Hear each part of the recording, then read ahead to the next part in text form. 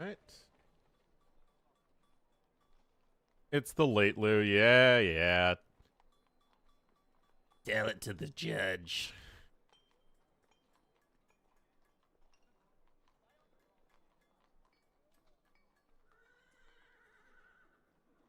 Let's see if I missed anything and continued to ruin AoE2 esports.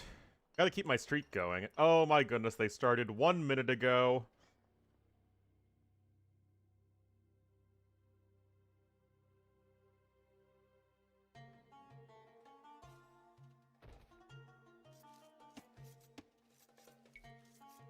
And I forgot to turn on my casting mods. Oh no.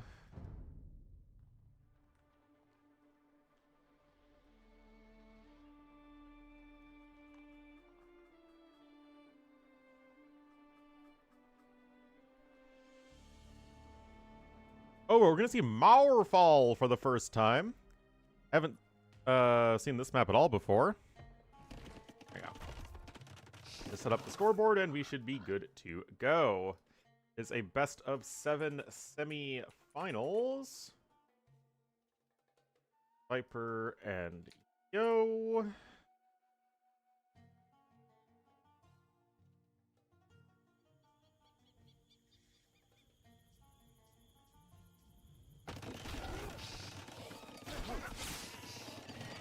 Alrighty, welcome everybody. Oh boy, this map is weird. To the semifinals here of the Quintessential Cookout. Like Viper already with a villager kill. He'll be in the yellow as the Ketons to the southwest, trying to beat those washed allegations. Oh, Yo. One hit ahead there, but Yo is going to be in the blue as the Saracens. Very consistent performer. Attacking sideways. Finhita, you are an experienced enough AoE2 player to know that it's usually better to not ask questions. SMH. It's on the hat.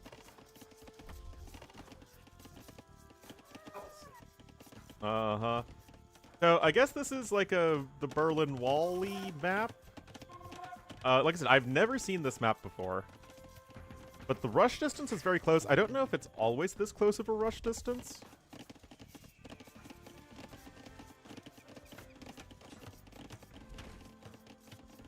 But yeah, Viper and Yo are very close to each other. Viper, forward barracks, militia coming in. Oh, don't run into the TC, Viper. Oh, man, Viper is not beating those washed allegations, guys.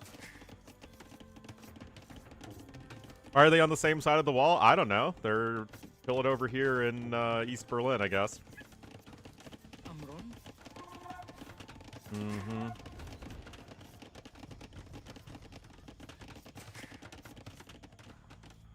Oh, more militia coming in. The other side has the picks. No, that's a different wall.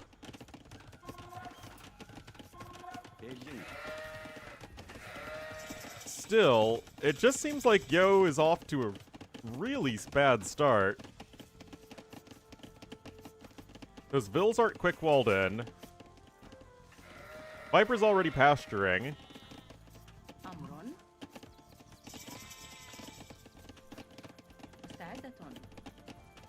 Literally quite washed, that's true. Men-at-Arm coming in for Viper. He has actually pulled his villagers off of gold. He could actually try and go Men-at-Arms into scouts. Ketons actually do have a pretty good Men-at-Arms rush. Yo going with the market and the archery range, but he's already in such an uncomfortable position here. He has 2 vills on the forge bushes. He only has 2 vills on food in general. No double bit axe in for him yet. And meanwhile, Viper already has his own archery range coming in, and of course the Keton faster training skirmishers could be very tough here for Saracens to deal with. Viper himself is getting a double bit axe. Yo trying to go over to gold over there. It looks like you have very little gold in your map. He's warming up? Yeah, but these are like the both players that tend to lose their first game.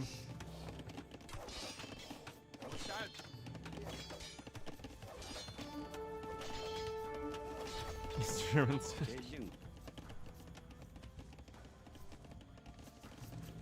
Well, Viper's going to have, like I said, those faster training skirmishers, and I still think that it's going to be a very difficult situation here for Yo to defend.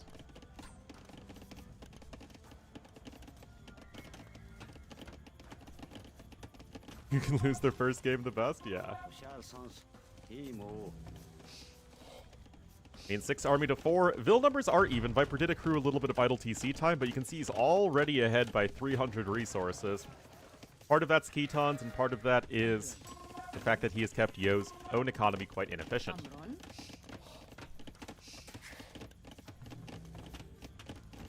Nevertheless, other than the 1-villager loss, Yo hasn't really taken anything else. In terms of damage, fletching is coming in for Viper. Yo is going to need to get that upgrade sooner rather than later. But this men-at-arms skirmisher combo, I feel like Yo's going to have a terrible time defending against it. Yeah, it seems like a lot of resources on the map are across the wall. Past the machine gun nests. Another Vil is getting low.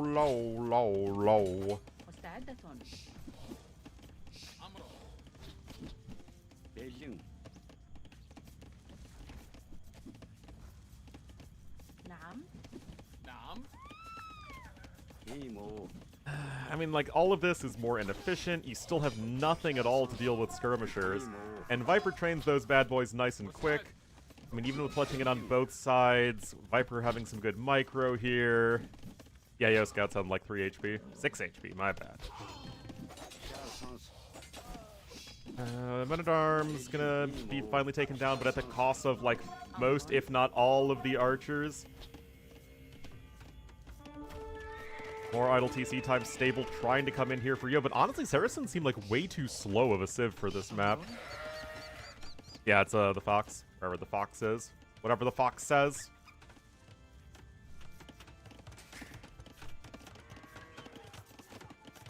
Oh, it looks like Yo even ran under the TC. Rip.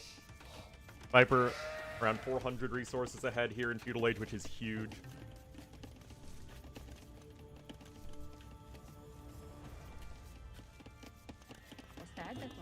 Yeah, Saracens really do feel a little too slow for this map. Ketons, of course, very aggressive.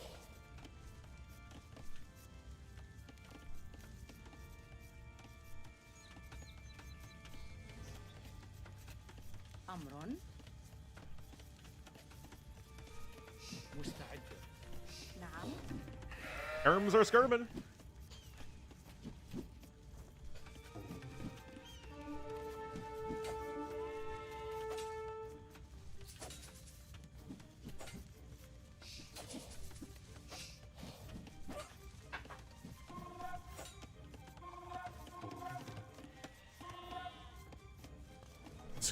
Pillar. Yep. I mean, Ketons, yes, Ketons will die to Mamelukes. I don't think we're going to get to Mamelukes very easily. Look at this difference in the Castle Age time that's going to happen.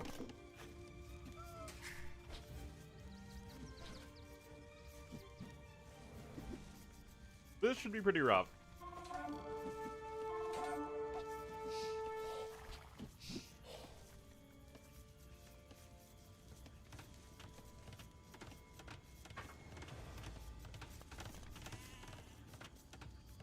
OP market. The OP farms are a lot better in the early game.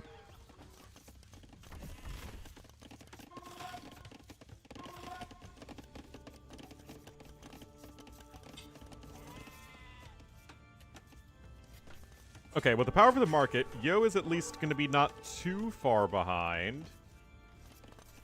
And the one spot of good news here for Yo is that Viper, just having some skirmishers here and a couple archers, doesn't really have a super scary army to transition into in early Castle Age. Yo is developing a nice army of what will soon likely be crossbowmen. That's at least something that's going for him. Still an awkward position, though.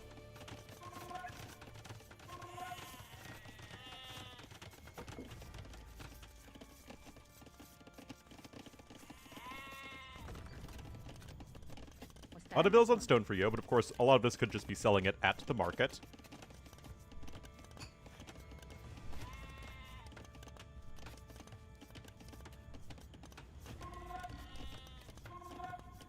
I have a corgi staring at me.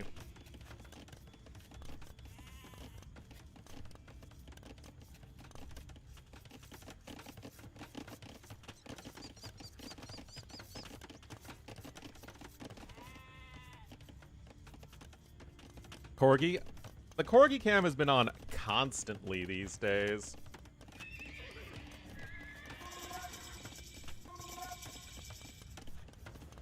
He is waiting for his oatmeal bowl. Yeah, I mean, Saracens can make the uptime gap much smaller than you might think at first. Still, Bodcro Saw's coming in from Viper. This is what I was talking about, though. He only has 5 archers.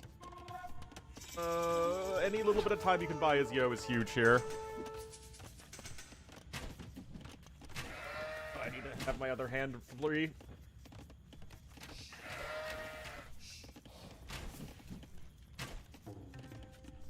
Bosaw coming in. Crossbow and Bodkin here for Yo. Again, Yo is stalling. He's doing a good job of it, too. First Step Lancers coming in, but no Bloodlines, of course, for Ketons. Not going to be as strong versus the archers as you might like. I mean, militarily, Saracens have a lot of good options against Ketons. Oh, but look at this. Well, Yo's distracted by the Step Lancer over there. Viper going to be taking some nice early hits. I'm sorry, Dash. I had to cast and stop eating for a second, which delays him in getting his oatmeal bowl.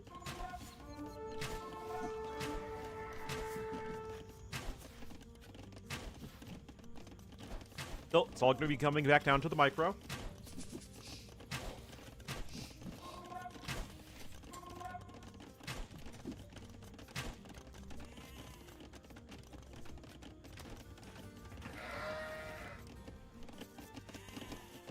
Meanwhile, 1 TC for each player. Camels are going to come out for Yo. That's going to be big. Hold on, Dash. I'm almost done. He's starving, guys. We don't feed him.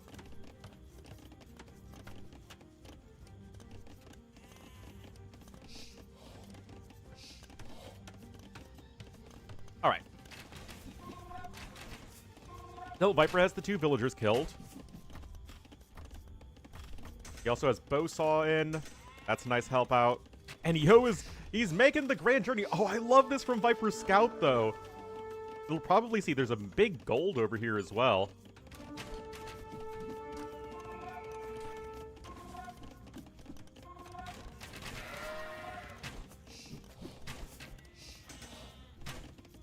But the skirms are here. Villagers forced to flee once again. +2 defense coming in for Viper. Watchtower has to be bought right there as well. This is really ugly for Yo.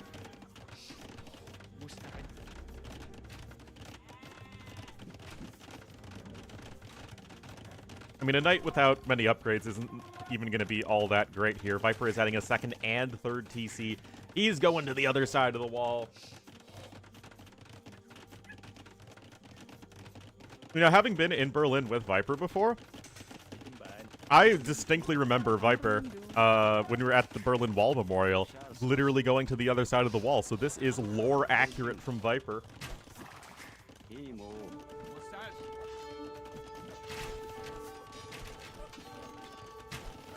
There you go, little dog. That said, Yo still in theory will have a better army, as this hodgepodge of range units and Step Lancers is, in theory, going to be worse than Knight Crossbowmen. They're in 1989? Yeah, that checks out.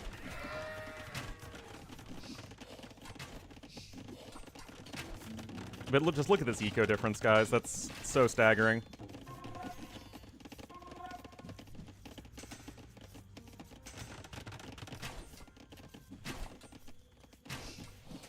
All the farms are being taken down. The peasantry!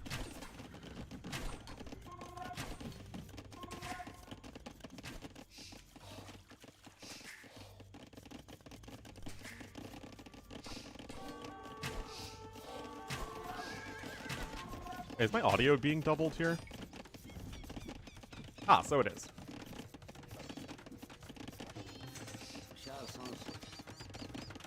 Even if it's not there anymore. Being friends with Debbie, an East German, I don't think she'd be too happy about that.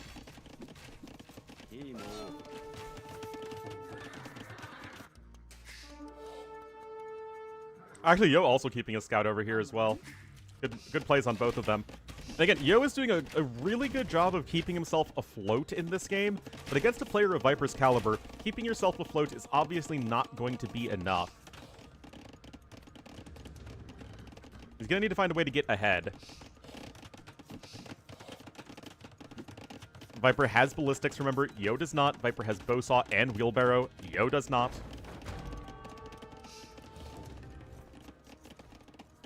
A bee? Yes, they have bees in AoE too. Get little bumblebees. Punch it. Plop it. Bap it. Smack it. Remember, Yo versus ACCM also involved a game where Yo just looked like he was way too far behind in eco, and then he decided that, wait a minute, I'm Mr. Yo, I win video games. And he went with the YOLO castle drop that really opened up the game. It is the way of things.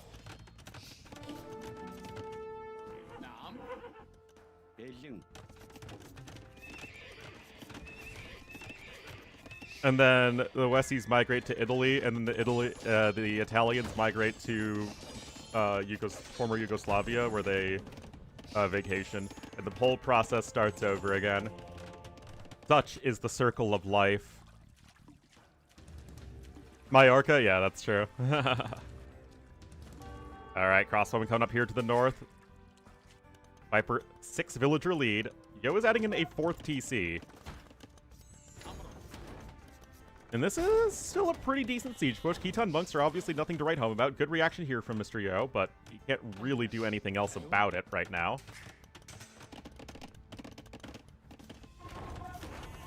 Eventually stabilized? That is a fair point.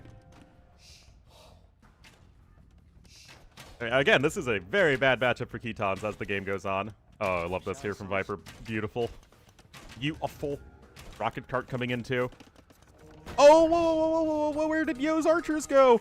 Uh-oh, this is not what Mr. Yo needed to try and make a grand comeback happen in this game. Viper has husbandry, he darts in and out. All that stuff is going down, I think. Wait, Yo just lost his archers. Oh, no. Oh, that's way too many step lancers.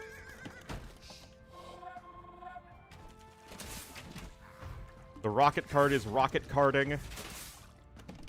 Skirms are skirming. And this just feels like the eco difference is simply too great. Viper with some camels of his own.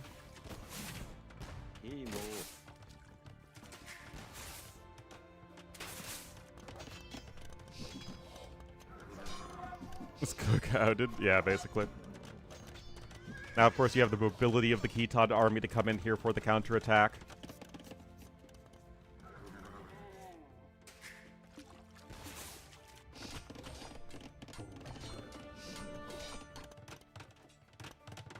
Yeah, Viper hasn't even gone to his own shorefish.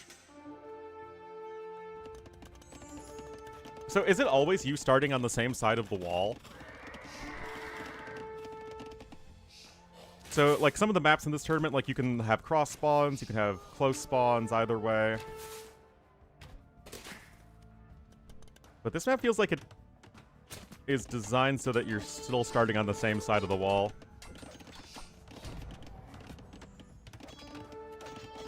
I mean, Saracen Camels are very good, but currently they only have +1 defense as their only upgrade.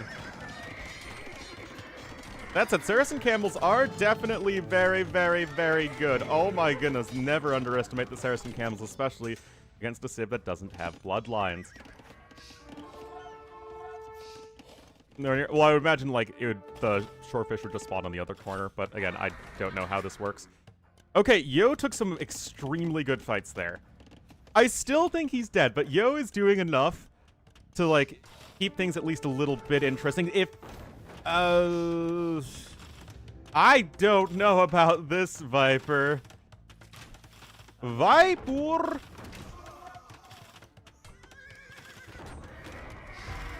Viper!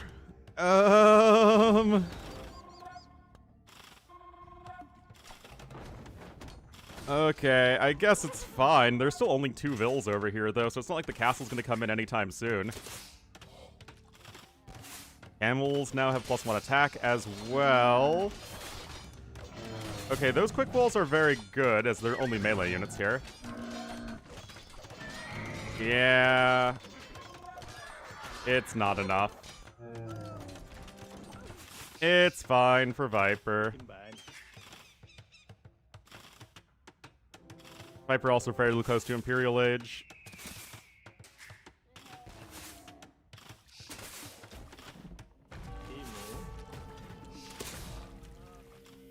Yeah, more skirms, more Vills coming in, more Step Lancers.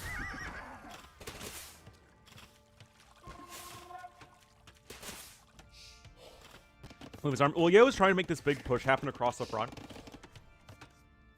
But Viper sort of strung Yo along and really abused the fact that Yo expanded his eco so far away from his home.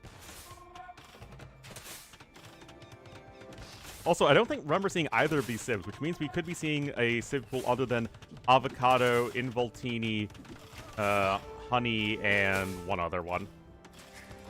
Gouda.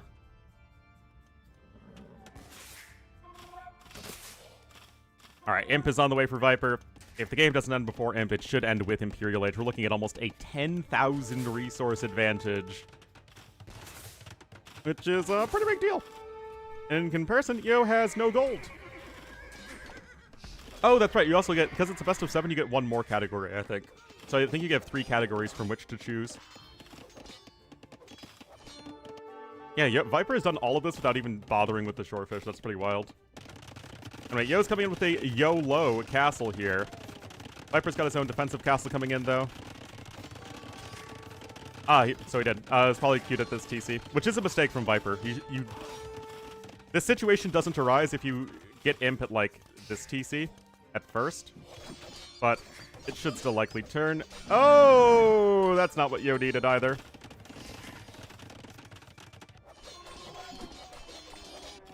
And remember that Khitan camels are actually not half bad with Ordo cavalry. It's a really, really good upgrade. You have to be fighting, but if you are fighting, that HP regeneration is not insignificant. And even if you Liao Dao are coming in, as they're going to be very strong against the camels. 3 melee armor, 75 HP.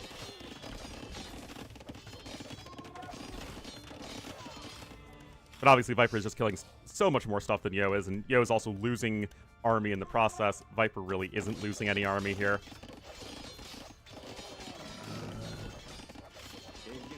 Oh no.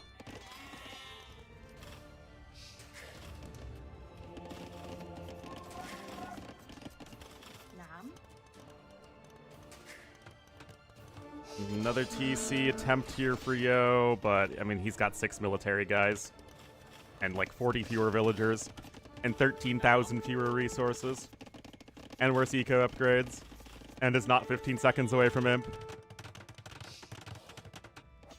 Are you starting to see some commonalities with the different advantages that you have in this game if you are the Viper?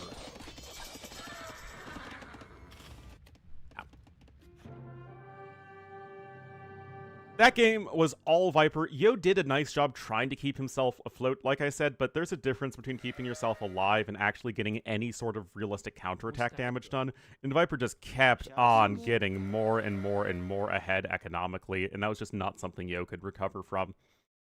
The 12% more efficient in eco is giganto-enormous. Way more, like double the food collected. Jeez.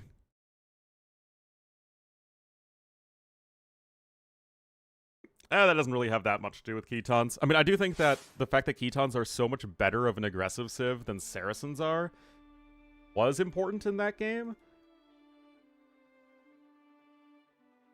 But why are we, like, on an angle?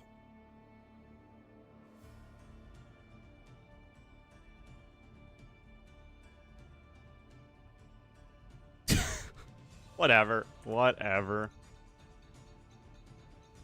Alright, let's get these drafts. Giganto-enormous. It's definitely a real English word. Trust me. I am a native English speaker. Stupid Discord reward things. Go away. Alright, let me get these drafts up for you guys, and welcome everybody. Hope you're all having a nice weekend here. So Yo has frittata, involtini, and honey, because we always have involtini and honey. And Viper has gouda, which we also always seem to have. And then baguette and caviar. Elephantine, it's a good word.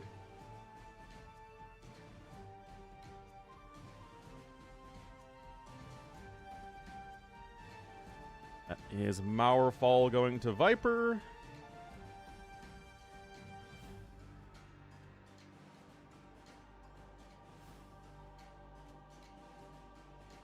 What do you know? Yo's #1 map pick is Nomad. I am shocked. Shocked, I say.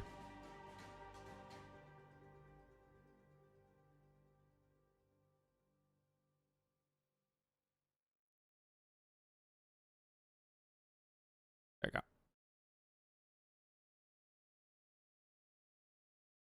Makes more sense of a meal. Frittata, involtini, and honey. Yeah, you got kind of a, you know, Western Mediterranean vibe here. But Gouda, a baguette and caviar. That's like an appetizer spread. That works too, honestly.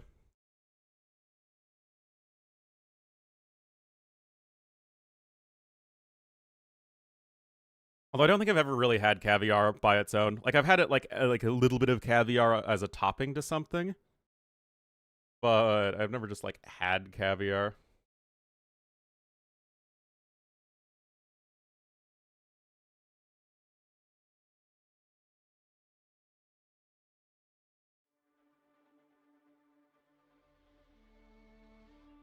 Bread. Yeah, I know they do that in the Nordics. I know they do that in Russia.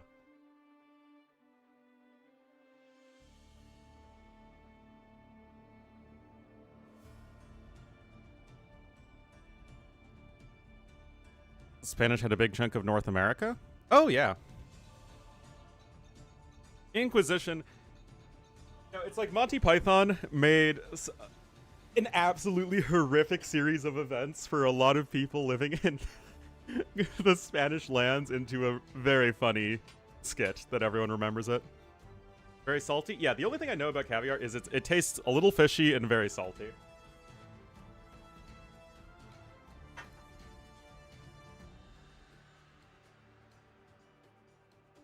Well, anyway, Chili Nomad is going to be the next one. We've had some very good games on this map and some very bad games, so hopefully it's one of those good games.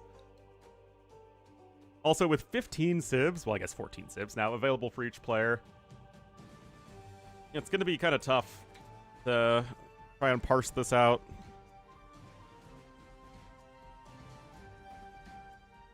And they're going to start the game anyway, so that makes all of my draft analysis pointless. Yeah, that's true, that's true. Alrighty, guys, here we are. Game numero dos. It will be here on Chili Nomad. Viper winning the first one will be here to the east in the yellow as the Koreans. And to the west in the blue as the Persians. It will be Yo, an actual AOC Civ matchup. None of these fancy pants nonsense, new civs like Ketons. Just real civs here. This is the real America.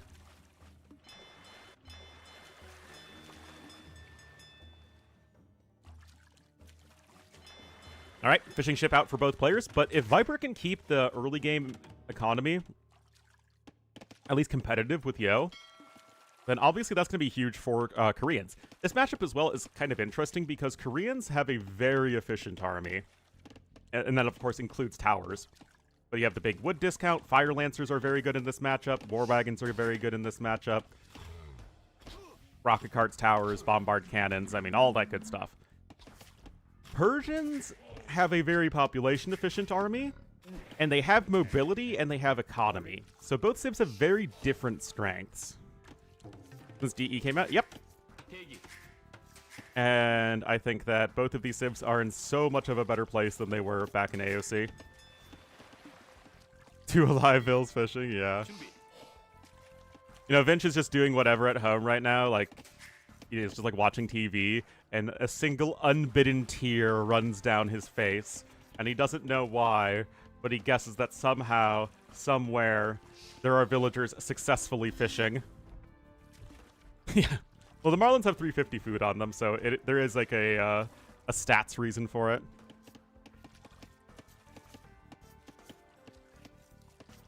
Viper won? I mean, it was a long time ago, but yes. Britons and Byzantines? Yeah, I mean, some Civs have obviously changed more than others. Britons and Byzantines have had relatively few changes.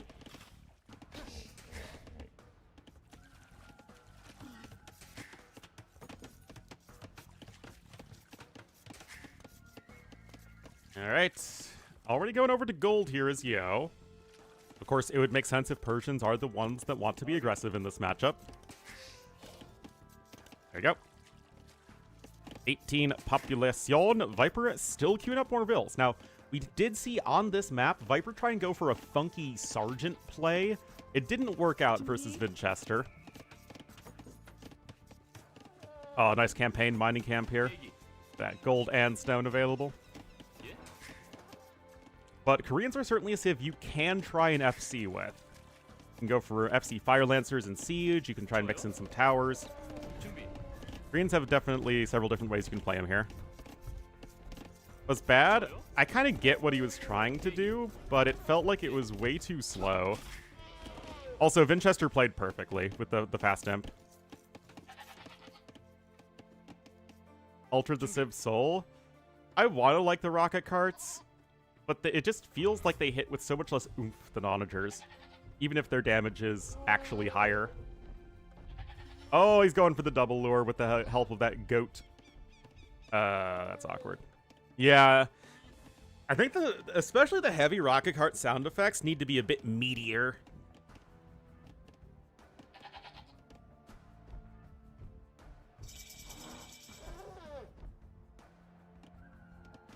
In the latest patch. It's super bass.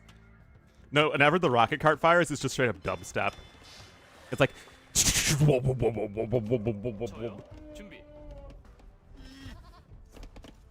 Oh no, it needs those sound effects from Star Wars Episode 2 Attack of the Clones with the, like, the thermal charges or whatever with Jango Fett. Like, the really random, like, electric guitar riffs. That's exactly what it needs. All right, Mill coming in here from Viper. He is indeed going to be trying to go for an FC. Of course, fire galleys are going at it, and Yo recognizing what Viper's trying to do. Just the first two fire galleys, no more fishing ships queued up behind it. Django undetonated, yeah. In space? Yeah, it was just such a random sound effect. Investment? Yeah, but you can use those to make more fishing ships, so it's not that big of a deal. Barracks coming in. And of course, Viper is still going to have that big advantage in Castle Age time. He's mining tons of stone. He is not going to be going for the Fire Lancer approach. He's going to be going for the War Wagon approach.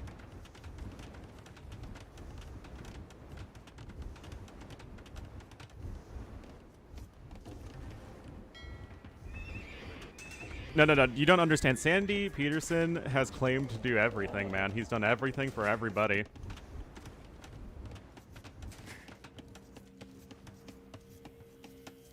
That's how he rolls. All right, Viper clicking on up. Oh yeah, the war wagons that look like turtle ships. Yeah, that's good. All right, Stable coming in here for Yo. Obviously, he's going to need to get something done.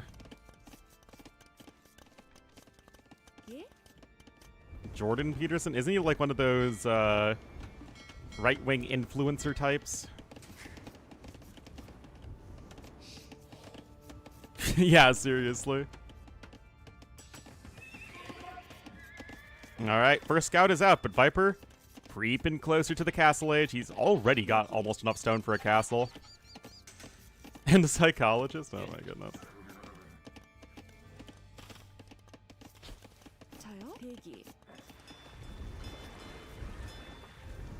Did anyone see the Jon Stewart Daily Show from the other day? After the Jimmy Kimmel cancellation? It was a Trump administration compliant daily show. For Chinese breeding program. Oh, jeez. On YouTube? Yeah, it was fantastic.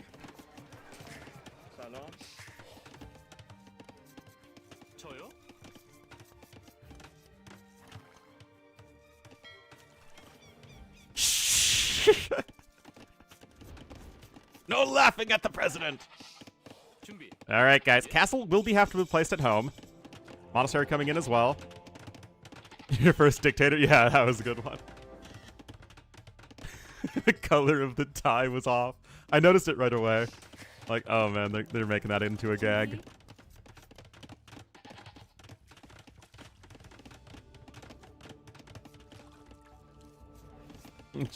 Oh no.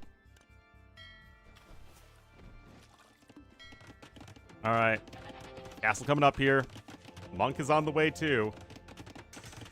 Wow, Viper really did gather exactly enough stone. That's wild. Yo is on his way up, but obviously this is going to be tricky. Those villagers are extremely exposed. These vills are somewhat exposed. The fishing ships are exposed. These villagers are exposed. Making fun of him? The thing is, when you surround yourself with sycophants and yes men, you expect... Like, even if you know that they are, you know, sycophants, you tend to internalize it, right? Wagyu beef in an air fryer? That feels like an absolute waste.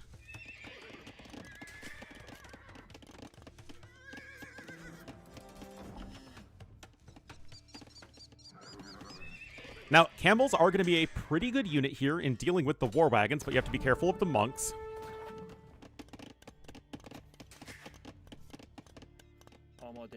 Got some vills going over this way, but still, Persians do have the faster age up by a little bit. And there we go. Scale barding armor is coming in, and camel production has started. These scouts are going to need to find their way onto the monks, of which Viper only has one for now. And obviously the eco is, like, hilariously better for Yo. Or, if Persians could train Mamelukes, it would be a great option against the war wagons.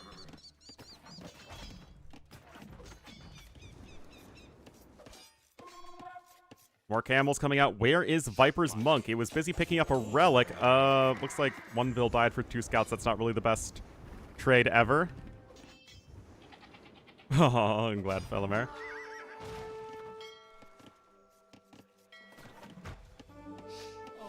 All right, looks like Yo is going to add another TC over there to the west. The war wagons are still here at the back, though.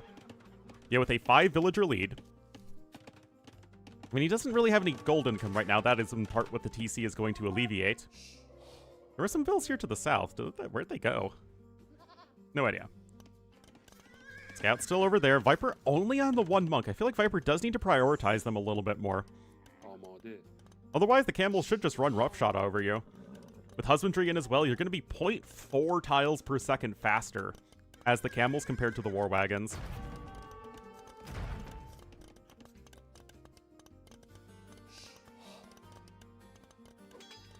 Long term? That's a good question.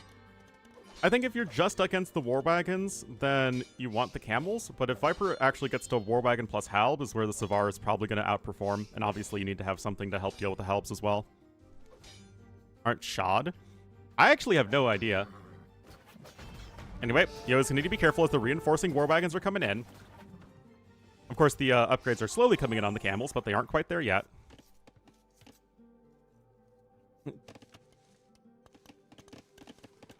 Still, 2 TCs for Yo, 1 for Viper. There are also 2 Persian TCs. Viper's starting to mine some stone again, so he could be looking to expand his eco, but thus far, Yo's much safer play, right? Just going for the feudal age, recognizing Viper's going FC, and then going up as quickly as he can behind it is doing quite well so far. Hello, McNeedy.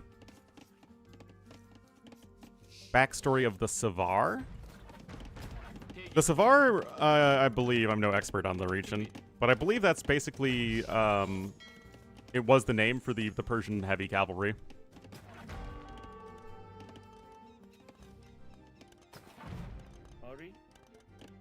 Much like the cataphracts for the Byzantines. It's another Vil there. Still, 4 Vils killed for each.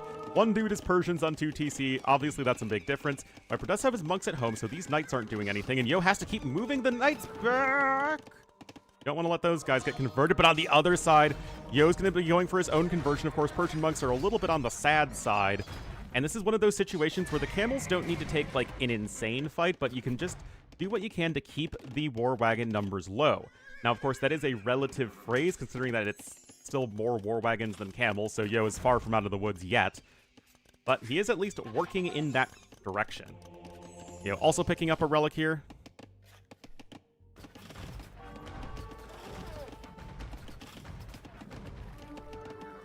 But his tyrannical dead forced him to cavalry school. Rip. Of course, the war wagons are much easier to produce on a low eco. Oh, the monks have gone down. Uh-oh. That is not what you're looking for here as the Viper. And Yo gonna be running over here with his own cavalry once again. And those Vils are having a real bad go of things.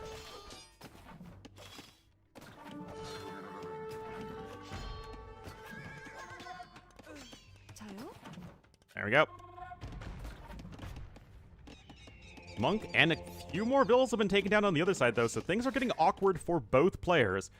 Yes, Yo still has a 12-Vil lead, but a lot of them are idle. They're playing their newest idle RPG. That's all the rage.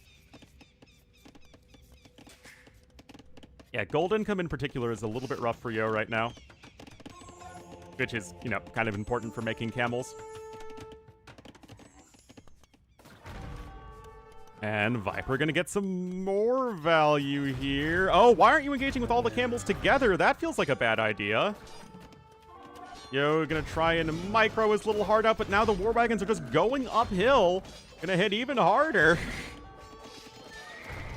A couple more war wagons are going down. Yo, is it just enough here? I mean, war wagons fire pretty slowly, so it's all about just keeping those numbers low. And if you're going to take an engagement, you have to commit to it, which is exactly what Yo did, and he is going to clean up all of Viper's army here. Now, where are Viper's reinforcements? They are kind of crossing the map right there.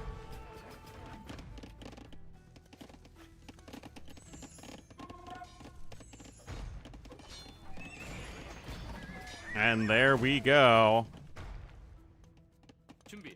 Looks like Viper is going to try and add a second TC, maybe right here, but losing that many war wagons is a huge issue.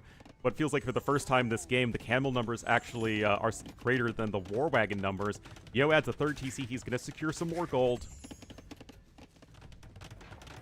And that was a huge, huge victory for Mr. Yo. 48 to 44 Vils, though. So Yo, look at this idle TC time. So, I mean, in that sense, that's something of a win for Viper, but...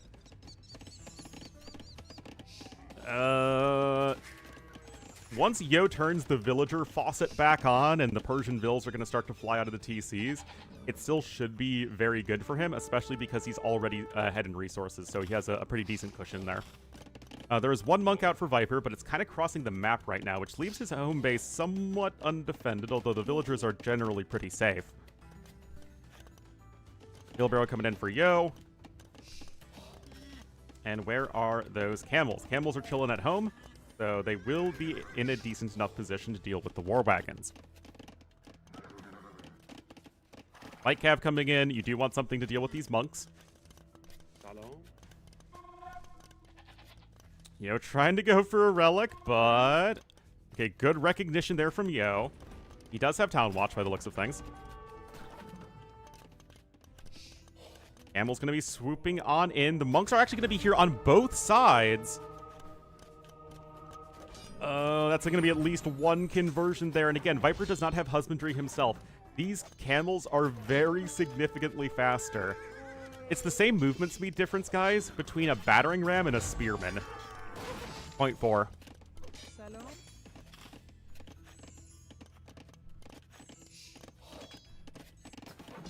Oh, and then Monk was caught out of position there. Great play from Yo. Little bit of lack of multitasking from Viper.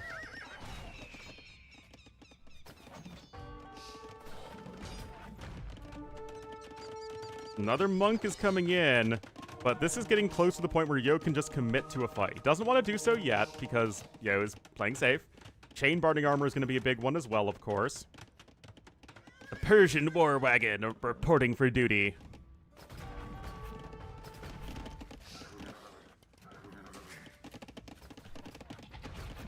Couple, like, I guess he's... I'm not sure what the impetus for that GG was. I mean, Viper was most likely way too far behind, but... I mean, the score was bad, but... I don't know. Regardless, Viper was pretty dead there, and that was a very good game from Mr. Yo. Dealt with the Fast Castle War Wagon about as well as you could. Yes, he took some losses, but sort of kept his eye on the prize. Good camel movement. Good job disrupting Viper's eco back at home. And able to make that one work.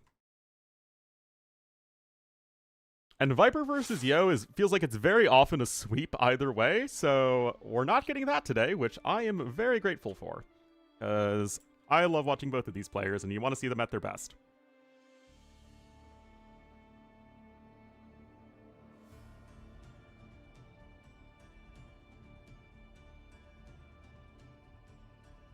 You resigned by accident? No wonder thou wert victorious, I shall abdicate. My dad would always say that, like when we played against the AI as kids out loud to me, and I would always giggle because I thought it was funny.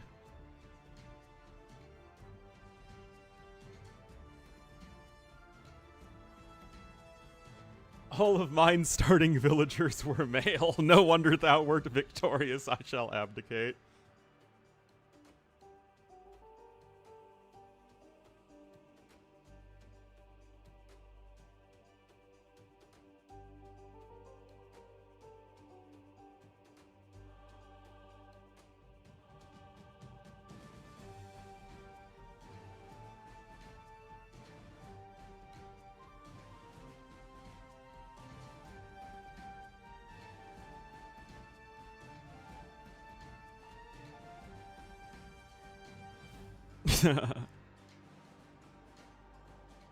Alright, looks like Row Rage is going to be the next map. So we need to see some good hybrid civs, or aggressive civs, or both.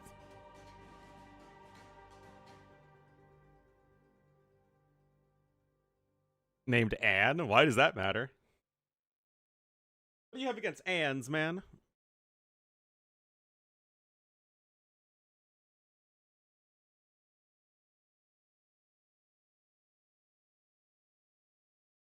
Vil Anne. Ah, yes.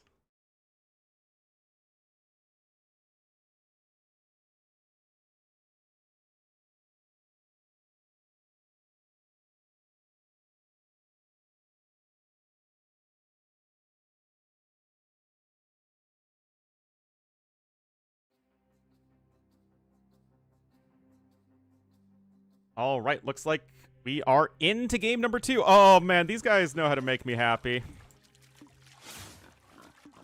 More AOC Civ matchups. Let's go. Viper's going to be here in the yellow as the Chinese to the southwest, which, like, right off the bat makes me wonder why we're not seeing Chinese picked every single game on this map, because holy cow, you start with a Marlin under your TC. Number 2. Hey, they call game number 3 the game number 2 these days, you know? With these players, they need, like, a warm-up game. Anyway, guys, well, it's kind of hard when you just have so many gigantic Civ pools, but yeah.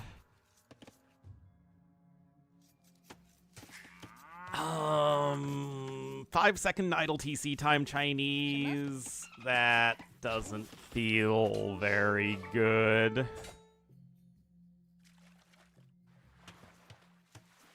The dragon ship wins the fire ship battle.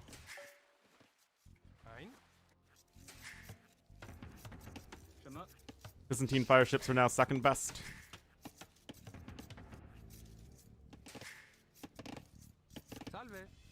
Now, I know Byzantines are great at just hanging in there and holding the line and doing all that good stuff, but...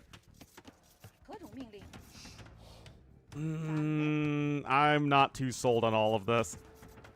He's gonna drush with Chinese, guys. Do you know how insane a map has to be for Chinese? For them to drush with it? Like, do you guys know how stupidly strong the Chinese start has to be for an instant rush?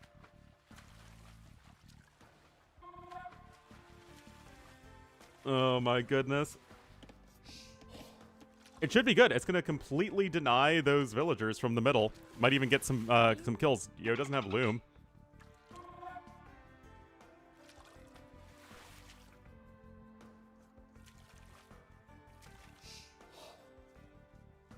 Oh boy, the scout cavalry is here as well. Yo is going to immediately have to retreat.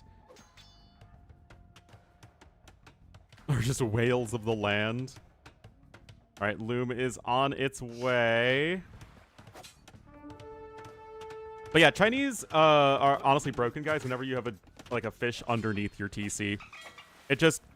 It breaks their start because they can just minimize their idle TC time in a way that they are not normally able to do. Viper's going to get an instant villager kill. I mean, this is just extremely good for Viper. Oh, honestly, that was impressive from you. Don't stop with the bill.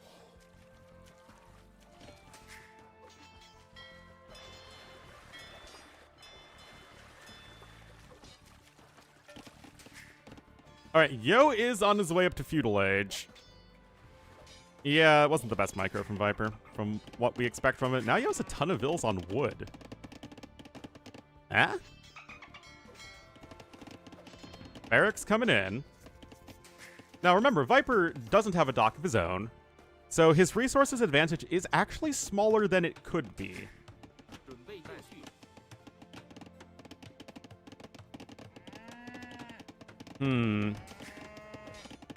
Not the deer! What did the deer ever do to you, man? Viper clicks up, though. And, yeah, I was thinking, it just would make the most sense to open archers. No reason to open trash here when there's still some swordsmen. Space Captain Ahab is like the Futurama episode.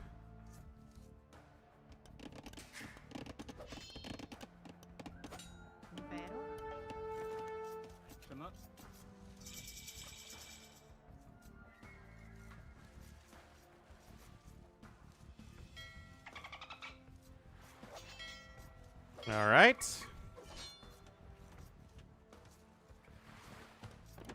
Range coming in. Why not?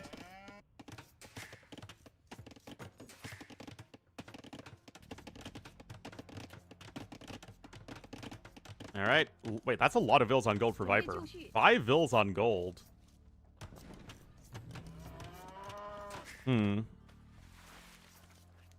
here's the thing, guys. This is, like, it's not a comfortable opening for Yo, especially with 53 seconds idle TC time. But it could be a lot worse. Like, you see Chinese on this map with the Marlin under the TC, like, you just think that you're dead. But Viper opted to go for the Drush. And although the Drush wasn't ineffective, it wasn't that great. And the fact that Yo is able to have these fishing ships really does a lot to help even the score. Anyway, Man-at-Arm upgrade coming in here for the Viper. Yo is going to need to, I guess, shoo away those infantry units. And Viper is actually going to be following it up with some scouts? And why does he have 5 vills on gold? Riddle me this, Batman. I mean, I guess... What do you...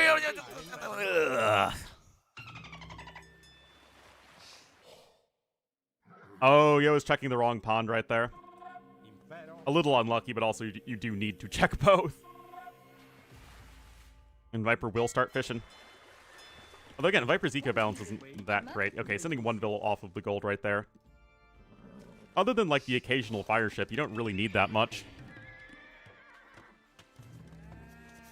Fletching coming in now for Yo. And he's also going to try and continue his wall up.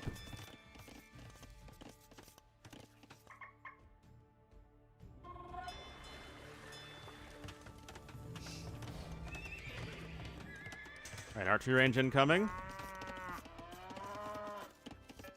And Viper will likely follow it up with his own archers. Indeed, when he's not being housed. Being housed is a core part of the Viper experience.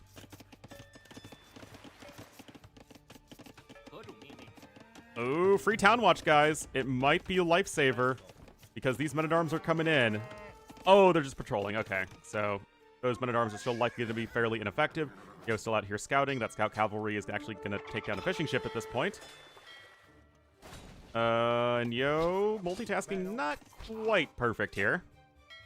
Actually, that's 2 dead fishing ships. Jeez. That's a little bit of the S word, guys.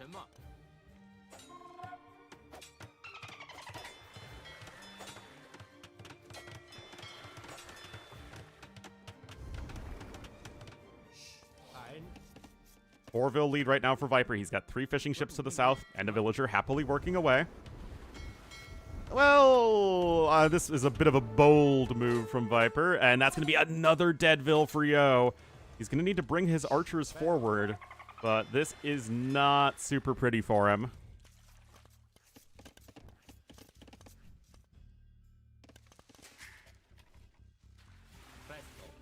Presto. All right, walls coming in. Random spearman poke, gonna be nice. Now, Viper doesn't have fletching, so there is maybe a bit of an opportunity here for Yo, and some of these villagers are pretty far flung from the town center.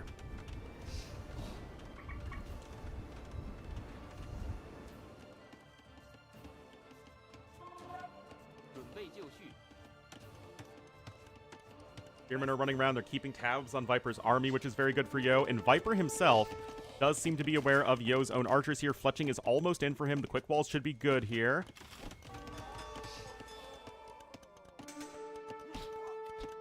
And this is totally fine for Viper. He's got a score lead. Oh, the double demo ship. Viper now with an 8 villager lead. As again, those vills are working no problem. Okay, Yo actually has scouted it, but scouting something and being able to do anything about it are 2 different things entirely. Viper's going to get another nice set of kills here, and this is still looking very good here for the snack in game number 3. That said, Yo is going to click up to Castle Age in just a second. Needs a little bit more gold. A little bit more gold.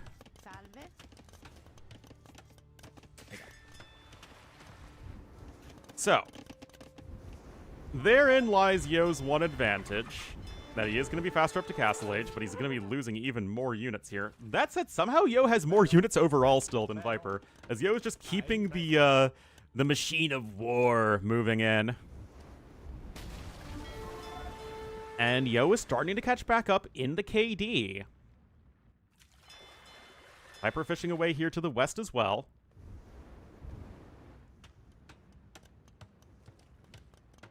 Is a rapid dash? Yeah. Well, Viper has actually built 3 docks. Don't know how that scout got in there. I guess it was the one that was scouting around the edges of the map for Yo. I mean, Yo's scouting is very good. Meanwhile, Viper, he sees the important areas. That's all that matters. Meanwhile, more ranged upgrades coming in for Yo, and Byzantines are an acceptable skirma-making civ, so I'm not too offended by that. Viper clicks up as well, but he is going to be quite a bit behind. With 11 vills on gold, I feel like Yo is going to want to do something fairly aggressive here. The spearmen are out, going to try and harass those fishing ships, but Viper's archers and skirmisher will be there in time. Spearmen doing the exact same thing on the other side. And I'll be curious, because Yo can take this game in so many different directions right now. He's behind by 700 resources, which is quite significant, of course. But he can add TCs, come back into economy that way. He can has a pretty good opportunity to do something aggressive here with his significant timing lead. Gonna try and catch those units out of position. Viper gonna scooch back in the other direction. Good job there from Yo. E-Skirm and Bodkin are on the way. What else is he gonna do? There's gonna be a monastery, so Yo clearly wanted to take this at least somewhat more aggressive. Even without Castle Age upgrades, Yo's army has a greater percentage of skirmishers, so he wins it that way. Yeah, you didn't even need Castle Age upgrades for Yo to win that fight decisively, and the overall KD is even. Yo, not really the type of player to just completely go all in any case, so he is going to add at least one extra TC, going to secure some gold. And the Knight is going after the fire ship, as it usually does. And now it looks like Viper himself is going to be making a Knight-based transition. But Yo has a stable down, and he's already making camels, and this is where Byzantines can shine. 10% more resources collected for Viper. It is significant, but not insurmountable. And Viper is going to immediately add in a second TC as well. Viper also not a player to go 1 TC in any time he doesn't have to.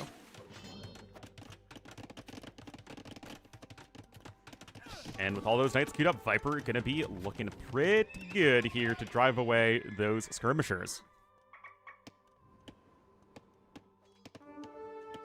And Yo adds a third TC, so Yo pushing back out onto the map in early Castle Age, but is then going to add eco behind it. Viper, same deal.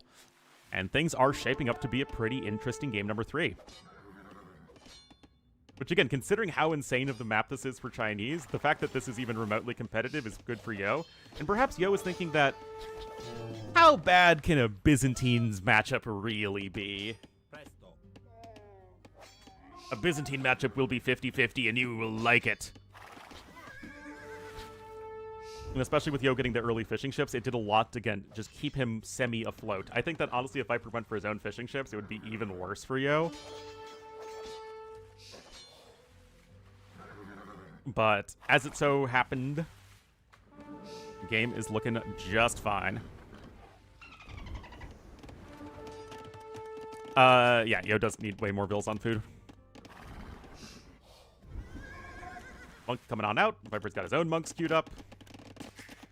And we're sort of getting to the point of the game where both players are likely going to poke and prod with their armies, more or less constantly. But they're both looking to grow their economies. They're both going to be looking towards the greater stages of the game. Viper gonna try and find a nice angle here. The camel numbers are only at 2. Knights have bloodlines, +1 defense, and husbandry. And again, not really the best position, but the monk is going to show up and force away those knights. Still not a bad little engagement there for the Viper. And Fire Lancer, I actually would love to see some Fire Lancers mixed in from Viper. Remember, they cost wood and gold, so they're not that hard to mix in with your knights. Those fishing ships are going to go down. 50 vills to 60. Viper still with a lead in that regard. He's still even continuing a bit of his resources advantage.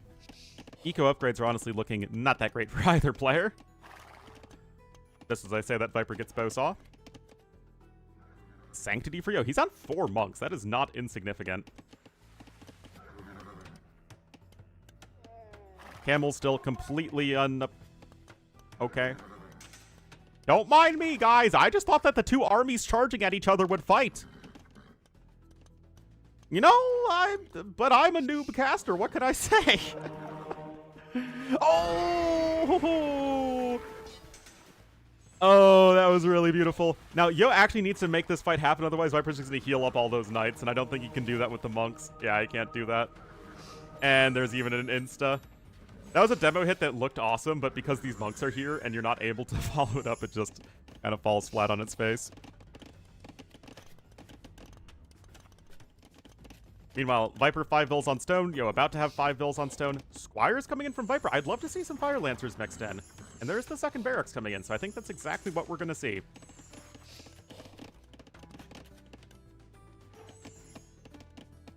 And Yo gonna keep on keeping on, but I am starting to get very concerned that Viper's eco just might become too much to handle. That said, Yo is going to be on 5 relics, which is pretty sick.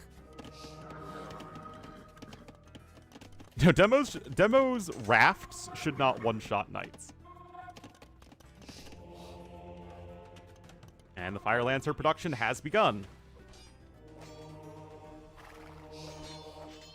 And and Viper will at least find both of these monks, so we could still be in a 3-2 relic situation.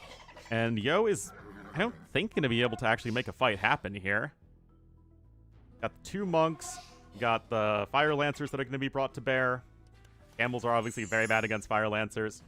Oh, but maybe the Monkers are a little out of position. And that's going to be a very nice fight for Yo. It also means that Viper can't even try and pick up the relics. And that's going to buy Yo some more time for his own monks to show up. And even those Byzantine monks are going to heal up those units nice and quickly. Yo going to switch into some archers because, well, he's the Fire Lancers. Makes sense. And more range is coming in here from Yo. Man, I just love watching me some high-level AoE too. I don't know about you guys, but if you are wasting away your Saturday watching these two nerds play it, Fire Lancers doing all right, of course. Again, they're very good against camels, but those conversions are important. Viper going to send in his knights, which still represent more individual value to convert, but it's just those Byzantine monks healing up in the fight as well. Really, really good. Causing the knights to sink. Yes, that's exactly how AoE works. And look at this, Yo going to go right back up to picking up the relics. Meanwhile, Viper is looking to go for an aggressive castle drop. That said, Yo does have enough stone for his own castle. And Yo clicks up to Imp, Power of Byzantines. I mean, it's Byzantines. They have AI armies. It's all they do, man. Another range coming in. I mean, that is a very good castle position for Viper, but he is still kind of far away from Imperial Age. He does see that big army from Yo. He has to pull back, and Yo going to have a castle on the hill. That is going to be huge for him, including his faster Imperial Age time. And Viper, 3,000 more resources, but he's invested a lot into army, and Yo has taken efficient fights. Anyway, I do think Viper has the army to justify this. You can see these Fire Lancers are going to be doing a ton of work. It wasn't the best fight ever for Viper. The Fire Lancers were kind of at the back, which is, like, not what you want. And Viper clicks up, but he's obviously still going to be a fair bit slower. In the river fishing? Oh, that's amazing, AntSpy.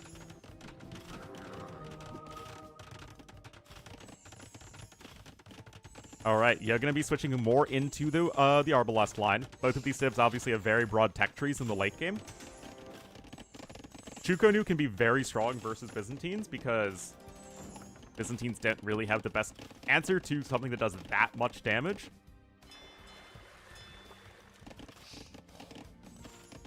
Also, Chinese rocket carts could be pretty good against all the Byzantine trash. But of course, Byzantines have bombard cannons, which are really helpful. And just the cheap Byzantine army, man.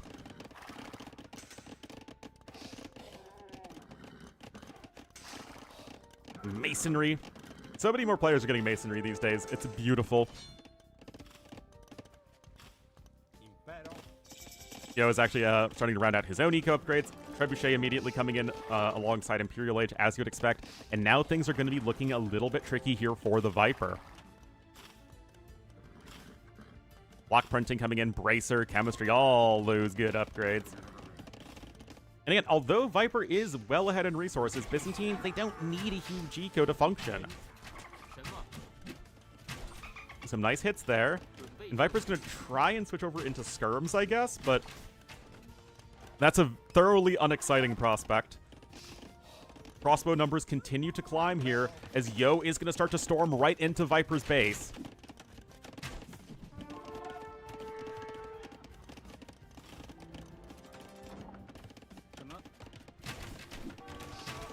Oh, this is such a tricky situation here for Viper.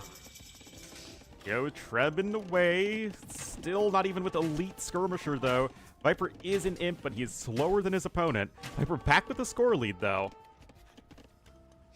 Oh, this is so greedy. He's just getting chemistry. I guess recognizing that the castle is just not going to stay alive that much longer.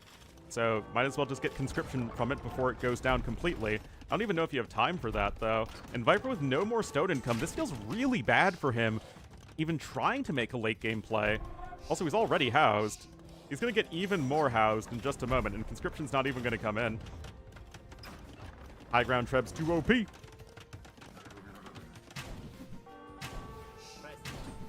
Yo will almost certainly lose this army eventually, but it's done a lot of damage.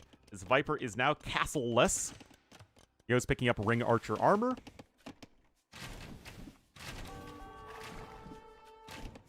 And it feels like getting a win over Chinese on this map would be so huge. Although, I mean, after the, the super early game where Viper didn't snowball an eco lead, this has just looked like an even game of AoE 2.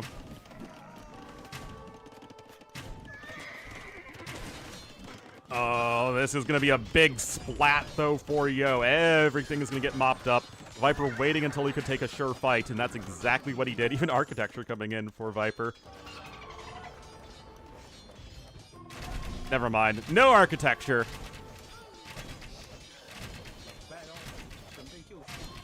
No learning. But my concern for Viper is he doesn't have a castle. How do you really stop Yo from pushing without a castle? Or towers, or stone walls, or something. Defensive buildings. Viper gonna try and switch into archers as well.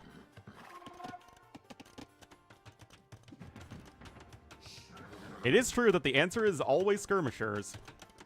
But will Viper be able to skirm hard enough? Remember, the populations are dead even right now. Yo's adding a second castle here to the center of the map. And he is setting himself up well for the long game. I mean, these are two very, very good long late game players, I guess. Right, we're going to try and switch over into some halbs.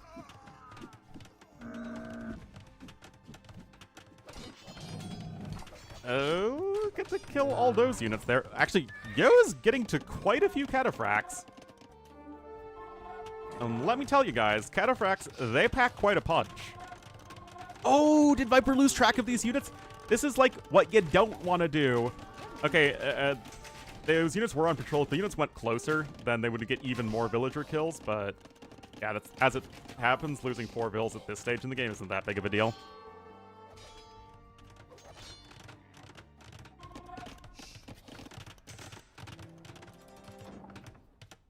The thing with Chinese here in Imperial Age is I feel like you have to get to your power units, which are going to be Chukonu and rocket carts. And without any castles, Viper isn't going to be getting towards Chukonu, and I just don't see him teching towards the rocket carts either. I don't think Chinese can really play sort of like generic basic units and really feel good against Byzantines who have such efficient counters, especially as the resources collected are getting closer. And also, Yo has 5 relics.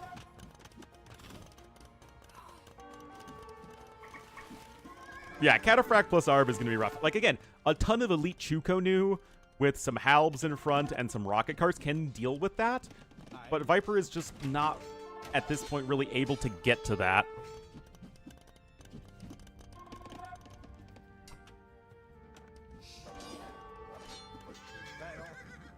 And there's elite Kata incoming.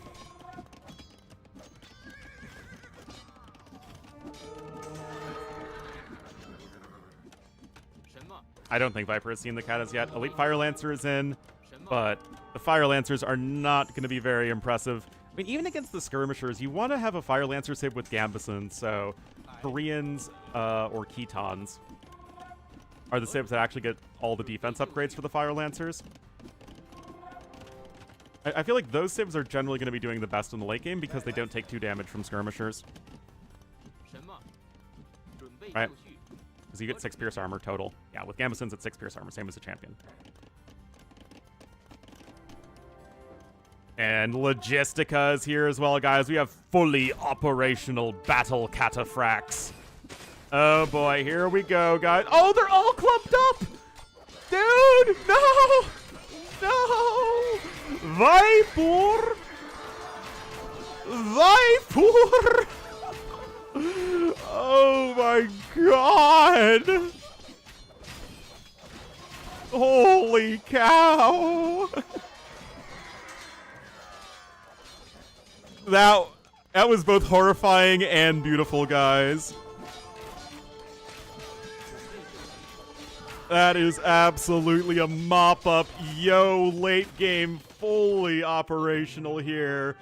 GG called, and Viper not able to get to his ideal army composition. Honestly, it felt like he didn't have a compositional plan for Imperial Age, and then it's just everything fell apart. Yo got to his own late game. Viper, look at this lead. Oh, I didn't even realize Viper's eco lead was actually much less impressive than it looked at first glance, because it was just all wood. Oh, whoops. I hit the wrong button, I'm sorry.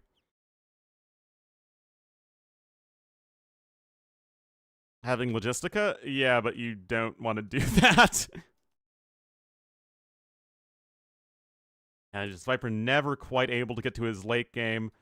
Yo's late game planning, of course, fantastic as it, almost always is. And he is going to be up 2-1 now in this best of 7. That was actually Viper's #1 home map.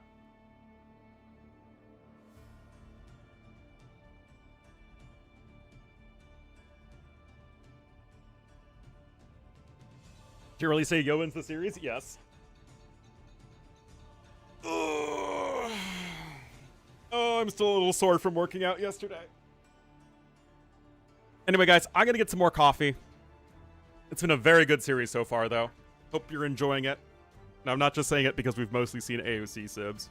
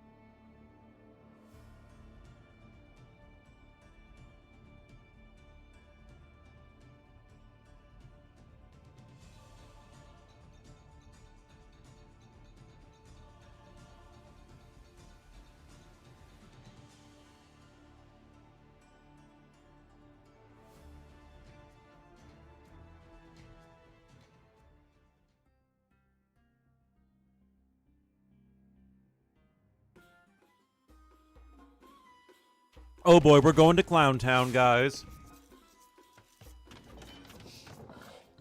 I need to take a quick break, though. I'll be right back.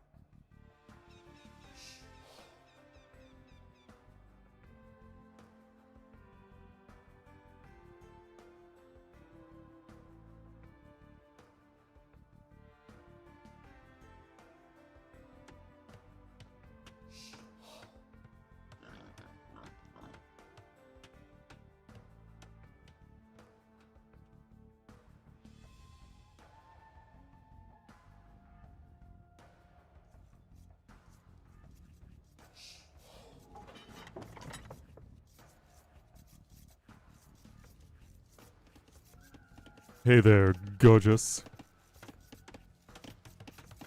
You bet I have a girlfriend. I have you guys.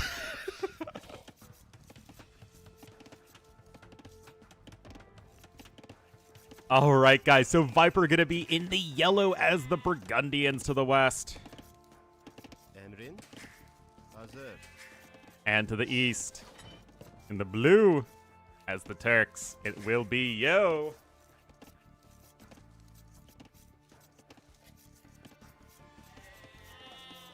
Anytime? Nope, not at all. Not in the slightest.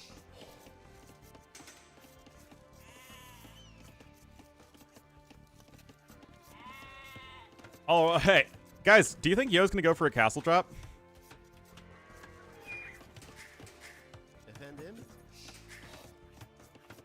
Nah. I think this is just for fast fortified wall. Yeah, that checks out.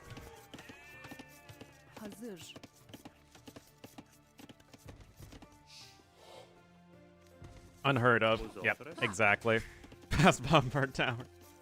Whoa! Whoa there, buckaroo. Hold on. What is happening? 23 pop? Can you even do this?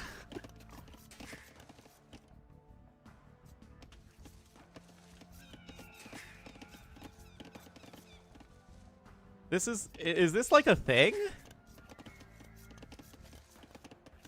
Even the fast, like, I have never seen a castle drop build on Arena that's faster than, like, 24 pop, and that's with, like, a civ that just gets up to castle age very efficiently. Maybe, I mean, you can do 25 pop with Turks.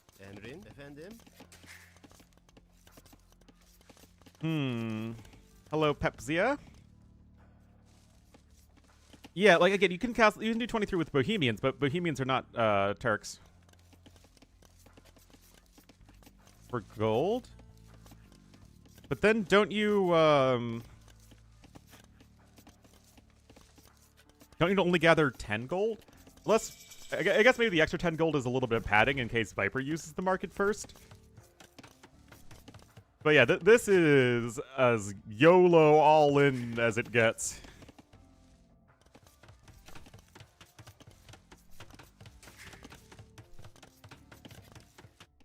Like, this is you have to go for a forward castle, otherwise you're just dead. Meanwhile, Viper's doing 26 pop light cab with Burgundians because, again, you literally do this every single game with Burgundians if you can. Bonjour. It is such a fun and interactive civ. You don't have enough food, though. Yeah. Okay, the 23 pop was definitely too fast.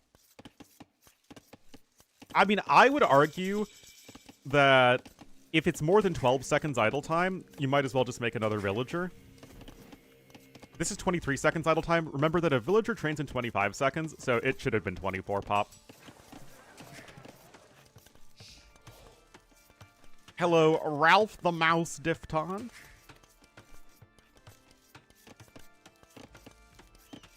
And a Viper hanging around over here.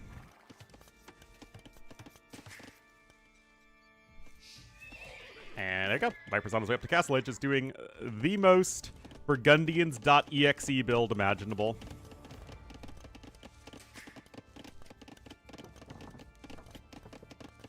Ooh, does Viper see the stone miners? Oh, he does not.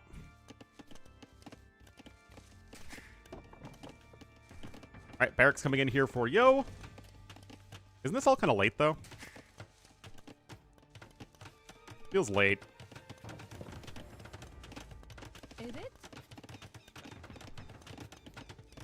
You see that fast of an uptime, you don't necessarily associate it with a castle drop.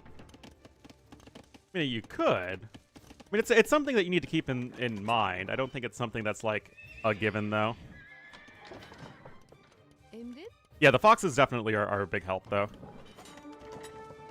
Look at this, Yo, trying to keep his villagers on the DL, as the kids say. Actually, I think that's something that's more of a millennial thing than a Zoomer thing. And remember, this version of Arena happens to have a very close rush distance, like old Arena. On the down low, man. Come on. All right, here we go. It's all about the quick walls. All about the quick walls. Loom is in. Yo is going to lose a Vil. Yeah, that's a Vil. Down low, not download.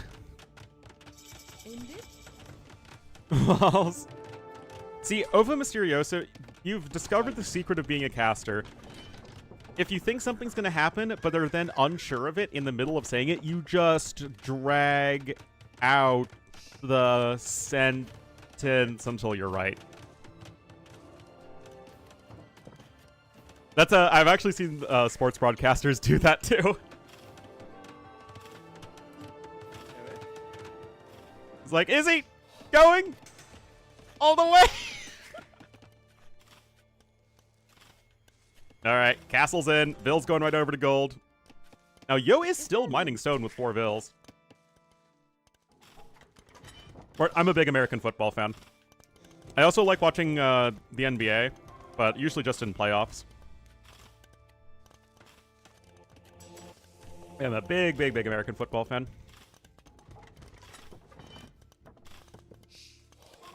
He's right behind me? Yeah, exactly. Team? So I grew up being a Bears fan, unfortunately. It's a clinical condition. But when I went to college in the DC area, I spent a lot of time in Baltimore and became a big Baltimore Ravens fan. Jets fan, oh no. But yeah, these days I watch the Ravens much more closely.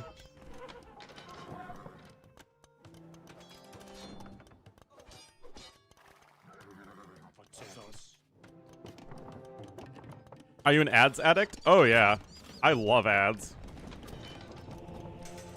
Really makes it a more fun experience. Anyway, villager numbers are even for now. Obviously, Viper's eco is going to be very significantly better. Burgundians, he's on the 2nd TC. Got some monks coming out. Viper is going to pick up a relic, though. So this is the sort of build I die to all the time, so I would certainly love some wisdom from Viper and when it comes to not dying to it.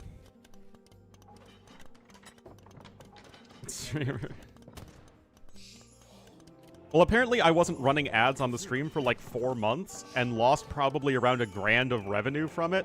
So I'm sorry, guys, but you deserve ads. Alright, Viper now going on over to Stone. Note that he has all of his mineral resources in the back. Sanctity's coming in on the monks. It is the first monk upgrade, I believe, and to answer McNeely's question, indeed it is.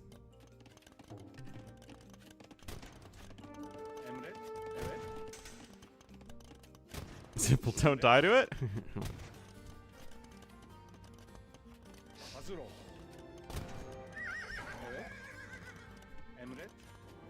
Oh, but you haven't seen the, you know, just how dumb some ads are. And the worst ones are the ones that are, like, spammed all the time.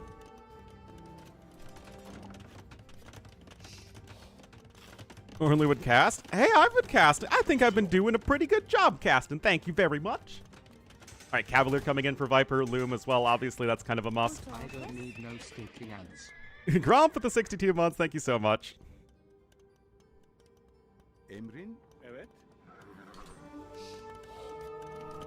Favorite ads? My very favorite ad is the new NFL float ad. That's definitely an ad that I just want to see on repeat. That and the Kevin Hart DraftKings ads. Oh my goodness. Yeah, I don't know if I've ever bought something just based off of a TV ad. But also, I don't have mesothelioma or eczema or psoriasis. So I feel like most ads are not targeted at me. Anyway, Viper with 2 relics is actually really impressive considering how much pressure he's been under. Eczema? I'm sorry. But I'm sure, as someone with eczema, you don't need ads to tell you that you should probably, you know, treat eczema, and you should consult your doctor for the best ways to treat eczema.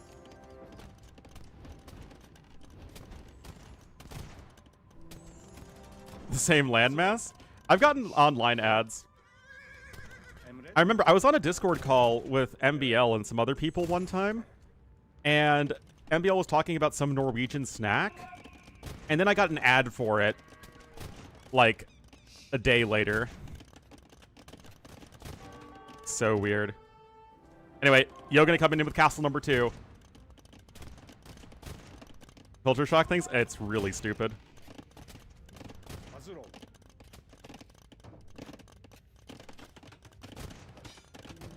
Alright. Here we go. We got 3 monks here for Viper, but that's a lot of Janissaries, yo. Oh boy, guys. Uh-oh, spaghetti Mr. Yo, and Viper just gonna have to tap out immediately. Yo going up 3-1. 3, 2, 1.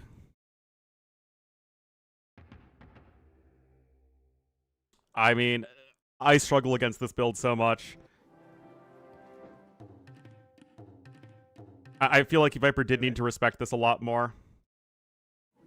But it's so hard to tell, right? If you're in Viper's position, you don't know if behind this, Yo has 0 vills on stone, and he's just going to be going up to Imperial Age.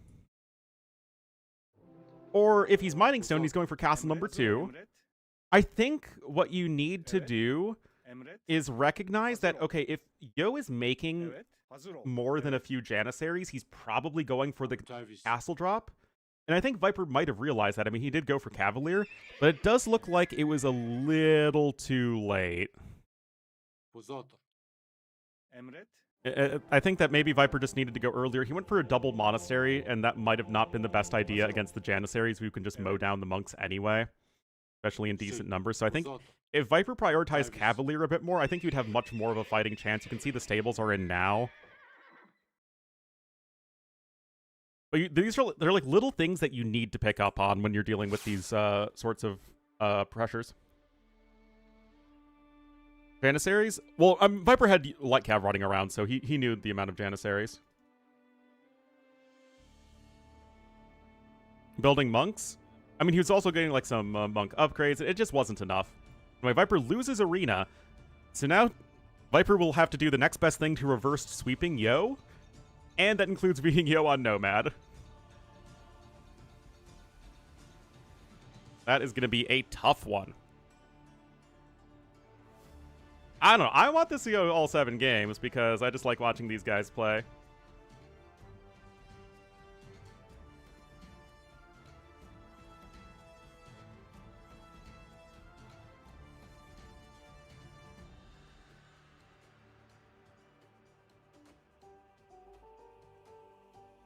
Monk's Mind? Well, there's only 1 monk for Yo. There wasn't that many.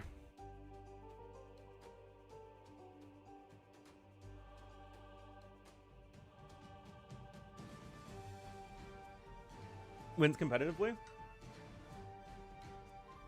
The thing with Nomad, you could say, okay, Yo is the best Nomad player in the world, and I don't think too many people would hate on you for it. Nomad is, by its very nature, random. And there's a lot more room for an upset to happen relative to Arabia. And even then, like, I don't even think Arabia is so... Like, there aren't, I think, even many players who are super good on Arabia relative to other maps either. I think it's just because Nomad is now seen so often. But I don't think you really get huge advantages for players on Arabia, Arena, Nomad. Yeah, those, like, main maps. Because even on Arena, like, players have played a lot more Arena than they used to. Unless you're Leary. Anyway, 1 game away from the Grand Finals, where he will face the winner of Sora, Kuma, and Sebastian? Yeah. He'll be in the blue as the Malians to the north, and to the south. 1 game away from being washed. It will be Viper as the yellow Mayans. Again, another AOC Civ. versus a Civ that I like so much that it might as well be an AOC Civ. Game 1, I mean, game number 1, it felt like Viper did play extremely well, but also Yo wasn't really ever set up for success. Also, Yo is not beating the have a bad game number 1 and only then start playing the series allegation. So, good Civ matchup here between just two good, strong, aggressive civilizations. Mayans not really so much a flexible Civ in terms of their army composition, but you are quite flexible in that you can go aggressive with them. Like with a Drush, you can play Feudal Age with them, you can go up to Castle Age and play with them. You have a lot of options with Mayans.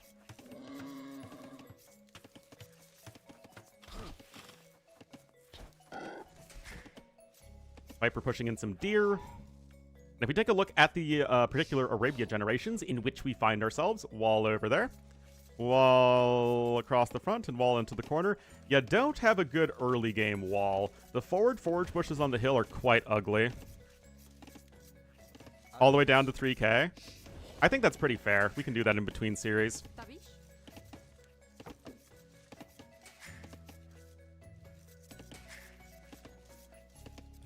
Recorded. I have no idea how this tournament organization works. It seems like Daniela is like an unofficial host of it.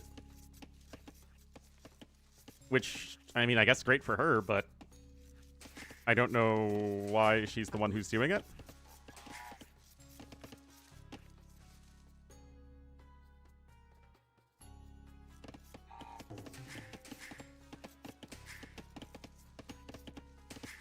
How did Viper... Viper looked very good in game number 1.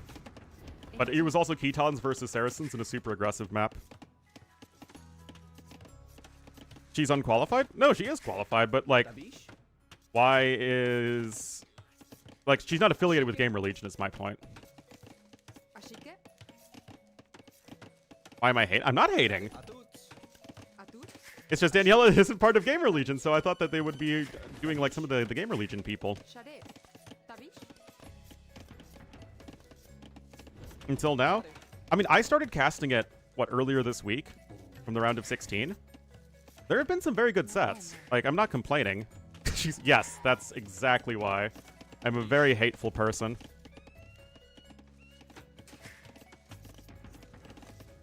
I'm literally the German sausage of casters. I am the worst. They pulled out? I mean, that wouldn't be too surprising, but yeah, I'm just kind of... I don't quite understand it. Yes, I'm almost as toxic as ACCM. Not quite as toxic. No one can be as toxic as ACCM, but I'm almost there.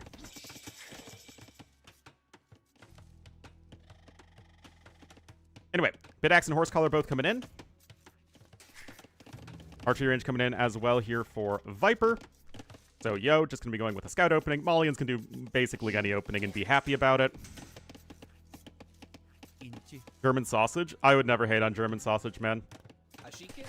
All innuendos aside. I am susceptible to pork products and beer and potatoes and fermented vegetables. And things like mustard and vinegar. So, you know. It's the Chicago in me? Yeah. The Central to Eastern European foods, I always have a bit of a weakness to them.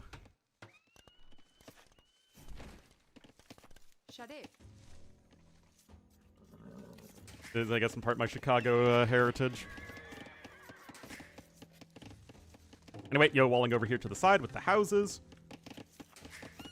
Nothing too crazy happening so far. Viper does have a nice early eco lead. He is, of course, the Mayans. And Mayans are even slightly better on a 9-vil start because you don't need to get Loom right away. Because you start with 2 houses, so Mayans don't start housed. Real cheese? I mean, I live near Wisconsin, so yes, I do like cheese a lot. Idle time? Well, we do know that Yo is, in fact, a big noob. Anyway, Viper coming in here, and this is a little ugly. Uh-oh. This isn't really what Yo's looking for. It's just not at all walled or tracking his opponent's army, which is not great.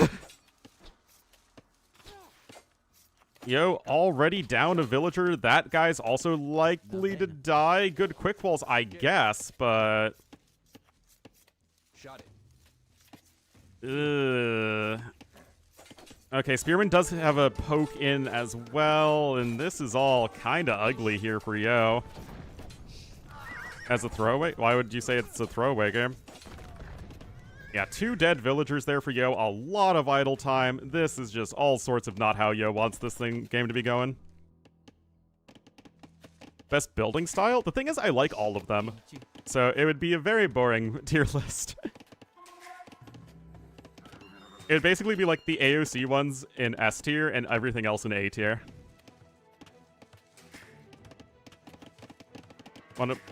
What's wrong with Malians on Arabia?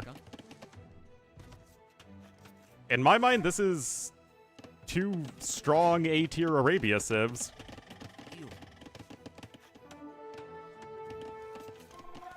I don't think Mayans have like a civ advantage over Malians or anything. Viper's good civ, but you have 15 civs to choose from in a best of 7. It's not like you're gonna run out of civs.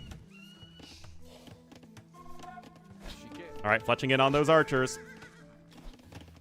But yeah, this game is just all Viper right now. Blacksmith coming in for Yo. No gold collected yet. But yeah, Viper already with 8 farms. I mean, the guy going archers has the same amount of farms as the guy going scouts. Yeah, it was just a slip from Yo, it really felt like. I do also think that Yo is not the best early game player on, especially like the more standard land maps. It just feels like, well, he's not a hamster, right? And he'll be the first to tell you that his early game isn't very good. Obviously, it's not bad. Yo's hard on himself, but it's not his strength relative to the other tippy-top players.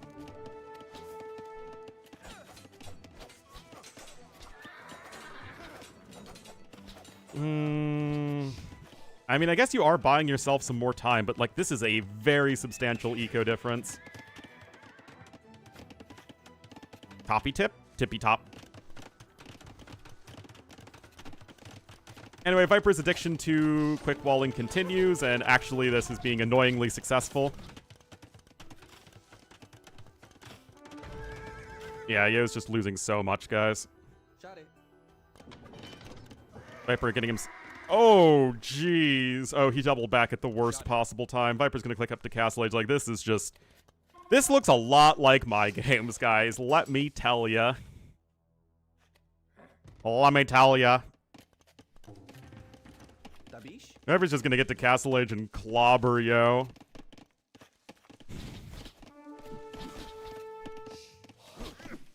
Just call it? Once Viper gets Castle Age, I would imagine Yo calls it, unless Yo gets an enormous amount of damage done in the short run, which seems unlikely at best. But Viper's just had to take no losses. He didn't have to wall early. He was able just to go straight archers as Mayans. On 1 range. He didn't have to add a 2nd range until now. Again, Viper was just never pressured and was never in a situation where he wasn't doing exactly what he wanted to do. He never had to do anything suboptimal in the sense of, like, playing greedy, just to, you know, stay safe. Now, I guess you could wonder if Viper is going to add in a 3rd archery range and just go super aggro. That doesn't really feel like what Viper likes doing. I think it would be one of the best ways to just immediately close out the game, but it still should be fine no matter what he does.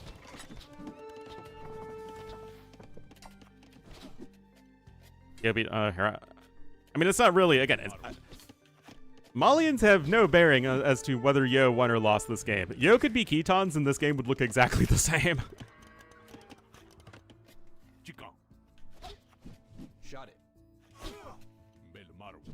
Well, I mean, the Ketons would probably be up to Castle Age still even faster, but not really that big of a deal. Again, Malians are a good A-tier Arabia civ, and I'd say Mayans are as well.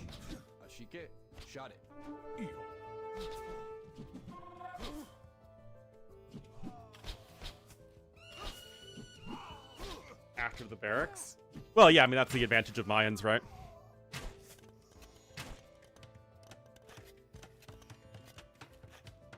Anyway, Yo not throwing in the towel yet, but it's going to be much more expensive to switch into, like, Knight Skirmisher.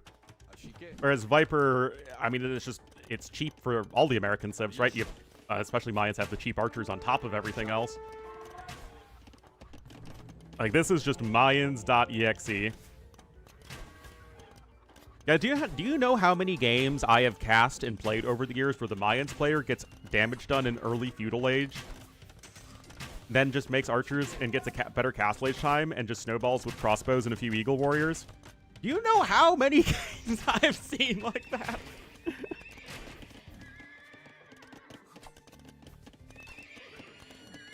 Malians were basically S tier. Their gold mining bonus was nerfed a little bit, but it's really more of just power creep, right? Just power creep.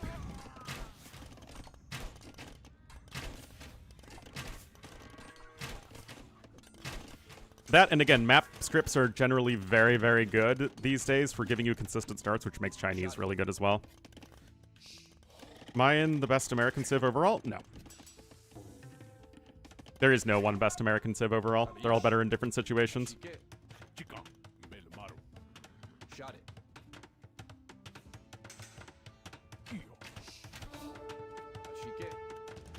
For Arabia, you could make the argument that they're the best. I wouldn't necessarily disagree with you. I don't know. I still think Incas are just as good as Mayans on Arabia. Mayans, you know, posit to you the game yesterday with Winchester as Incas on Arabia. Mayans are the most straightforward to play, though, of the American civs, which does help for, I think, a lot of people.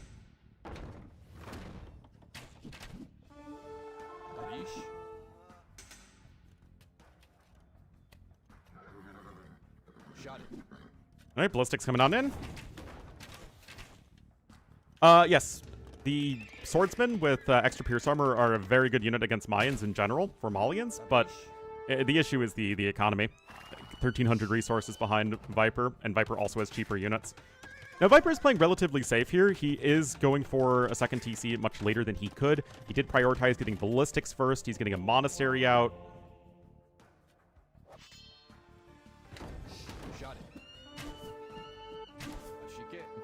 Chicken suit men running in. That's a good mangonel hit from Yo, but he still loses a mangonel in the process. Yeah, I mean, it's a bit rough here. Ballistics is now in for Viper. It is obviously not in for Yo. Viper's eco upgrades are significantly better than for Yo.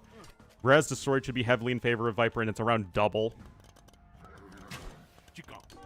And Viper not ready to go into that Sweet Knight just yet. We do have +2 defense for the infantry coming in, a TC on the stone as well. Yo very much stuck on the 1 TC.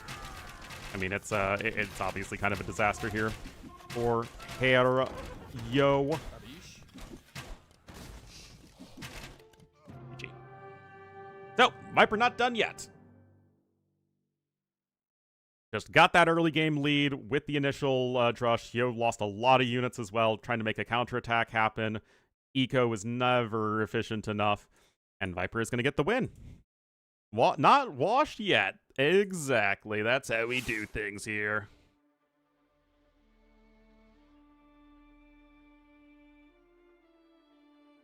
Well done, though, from Viper, and he will be taking Arabia, but that does leave Yo's 2 home maps remaining, Nomad and Pez Panino.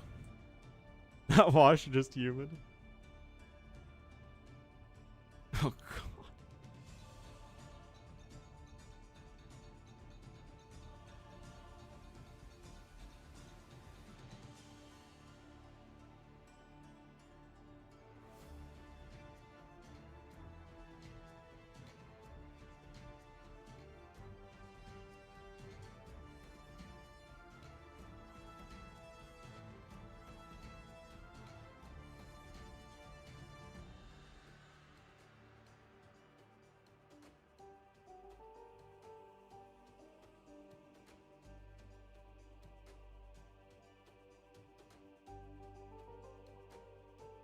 All right, let's see what's next. Everyone, I mean, the thing with Arabia is that any player who's even close to the top is going to be relatively confident on it.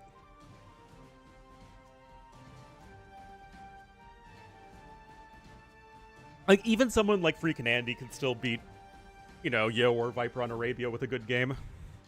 And Andy's, like, in the top 20 players, Andy's probably the least comfortable on Arabia. You know, relative to other maps.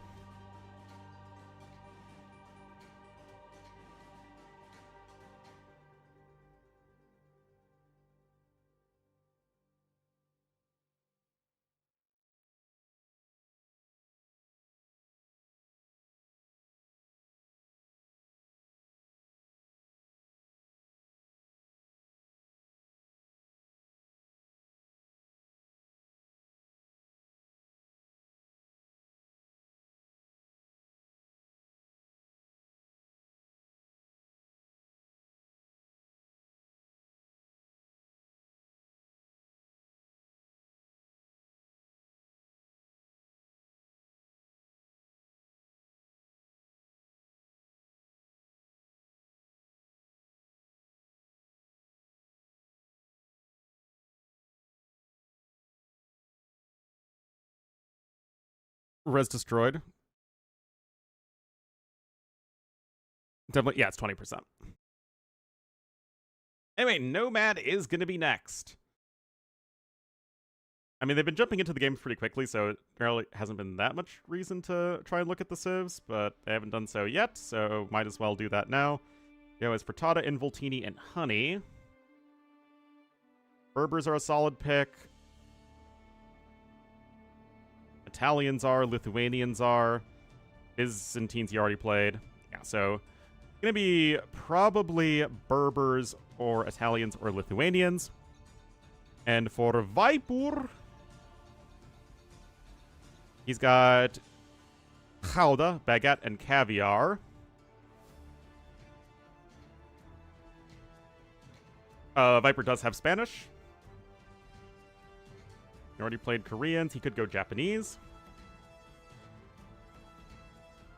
He could also go Hindustanis or Vietnamese. Well, I don't know what. Not Hindustanis. He could go Vietnamese.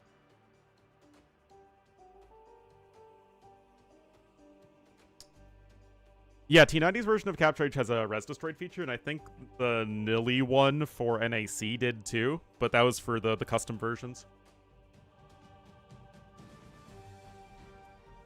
Spanish was one of the two best Nomad civs alongside Chinese.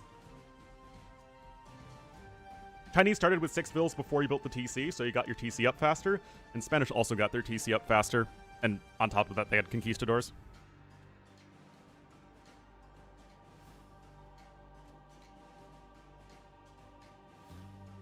Alright, 3-2, Yo Viper. We'll have to see how this one goes.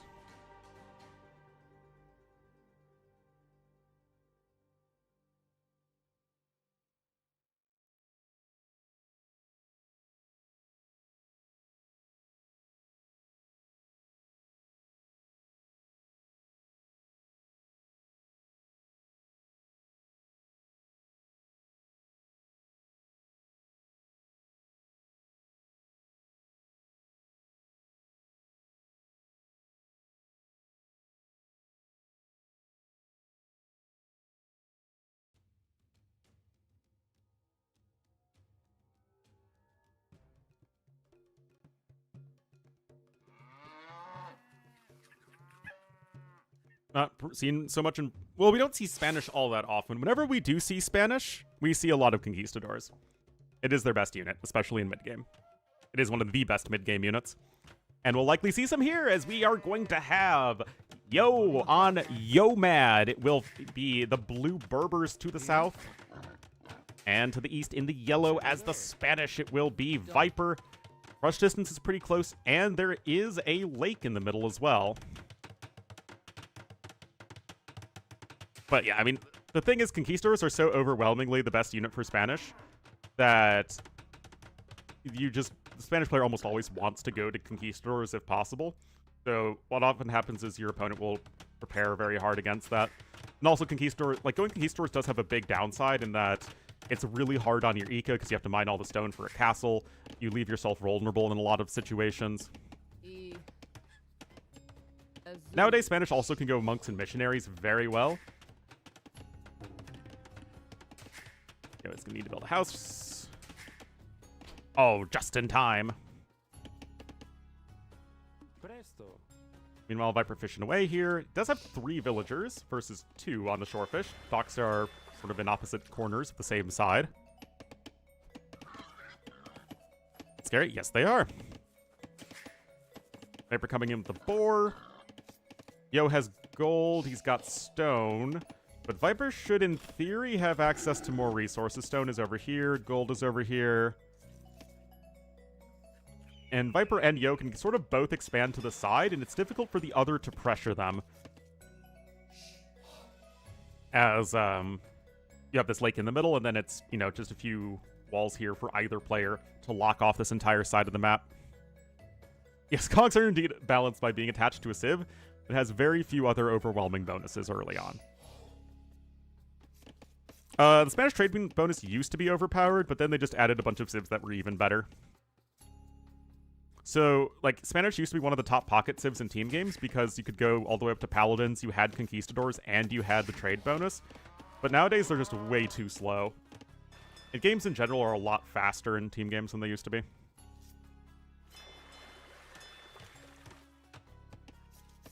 But Spanish in general don't have any, like, overwhelming bonuses. Like, they have some good bonuses, but no one Spanish bonus is, like, super insane.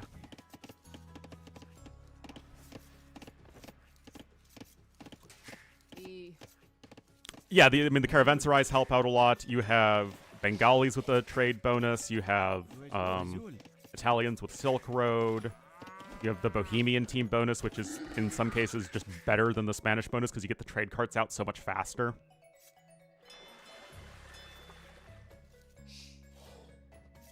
Anyway, Viper's adding in a 4th fishing ship a little bit faster than Yo.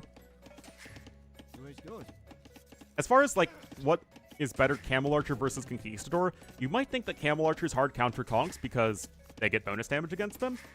And they can do very well, but the issue is that Camel Archers take a very long time to train. They do train, they have a longer train time than the Conquistadors do, and they require a bunch of upgrades, whereas Conquistadors don't really require as many upgrades to be, you know, an effective unit.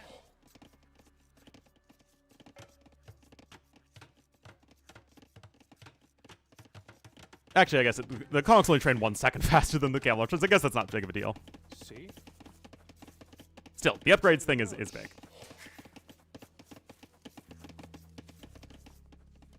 On AoE2 continuing to bring out new Chronicles. I don't think that we're going to get anything past this Chronicles.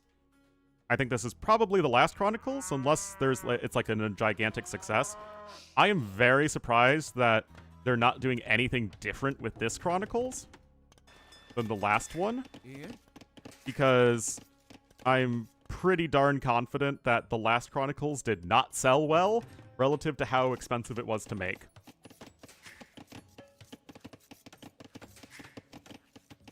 Genitor better? It's just different, right? The Genitor don't cost gold, but they don't do as much damage as the Camel Archers do.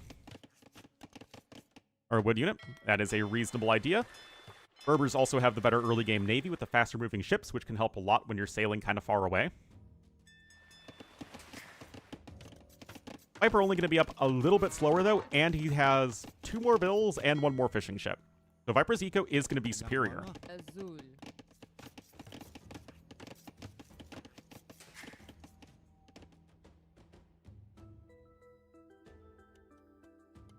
Just by the YouTube views, it definitely did not have the staying power that any other expansion did. Like, no one plays, like, even lobby games with the Chronicle civs. Anyway, Market Blacksmith coming in. Viper is going to be going for the fast castle. Yo instead going to be prioritizing the galleys. Everyone else? Yes. There is no civ that gets a bonus to their starting TC. They changed it. So you don't get a discount as Malians or Incas or even Bulgarians.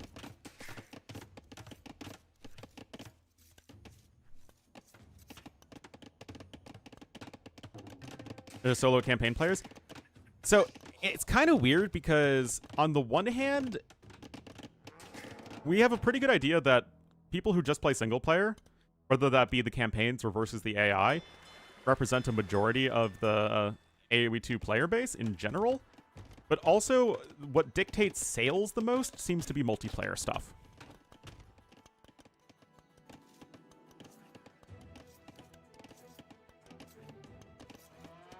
And understanding how well they sold is based off of snippets I hear from people who are involved. I mean, I don't know anything like specific, but that's just the vibe I get from talking to people.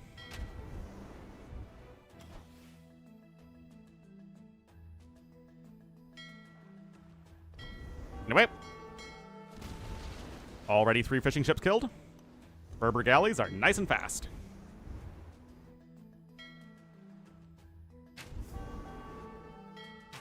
Yeah, this is doing really well for Yo. Remember when I said that there usually isn't a route to victory on Nomad that doesn't involve at least contesting water? Viper is contesting water, but Yo is doing very well. Yo now has a fire galley here to tank for the galley-type galleys, and this is going to be a very good engagement for him. Distract company secrets? That's fair. I think that's a very reasonable thing for me to do. The Viper is going to be an entire Castle Age research time ahead. Obviously, he's going Conquistadors. It's what you do.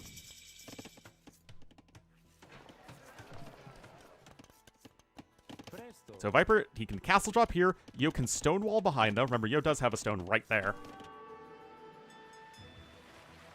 Viper's food income not going to be the best, though. Anyway, castle incoming. Slavs are a civ. I wouldn't get so caught up on the names of any civ. Remember, civs have to get a single name, but they represent a wide group of peoples. I mean, and more of a continuous civilization. I mean, the most accurate way to name Slavs would be to be Eastern Slavic people. But obviously, that's not a civ name. And of course, when Slavs were added, they were the only Slavic civilization, so that made a bunch of sense back then. Anyway, conks are coming in. That house is going to go down for all that long. And Yo is going to need to get these walls down, and I kind of wish he did that a little bit sooner. But with all of those bills being committed over here, it is likely going to be able to buy a lot of time. But remember that you can just petard them down. It's just one petard to destroy a feudal age stonewall.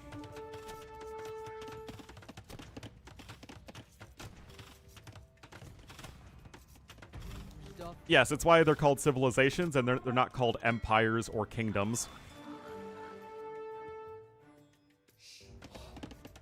Britons represent, you know, everybody in England and Wales.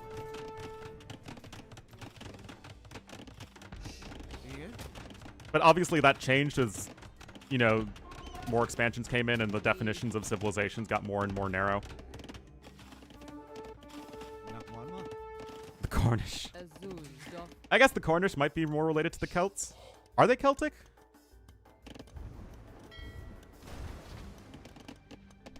Civ names?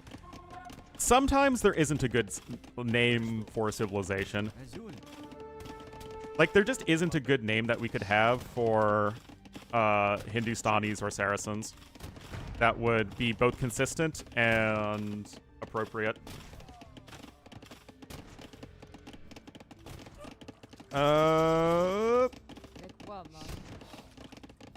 Got some kills there, but Yo is now in Castle Age. He's going to rush up another TC. Viper, again, 1 fishing ship to Yo's 7. Yo's eco is at least better than Viper's, although not by, like, an enormous amount. The Celtic Fringe.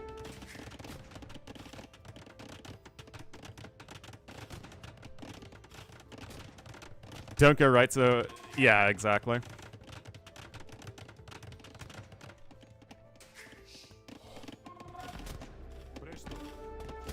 But yeah, I mean, civilization naming conventions have changed over time. Which, again, is why I think people get way too hung up on civ names and even unit names. There's a lot more artistic representation than literal representation. Our Russian? Maybe some silly ones, dude. Definitely not in Chicago, considering our gigantic Polish population.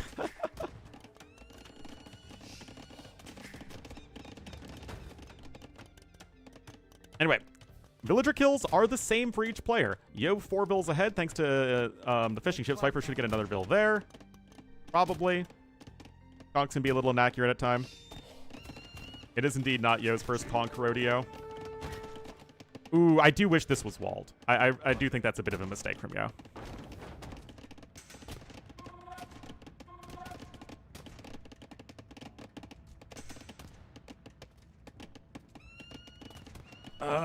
Yo is getting ready to drop a castle. He has to be very careful, though, because of that mangonel. Oh, the attack round is perfect. Beautifully done from Yo. Viper not paying attention. Viper was busy microing the conks against the fishing ships, which, I mean, it is good, but now this castle is coming in for Yo. And remember, if this castle comes in, Yo's going to get access back to his gold. Oh, but now the mangonel probably won't get another hit in. Oh, never mind. Ooh, icky, icky, icky, icky. Oh, jeez. Oh, no. Yeah, Yo just a little too late with everything here. Viper's actually losing conks to the galleys, which is a little goofy, but yeah. Now Viper's adds in TCs. Yeah, Yo could not afford to lose that mangonel. Azul. But it's also really tough to keep the mangonel alive. Camel Archer production has started, but they have no upgrades right now. And again, it's difficult for Viper to really come in. And it just feels like Yo was a little too slow with everything. Viper getting eco upgrades, adding the TC, just like I said. I mean, you get that much damage done, you just add eco behind it. And Viper wants to bring us to a game 7, guys. Which certainly makes things exciting. I mean, Yo even lost 2 fishing ships. Viper has War Galley in. Yo does not have War Galley. So Viper actually also is going to have water control here.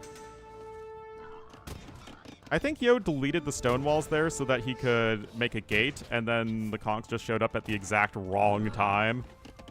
Or right time if you're Viper. Yeah, Yo is very dead right now.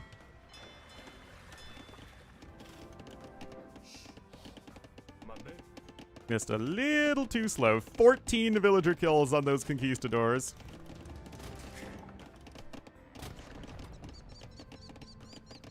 One tile after. That's one of the reasons people do that. Clutching coming in for Yo, but again, it's just the eco difference is gigantonormous.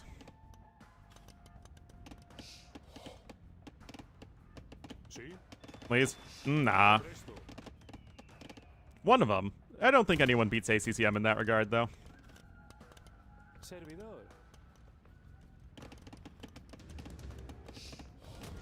Oh, boy. Fire ship here gonna sink another couple fishing ships because why the heck not? Now Viper can add in his own fish boom.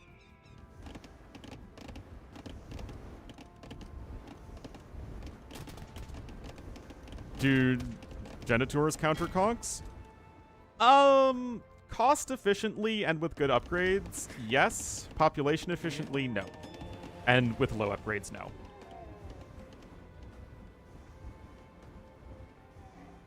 Fighting Spirit tier list. It goes all the way from ACCM tier to Daniel tier. Bodkin coming in, but again, Yo just needs to get an insurmountable amount of damage done. Another castle coming in from Viper. All he needs to do is just hang around and click up to Imperial Age. 2,000 res ahead.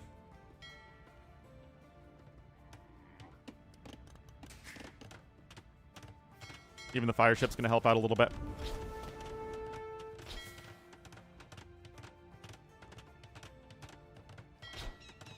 And again, the final game will be on Pez Panino, which is the Regicide map, which actually I'm a big fan of. Skipping Archer Thunder? Oh, wow. It must have taken a long time.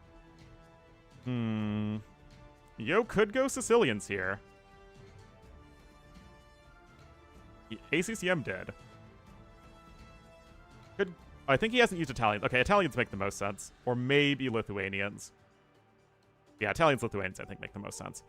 For Viper, he has Gouda, Baguette, Caviar.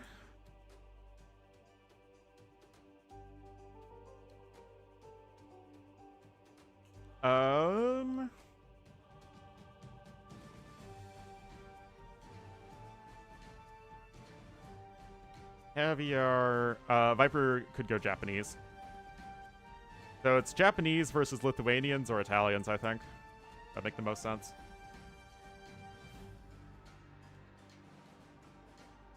Sounds good to me.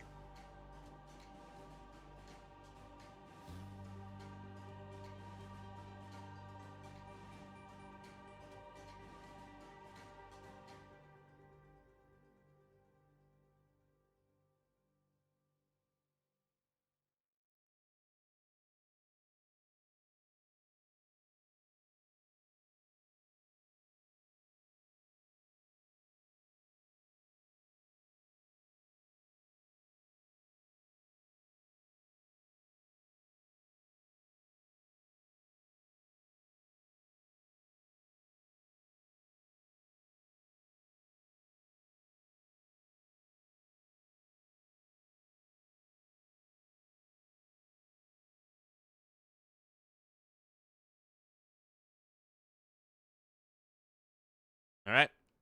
Let's do this. Let's do this. And remember, the other semifinal is today. Sora Kuma versus Sebastian. And that should be happening right after this.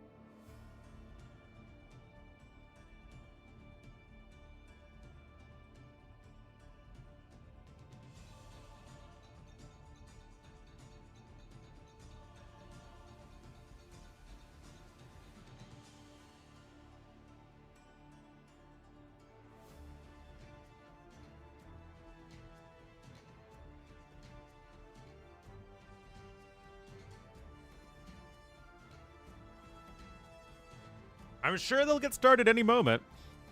I have no idea why the groups are the way they are.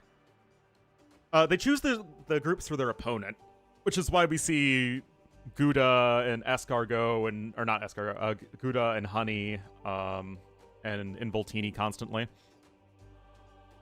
But like, why these 5 civs in the groups? I have no idea.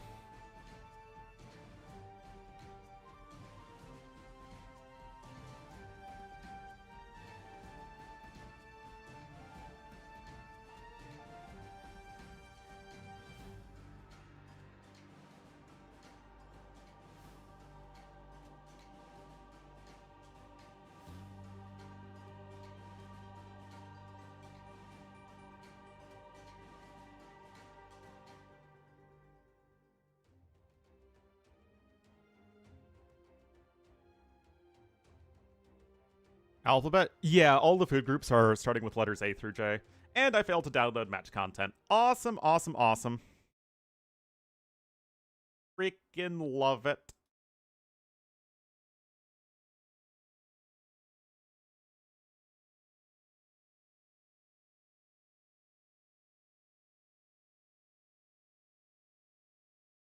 Yeah, it seems like the civs started out as being categorized alphabetically, and then they swapped stuff around until they felt like they had relatively even civ groups.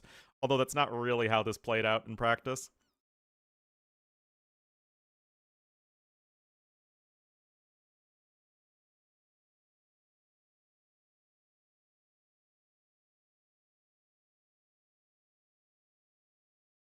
And what do you know? I am correct with the civ predictions.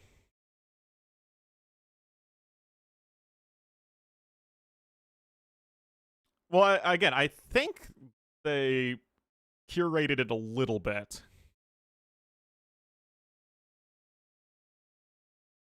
But I just don't think it was the most successful because, again, some Civ pools seem just stronger than others.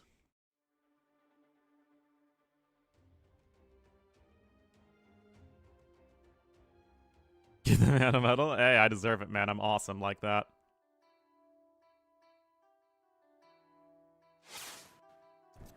All right, guys, here we are. Game number 7. This is for all of the marbles. Winner moves on to the grand finals. Viper going to be in the yellow as the Japanese to the east. And to the west in the blue as the Lithuanians. It will be Yo. Short rush distance. In a lot of ways, this is reminiscent of game number 1. Remember, it is regicide. Wait, what the heck? It was just sending a Vil out. And he sees the house. And because houses have terrible line of sight, no way Viper sees it either.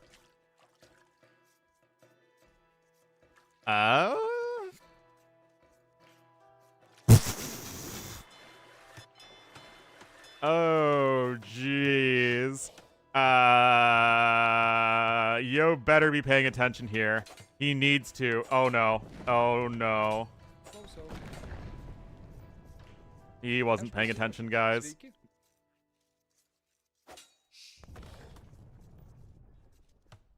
That's GG, I think. Yeah, that's pretty close to GG, honestly.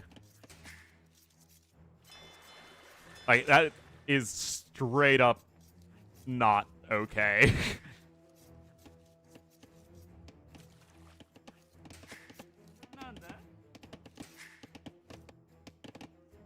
Unless Viper gets his king walled in.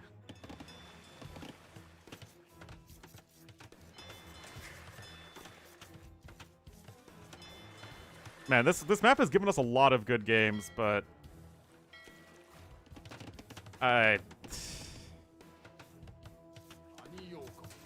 if Yo wins this game, it would be pretty close to a miracle.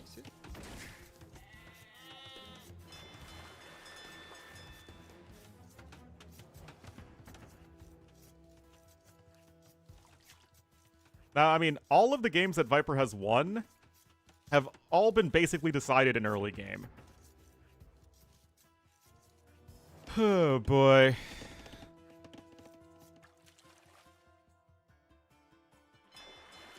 Hall on the King? No. The idle time for Viper? Yeah, that's it. And this is really unfortunate. You never want to see a game end like this. Yeah, you can spawn in any 2 of these 4 locations. I think Yo just expected Viper's dock to be a bit further this way.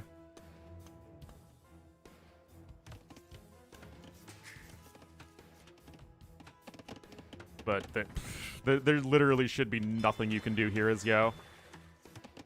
You send a Vil out that early and then just get it killed, and you don't have any fishing eco behind this.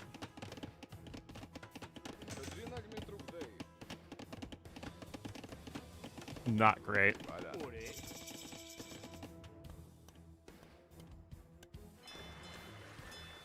Fire Galley gonna be out here for Viper. Yo getting his own Fire Galley, but yeah. Viper's King is in the TC. Viper's King is no longer in the TC.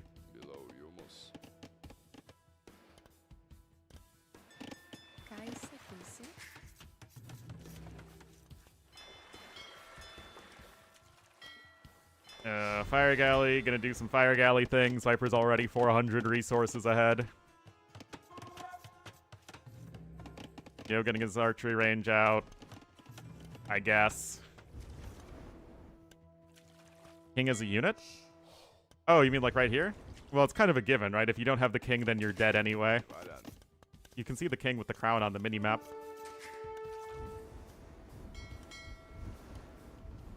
These Fire Galleys will kill each other if nothing else comes in. But Viper's other Fire Galleys going to come in, so he's going to get the win there. Viper's getting his own archery range, and this is unfortunately a game that was decided within a couple minutes game time. Yeah, the finals tomorrow. Oh man, he doesn't even get a kill there.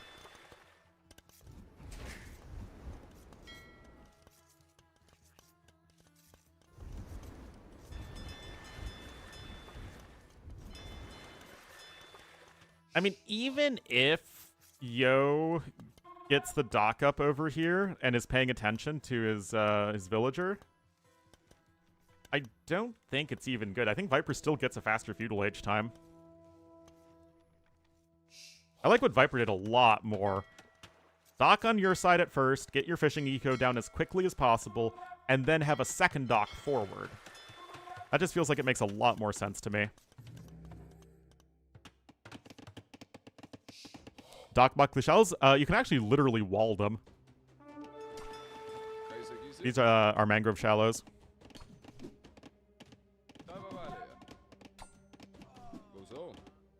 We've had some very good games, honestly.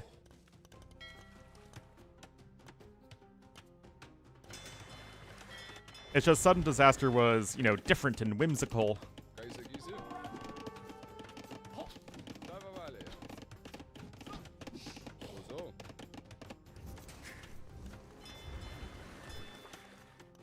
Technically, Yo has an army lead. You can't wall Yo's side? Yes, you can. Again, this is all mangrove terrain. You can literally wall on the shallows.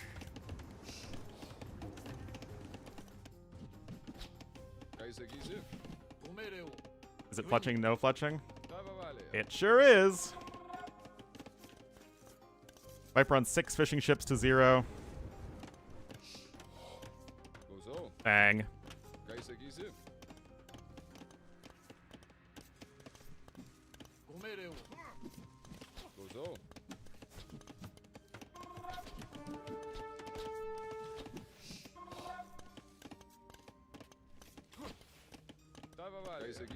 Games were boring?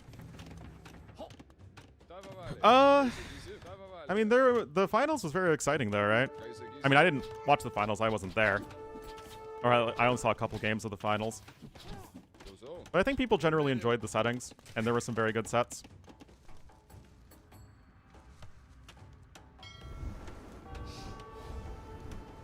Also, you had all the big casters covering for a lot of the tournament, so you had people able to build hype over the last weeks or so.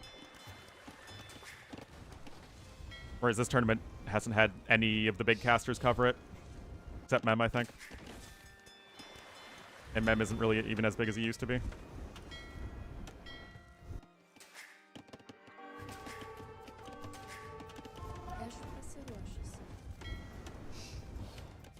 Is pretty far ahead. I still think Viper is insurmountably far ahead. We build additional TCs. But isn't that the point of sudden death, is that it has to be low eco?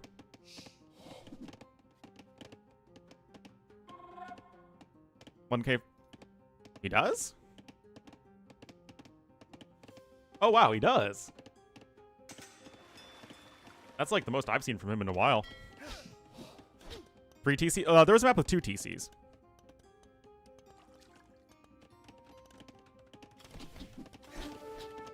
What is a 1 TC boom? In Viper's playing? Yeah, that's true. Alright, Bloodline Scouts are here. Viper's got a pretty good army. He's working his way towards Castle Age. You need to destroy both TCs in a multi-TC sudden death.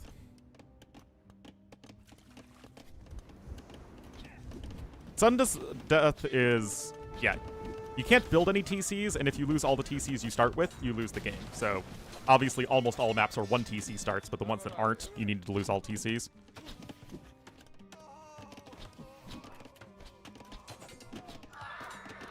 I mean, Yo's taking the best fights he possibly can. He does actually have the water numbers advantage. He's going after the fishing ships, and honestly, big credit to him for that. I still think it's kind of a moot point. Yeah, but the Chinese viewer statistics are extremely opaque, so I don't know how much we can trust those. Greater than 200 pop? No.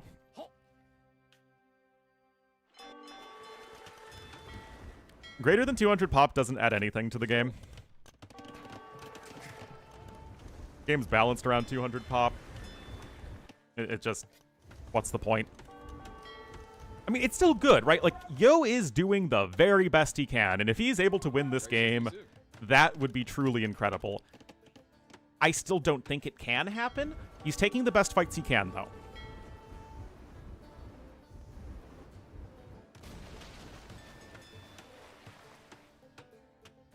Yeah, games would take a very long time to conclude, most likely.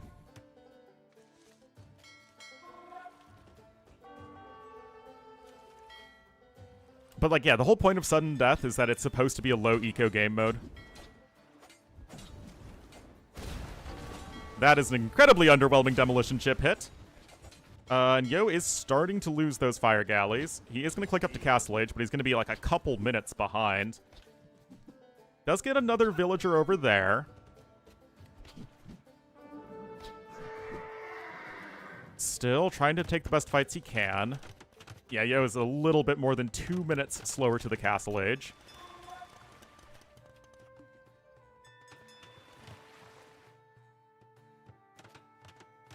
Fishing ships, I do think that is a bit of a mistake, especially because he already destroyed his opponent's dock over here. It really doesn't take much. It takes 4 segments of Stonewall, I think, to close that gap. Defensive Watchtower incoming on that gold. You don't have that much in your base.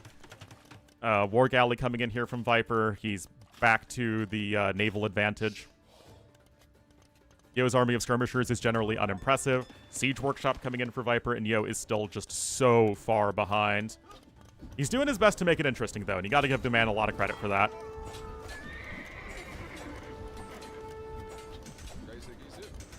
Anyway, Fire Ship is in.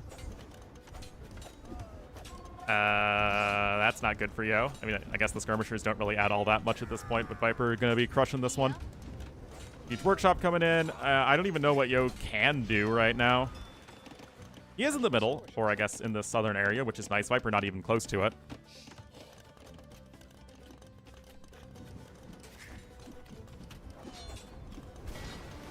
Make a ram? I still think you start with the Mangonellas Viper.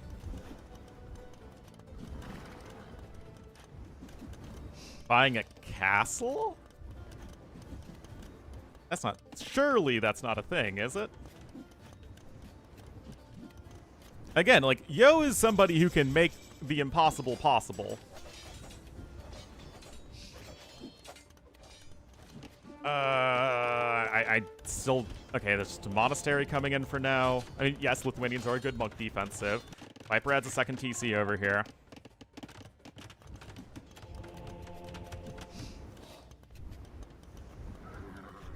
Yeah, Yo doesn't really have the resources for Imperial Age, but he also doesn't have the resources to do much of anything. First Mangonel is out. King going actually here down south.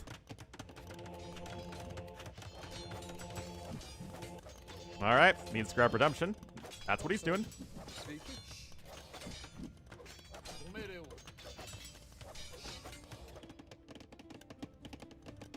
Now here's the thing. Yo is 1,700 resources behind. This isn't like the Byzantines Chinese game where you can kind of make that work with Lithuanians. Lithuanians have a very expensive army for the most part. As in all their caveats. Why would you do that? You literally just converted a skirmisher. It's not really very impressive. Uh-oh. And now Viper can just go to town here again. And that blacksmith is going to be in a really bad spot. Yo, still only on 1 TC. I'm trying to understand what he's doing here, but I don't quite get it. No, he's not going imp. He's nowhere near the gold now. Anyway, should be able to charge in here. This is just not going to work, guys, at all.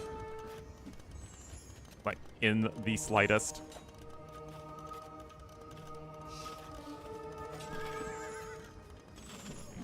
Viper. Oh, God.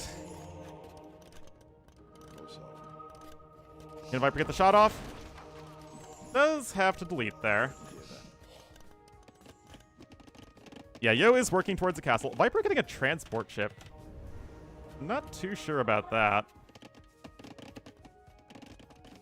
Pikeman upgrade coming in for Yo.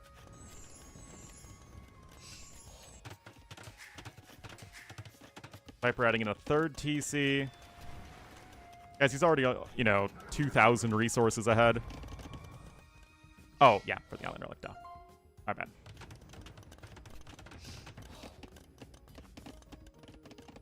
Still, we've seen Yo win a game with a YOLO castle drop, and Viper's army is a lot less scary than it looks because a lot of this is in ships.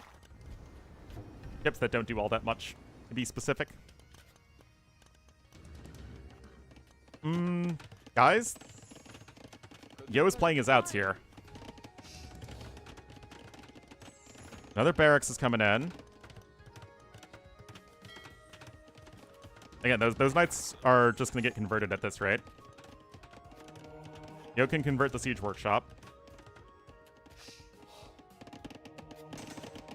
Now, Viper is going to buy the stone for his own castle, though. But Yo will get this forward castle position at the very least. Where is he? Okay, yeah, Yo's going to build the castle up on the hill. But Viper can get his own castle up as well.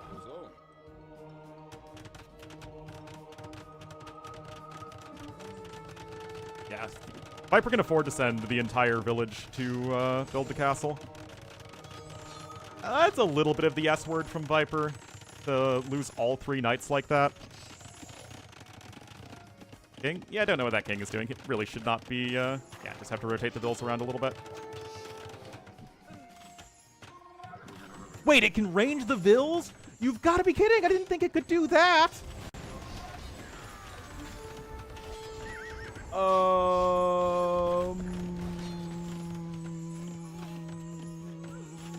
Hooray.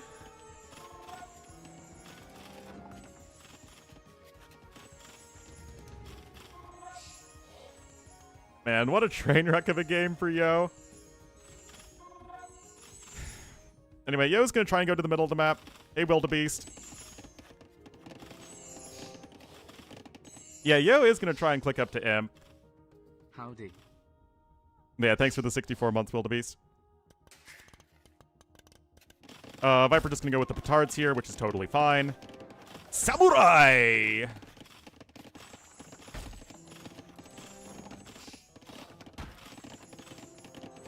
Yeah, there is... I don't think Yo can just keep the castle alive until Imperial Age.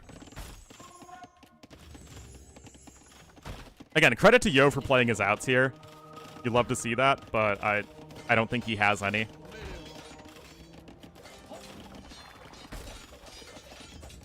Mangonel isn't even on the way yet. Just pop in and out. Okay, well, you do have to be a bit more careful with the petards than that. Mangonel's coming in. You have no stone with which to repair. You've lost most of your vills at this point. Something got converted somewhere. Okay, Yo is at least going over to the middle. Remember, guys, you don't have much stone at all in your base. Viper had to buy his castle, and Viper isn't really close to Imp. Again, a lot of his resource lead at this point is going to be wood. 3,000 more wood, 2,000 more food. Gold is collected, and Yo even has more stone. Oh, jeez. Oh, these vills need to repair yesterday. Yeah, you literally cannot afford to lose this castle as Yo. But also, you can't repair anyway because the castle's there. Yeah, there's just no way to keep the castle alive. This castle being, like, 1 tile too forward is, like, absolutely dreadful for Yo.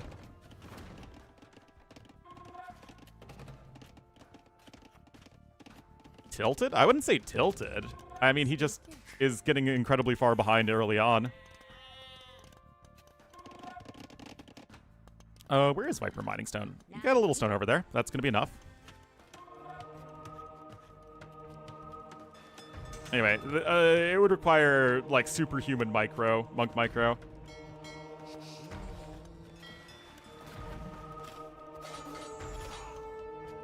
Imp is going to do literally nothing for Yo. Viper has devotion in as well, by the way.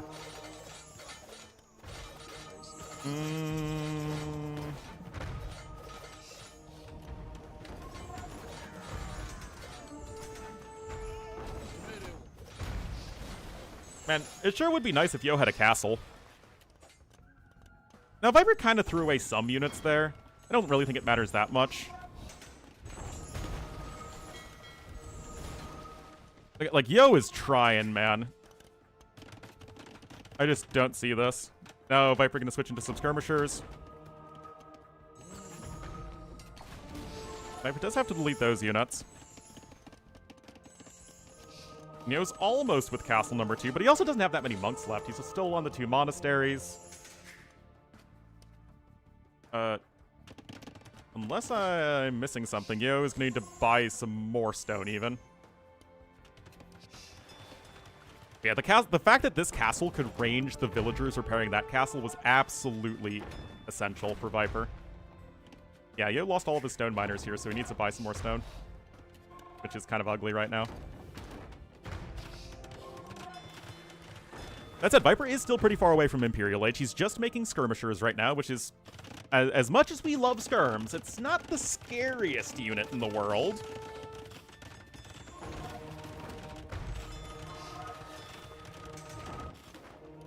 Oh, hey, a samurai raid. One might even call it a samurai.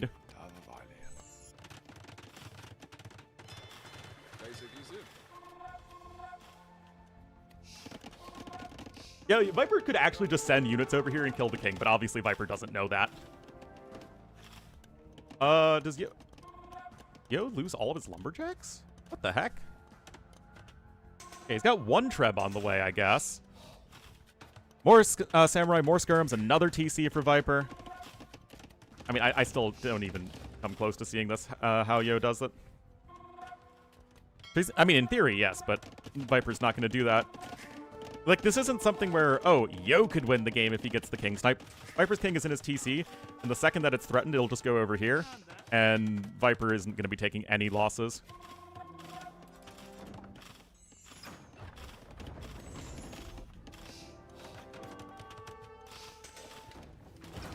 How much longer this will take? I mean, it would have been a lot shorter if Viper just rolled over and died in game number 4, but no, he's trying to make a grand comeback, and he looks like he will.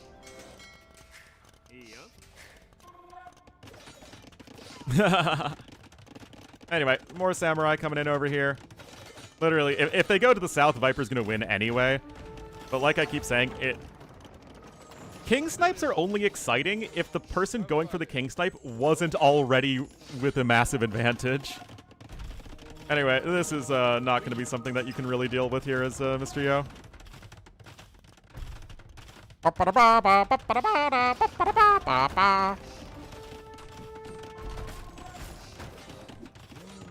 Anyway, Viper's going to be making it to the finals tomorrow. Really, really good series, except for this last game, which, like, Yo really tried to make work, but was way too behind from the jump.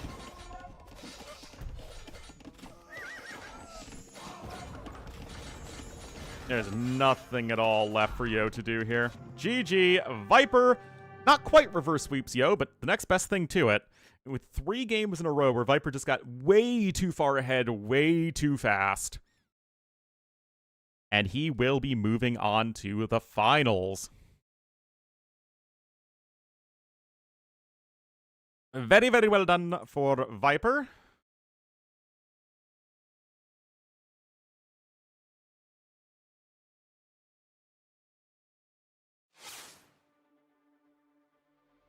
And that will be our first semifinal.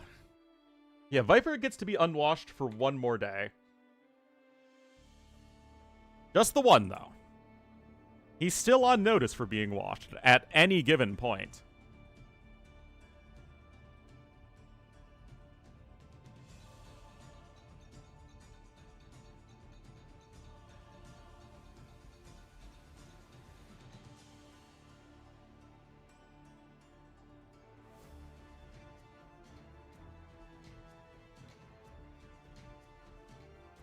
It was a very good comeback.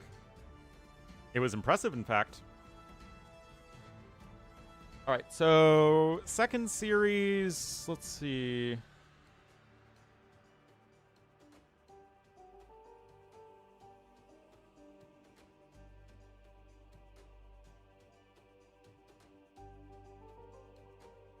Looks like Sebastian is the higher seed, so we'll do that.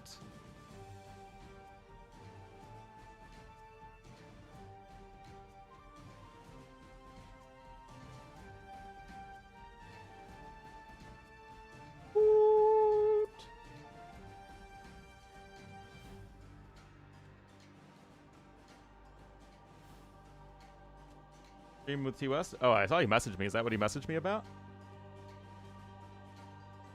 Sure. It's been a while. We'll cast with T West.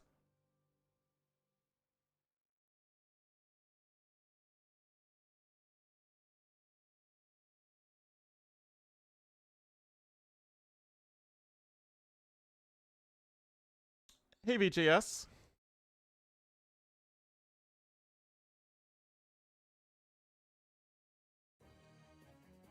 An impost. Good one. Good and good and. What do you call fake spaghetti? An impasta. Kappa. Thank you for the 49 months, puppy saturation.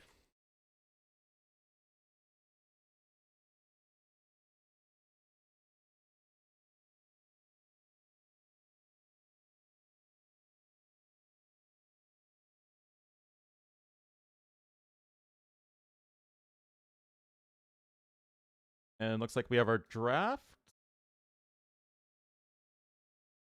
And they are all done, which is the best part. Anonymous. That's a good one. Honey and Gouda were banned, as they should be.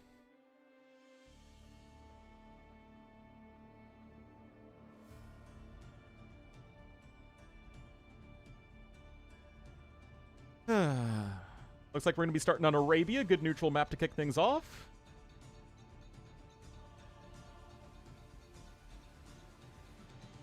And I'm going to take a quick break, and then I'll get on the call with T-West.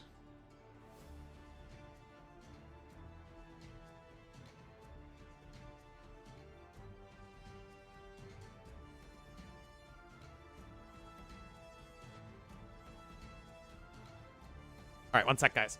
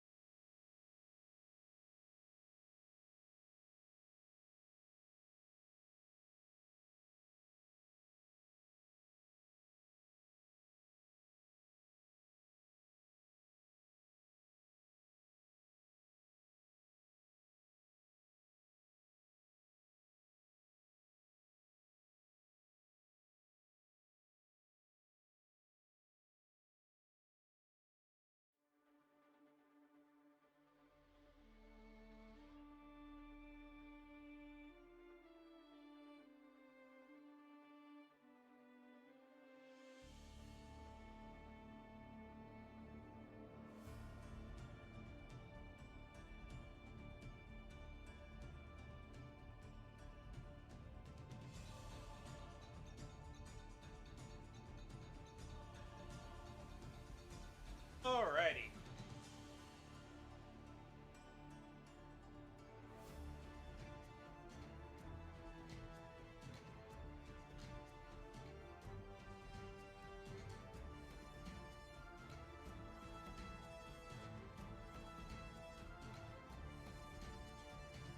Oh, right. He... Been a while since I've co-casted with anybody.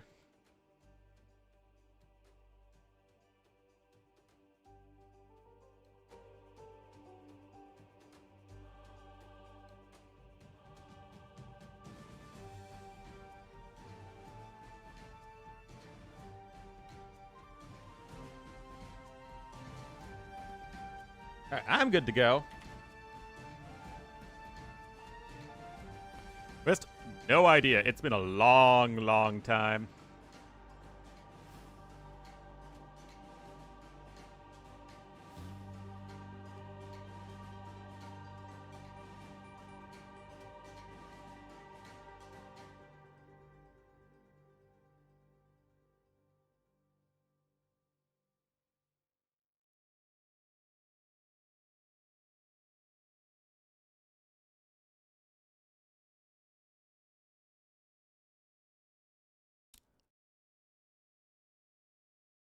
Well, hopefully T-West will be ready in a minute or so. Both players are in the lobby, so in theory they would be ready to go.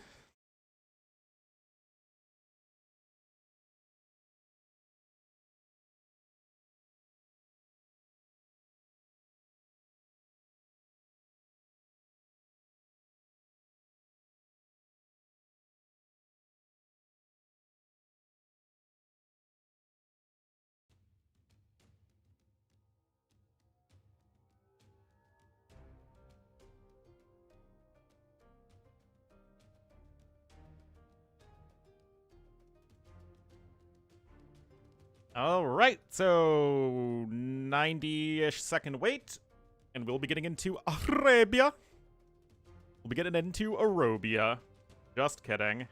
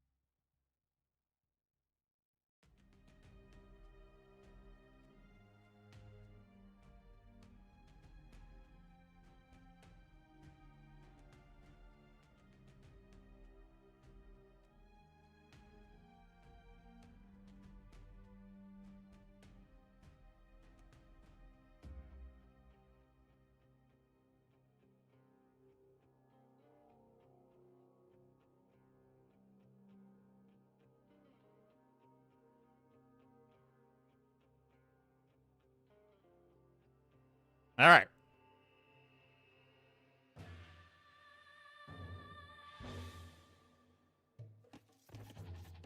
Well, no idea where T-West is, but I'm sure he'll be here eventually.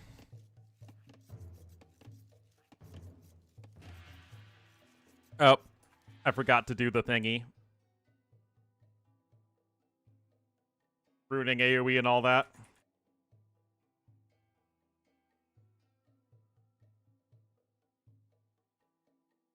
The cheese can taste things.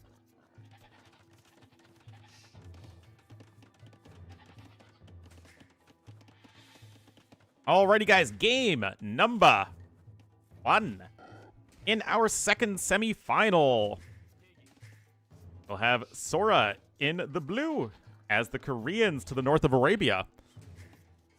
And to the south in the red as the Mayans, it will be Sebastian.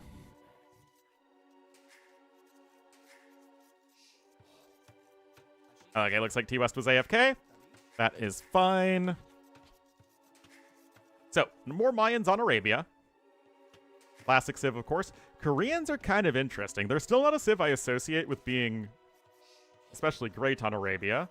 Sebastian not going to take the opportunity to lame that, though.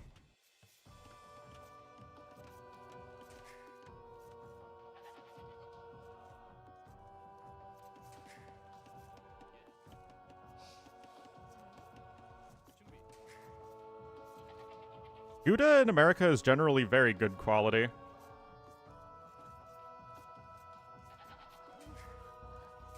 Usually, like, the cheap cheeses in America are, like, what we call Swiss cheese, cheddar cheese, provolone cheese. Those tend to be the cheapy ones.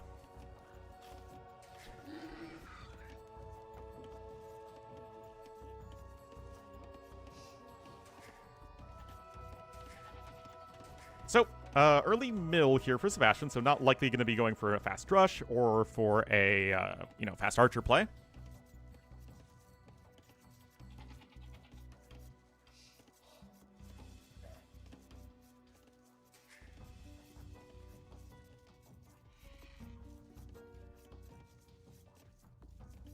Smoked Gouda without my credentials? Why not? Smoked Gouda is great.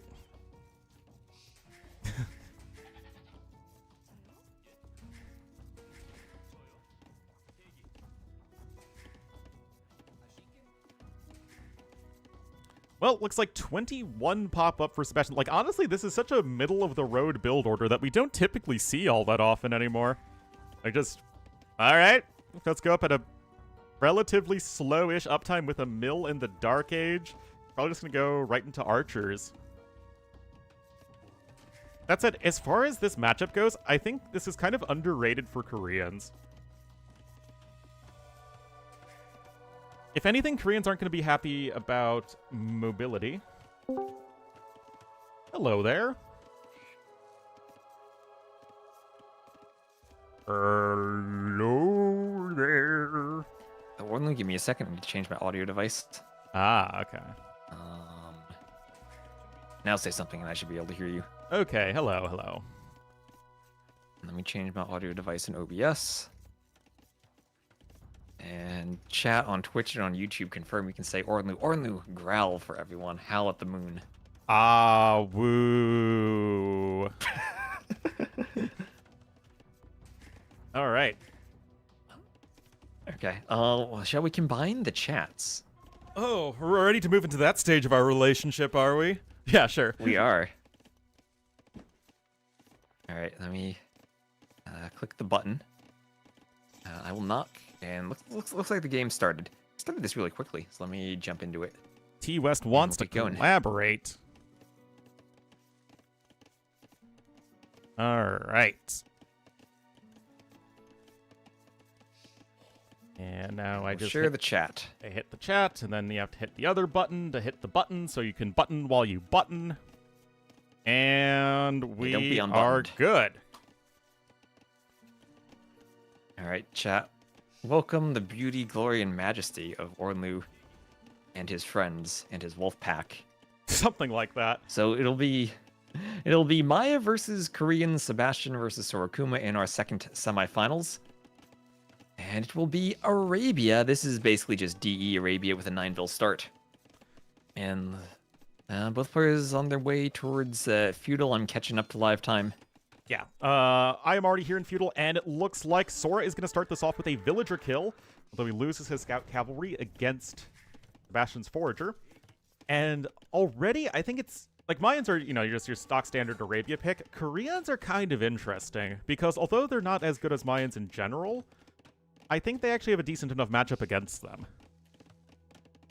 Against all the Maya archers, they will have that free archer armor upgrade and the wood discount for the skirms. And then I think they just have problems with Eagles. I feel like the way to play this for Maya usually is triple barracks Eagles. Yeah, but now Koreans have the Fire Lancers, and Fire Lancers trade pretty well against Eagles, especially with the discount. That's true. Fire Lancers probably absolutely wreck Eagles. Yeah, the Fire Lancers are... I put Fire Lancers... I don't know what your opinion of them is. I put them in one of the top 3 units in the game, along with skirmishers and monks. I don't think they're that good. They're still bad archers. But the Korean ones are nice and cheap, and they're going to be good against anything that Mayans do that is not exactly the crossbow line or plumed archers. Maybe we do see plumed archers, but then again, those can struggle against war wagons. I mean, so maybe we end up seeing Eagle plumed archer against war wagon fire lancer at some point. It's certainly a possibility, and I think just generally speaking, when you have Koreans, your biggest fear is just the lack of mobility.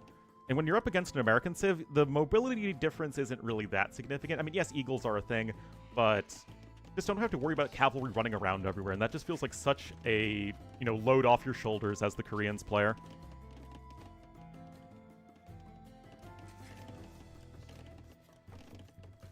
Yeah, it's good not to have loads on your shoulders. Always.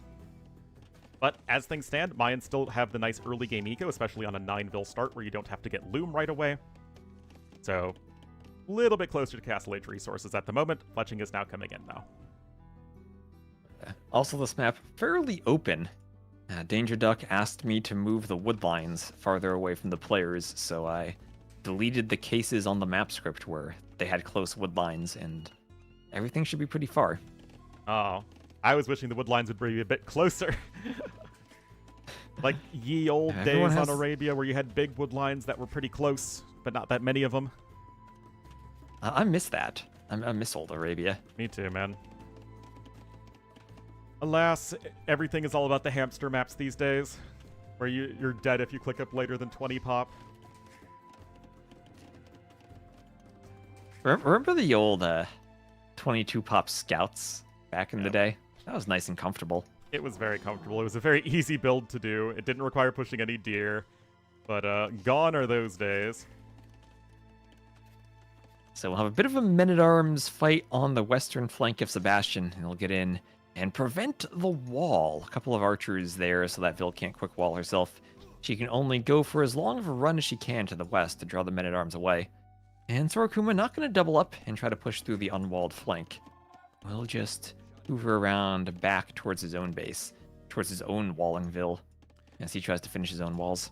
I think Sora recognized that Sebastian, with the mining camp and the archery range, is going for his own archers, so the chances of him having more archers there than his opponent is slim to none, which is exactly the case. So Sora gonna be happy with the damage that he's done. Just hang back. He's gonna be fully walled in just a moment and play for Castle Age, although Sebastian, of course, with the power of Mayans, is gonna get there faster, even with the 2 villagers down.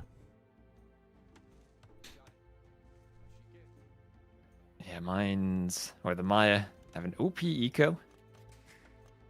The longer lasting boars really do affect you well throughout the feudal age. Yeah, well, I mean, it's... Sheep, too. Mayan eco feels like used to be insane. Nowadays, it's just kind of like, fine. It's an okay eco. Yeah, it's not like Ketons, it's not... power creeped a lot. Yeah. There have been some DLCs that needed to be sold. Yep. Well, Castle Age is on the way, only around 20 seconds slower for Sora. Not really that big of a deal. He is a couple vils ahead. Eco upgrades now coming in here for Sebastian. Second range for Sora. And this could easily just turn into Skirm v Skirm. AoE as the Lord Doubt intended. You don't think Sebastian might have that single-minded avoidance of Maya Skirms? Because right now he doesn't have a single Maya Skirm. That is true. I also never really understood that, because you see Mayan players make skirms all the time. But not in this case. It's a Reddit meme. I get that it's a Reddit meme, but doesn't have to make sense.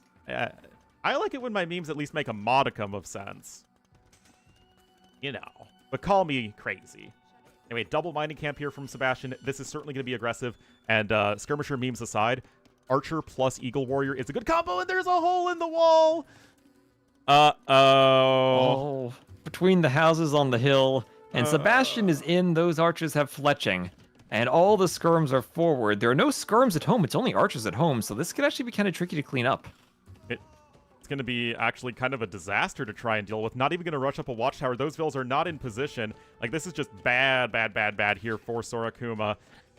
Castle Age, again, it's faster for Sebastian. And, like, Sebastian's just chilling at home. This is, like, the worst-case scenario here. Sebastian's in Castle Age. He's going to go ahead and grab Crossbowman. No, he can't afford Bodkin. Okay, yeah, he's totally fine. Still has these archers hanging around, and he will have that very powerful timing. Only just now is there a tower coming in. Yeah, also has the Eagles there. Kind of wastes one against the archer fire. But once he gets Crossbow Bodkin, he'll have a few moments where he can force a fight before the upgrades come in from Sora Kuma. They'll give him +2 range over the feudal archers. And he just needs to make sure he uses it properly. Yeah, Sora's doing the absolute correct thing, though, and if you're just dancing back and forth with the archers on a hill, it's actually not ideal for the crossbowman to try and run in and close the gap and kill those units. So Sora absolutely making the best out of a bad situation. only lost 1 Vil, although the eco is now better for Sebastian due to all of the idle time that has been accrued at this point for Sora. That said, he's getting his own crossbowman upgrade. He's okay at the moment. And losing a couple of archers there. Ballistics on the way in for Sebastian. So this is just kind of everything Sebastian has. As long as he keeps his crossbows alive, he'll have that slight upgrade advantage. And once ballistics comes in, that's even better than the +2 range against feudal because you can't run from the fight. If you're close enough to shoot each other, Sebastian's dodging and Sora Kuma's getting hit. That is very likely going to be the case. More archers coming in. Since everything that Sebastian is doing is faster and better. And where are the units that are all those Vils. Yeah, this is just a complete his disaster. ballistics. Yeah.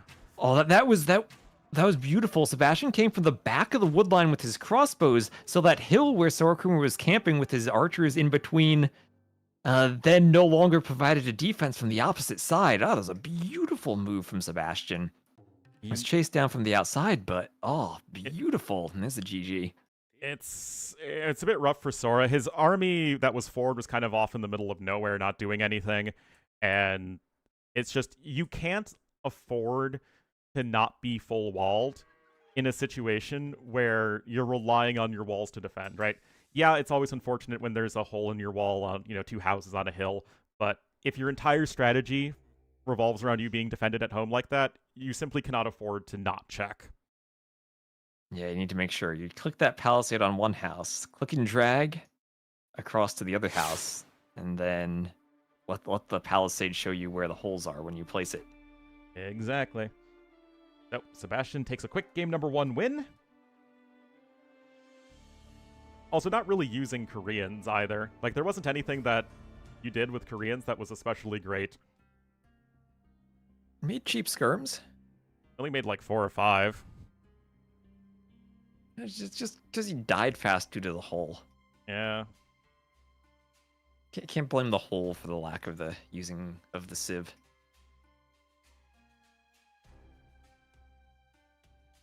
Well. So Ornlu, explain to us, because I need a good explanation because I haven't been casting this. I've just been making the maps for it. How the civs work. I know how the maps work, but we have these quintets of civs that players can draft, named after food items. So basically, in the best of 7s now you draft 3 of the, I guess, categories, the quintets, as you say, of the civs, and then it's just hidden pick, no repeat from there. So you basically draft 15 civs for your opponent, split into 3 groups of 5, and then you're on your merry way.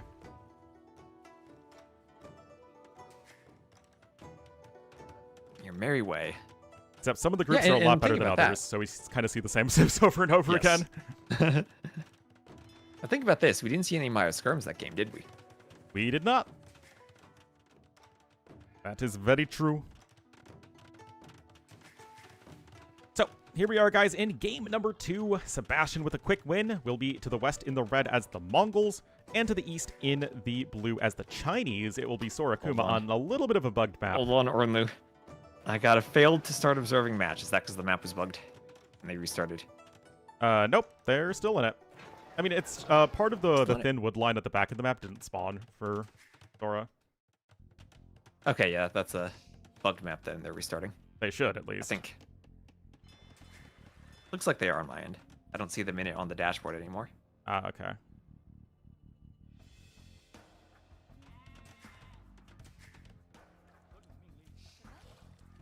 But T-West, if you're the one making these maps, I really have to ask you about this water terrain. And the land I'm terrain. not the one making these maps. These are Danger Duck maps. But, like, why does it look like the Windows Vista bug? Visual bug for AFC. I don't know. I don't know. These are not my maps. I just adjusted them because Nilly's pathfinding patch broke all of them. Yes. Well, as usual, we can at least blame Nilly. Yeah. Danger Duck did the thing where he spawned deer and berries on top of each other, but thanks to the pathfinding patch, the deer no longer could walk off of the berries. Oh, yeah, that happens. Yeah, and he did that a lot. It's just like he did like these 2-story apartments everywhere, and I had to readjust and do a zoning change to the housing and make 1-story apartments everywhere. But now when you do that, you don't have a front lawn anymore. So I had to make sure everything was placed correctly. Wow, zoning, laws are striking us everywhere we go. Yeah, I had to pull some eminent domain. Oh no. To reserve land for the deer outside the berries. Well, You ever have a case like that near you, an eminent domain case? No.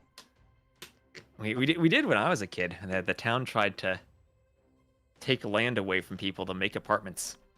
And all of us 7th graders went to the town meeting to protest. Oh. Because who wants affordable housing anyway? Well, they were going to take, like, people were literally living on the land. They were just like, we're going to take your land away. And it's a good thing we did that, because the developer then, shortly after, went bankrupt during the Bush-era recession. Oh no. And if they had gone through with the project, the town likely would have been left with a hole in the ground.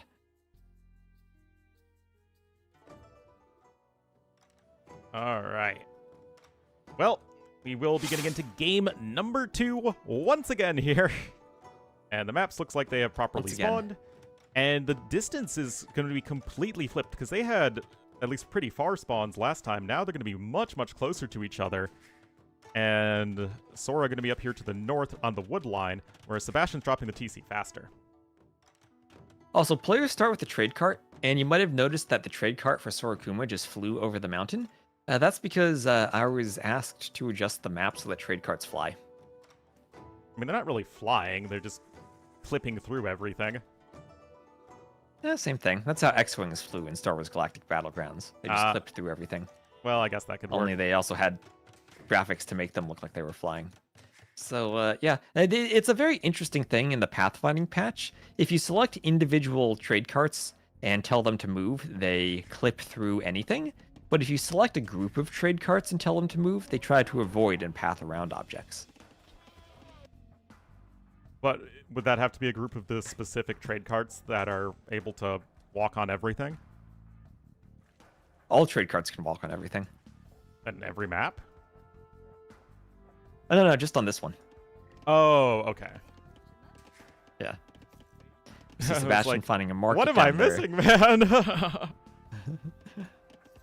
Yeah, just in case you see some trade carts doing some weird things, that's the way I was asked to make the map.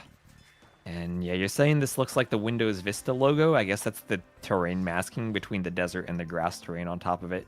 So I think one of the jungle grasses. Yeah, it's not the Windows Vista logo. It's the Windows Vista bug for AOC.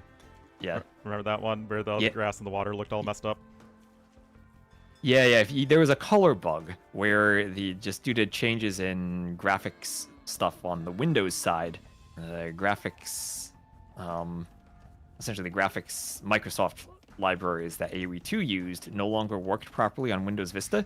So the old color palette for AoE 2 was not properly rendered on Vista. And the fix was to kill Windows Explorer whenever you started the game, and then restart that when you closed the game. I had a batch script that did that until Scripter eventually patched it. Yeah, I remember not really playing much AOC for a while when we were stuck on Vista, and I didn't really understand that there were workarounds to it. Yeah.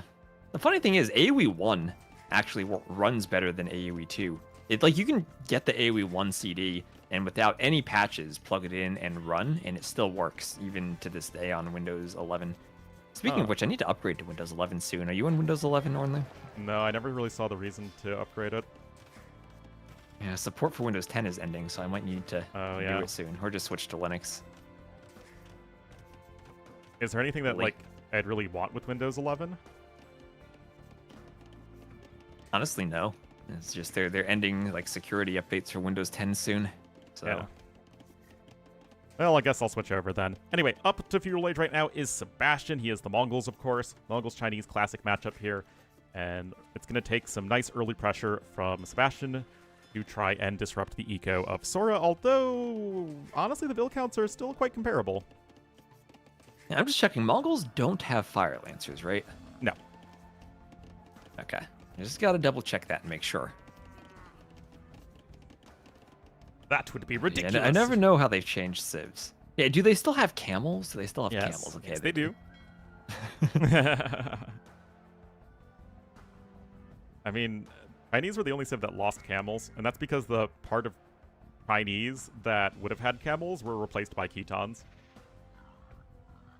I miss the Chinese. I feel like they were more well-designed back when they had redemption and no block printing, and camels and no fire lancers, and more HP on demos instead of fire ships. Chinese are just, I don't know, they're okay. They have the cool, they have the strong gunpowder aspect to them without just giving them hand cannons and bombard cannons, which is a bit more interesting in terms of history, but I mean, it's the nostalgia, man. Like, you miss the old Chinese. That's not the nostalgia. I think just in terms of civ design, they were better designed before the changes. But do you think that... Oh my gosh, Sora Kuma. Look what he's doing. He's going to try to block the boar with the trade cart? I don't think this will work, though, because the trade cart has no collision. He's done he's literally done this already in this game. He did it earlier. Oh no, the flying trade cart doesn't help the villain. No, it did. It's fine, though. The villain's loom. No. It worked earlier. Did it? Yeah. Did it? Really? Yeah. Well, Interesting. it screwed up the boar pathfinding just enough. Anyway, double forward dock here from Sebastian here. He is going to be going to town on those fishing ships here of Sora. Sora likely won't really have enough to stop this. Yeah, only a singular defensive dock, and no real pressure yet on land to make up for the lack of water presence. And this feels like a really good aggression. A really good double dock aggression from Sebastian. Yeah, the docks here for our blue player are much, much further away from each other, so it's going to be difficult to actually get your units to meet up together to deal with Sebastian's navy, which obviously is going to have a much easier time since the docks are right next to each other. Also, hill bonus doesn't matter for fire ship fights, for those who don't know. Yeah, I guess all their attacks are canceled out Yeah, by their armors. you go from 1 damage to 1 damage. Yep. Does matter for galley fights, I think. Yes. Although It does matter for demos. Yeah, it definitely matters for demos. I think galleys, it might be... Like a fraction of a damage. Yeah, it would have to be like a fraction of a damage. It's kind of like how careening doesn't help a galley war like with Wu unless you get fletching afterwards. Yeah. Well, lots of weird bonus stuff you gotta pay attention to. That's why I demo spend so much time from testing. Sora Kuma? Yep. Very nice hit there. That's going to be an easy mop-up for Sora. That is the sort of fight he needed, especially as the ships are further apart from each other. There's a villager over here for Sora as well, going to be able to repair in the center of the map. So, a very nice last 30 seconds here for Sora, but the fire ship numbers for Sebastian continue to grow. Yeah, he did dock in the middle and is trying to bypass the double forward docks and head straight to the heart of Sebastian's fishing economy. And yet not quite able to do anything about it. I mean, it is 3 docks to 2 docks in the grand scheme of things. So, more fire ships are just able to be made here. There's another demo! Ooh, demo! Oh! Okay, it's 2. And yet, it doesn't seem to matter. You just don't have enough fire ships behind it. Like, you just don't have the dock production that your opponent does. Yeah, because Sebastian had the forward docks, he's right on top of the fish when he spawns the fires. So Sora Kuma is so far away that 1 dock versus 1 dock, Sebastian will always get the defensive numbers he needs out by the time Sora Kuma sails forward. And also, Sebastian was making fire ships from home as well, so anytime that the fire ships tried to cross the map, there was just the defensive fire ship there as well. I mean, it was just much more investment here from Sebastian onto the water. That said, Sora Kuma still has a villager lead for the time being, and the reason that he didn't have as much of an investment in water is because he's going for land pressure, which is exactly what he's doing with his archers here on the gold mine of Sebastian. And no fletching, so that tower will go up, but at least causing some disruption. There's a couple of houses with a forward ville to the south. Might be up to some shenanigans there.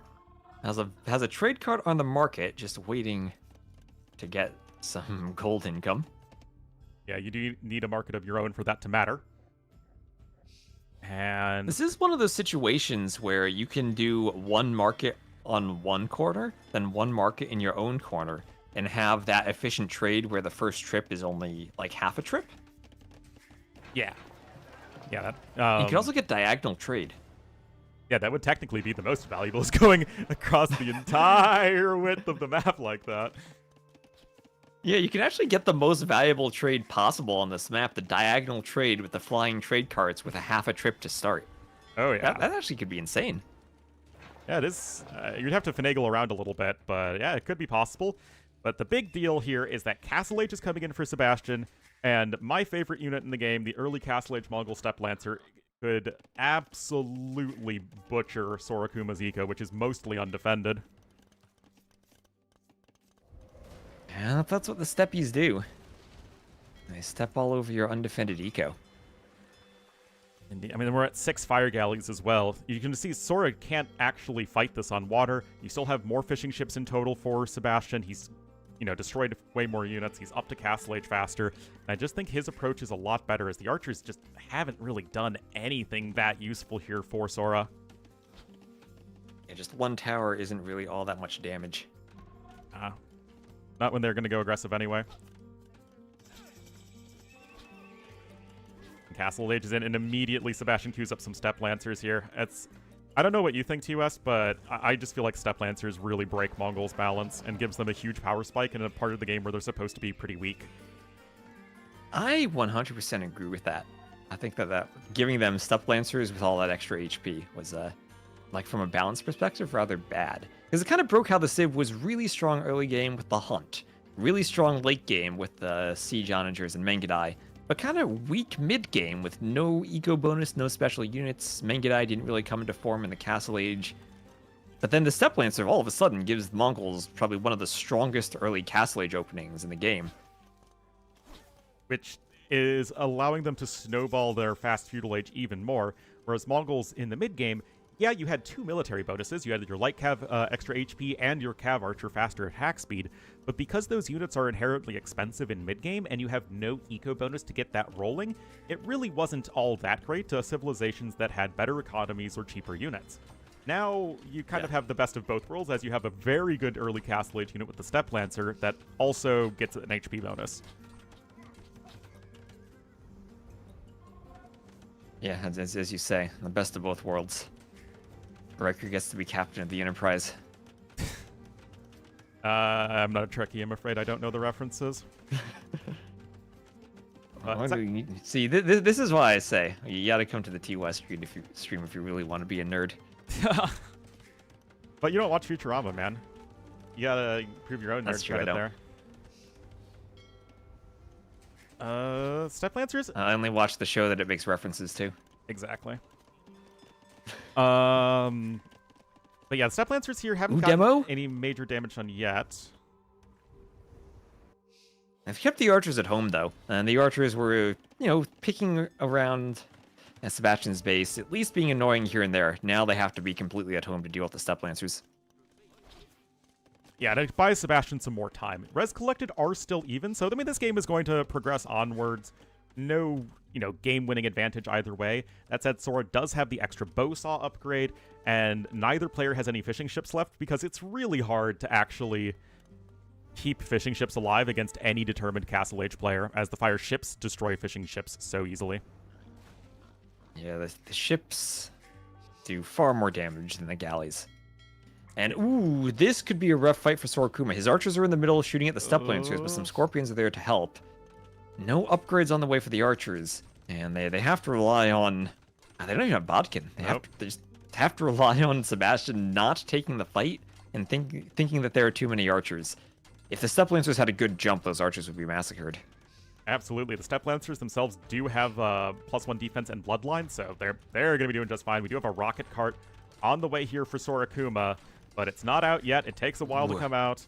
And this could be a bit tricky. That said, I think this TC might just come up in the nick of time, which is going to be a huge win here for Sora. Yeah, Sebastian. If Sebastian had seen that TC, he would have been able to jump it with the Step Lancers. Sora Kuma was able to keep the archers alive because he didn't have to force the fight.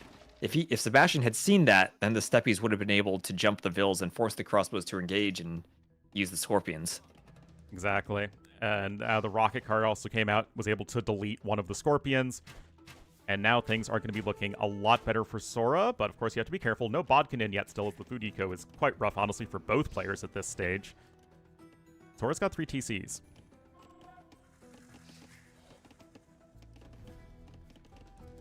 Yeah, 3 TCs and booming away. Up by 5 Vils. Definitely looks more like an Ornlu playstyle. I played a game yesterday. It was like my first game in a couple of weeks. It was Teutons versus Malians on Hillfort, and I won the game by being on like 5 TCs, had no map control, and just spamming Teuton scouts in Alps. That was some Ornlu gameplay. The guy was 2K though, or was 2K, so I'll take it. Was this a? I take it this game time was over 1 hour. Oh yeah, it was an hour and 15 minutes game time. Ornlu has the wonderful. You look at the AoE2 stats page, and you look at win rate by time, and you look at 1 hour plus is like 60 plus, and like all the stats before that are like 30%. But so many of my games go an hour long that I still even out to like a 52% win rate. Yes. Like I just have such a long average game time that it mostly is balanced out. Oh, okay. I guess it's a 1-for-1 trade, so it's all even.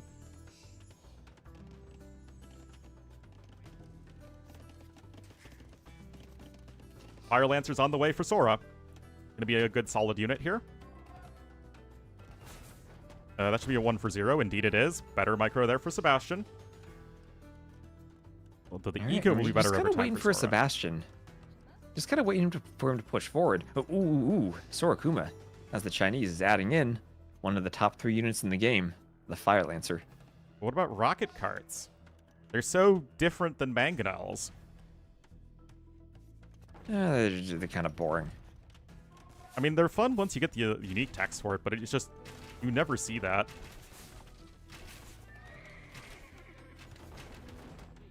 Also, their sound effect is really lame.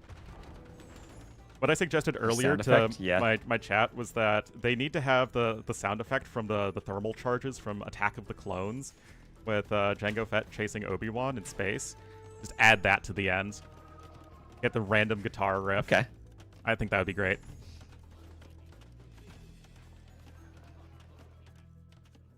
Ooh, okay. We have the Steppies finding some Vils. There's a TC coming up on the other side of the Vils, and Sora Kuma could take some losses here.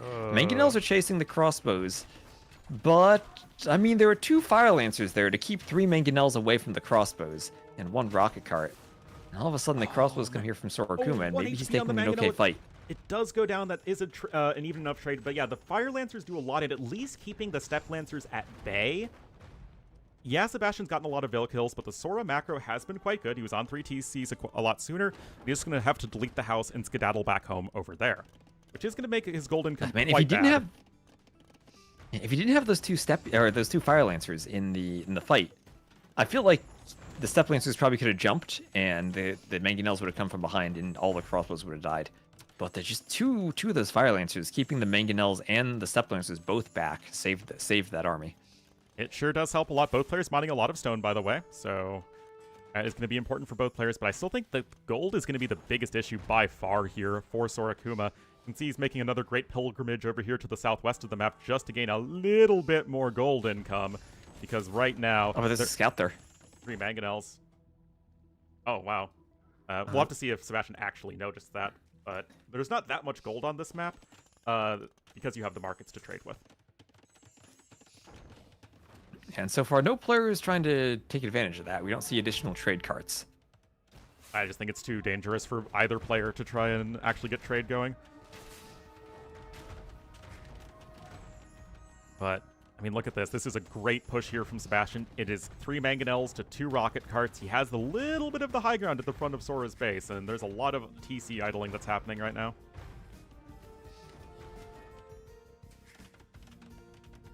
Wait a minute, let me move over. Are the chats actually combined? Oh, wait, I didn't hit start sharing chat. Oh, man. Wait, I was seeing Weren't your combined chat. You were seeing my chat? Okay, I wasn't seeing yours then. Oh. It's annoying because we need to do like the combined streams, and then I need to click another button to combine the chats. And I think if like one of us misses a button press, then it's not set up properly. Oh, okay. Somewhere. Because I was seeing like the good. T West logo or like your subscribers. But, like I was seeing that, so I would like figured, okay, I'm seeing your chat's messages. Yeah. Anyway, that is 4 barracks on the way. Gonna try and go for some more Fire Lancers, but the gold income is the issue. Step Lancers, still gonna be doing quite well in these lower numbers. Okay, he's actually just gonna be going full on pikemen. Yeah, now we're good. And here come the steppies. Those crossbows have to stay by the TC to stay safe from the steppies, but that puts them at risk of being hit by an extra range mangonel shot. And Yeah. this feels like it might be the beginning of the end for Sora Kuma, as now those step lancers can just make their way to the wood line where there's already a castle being dropped.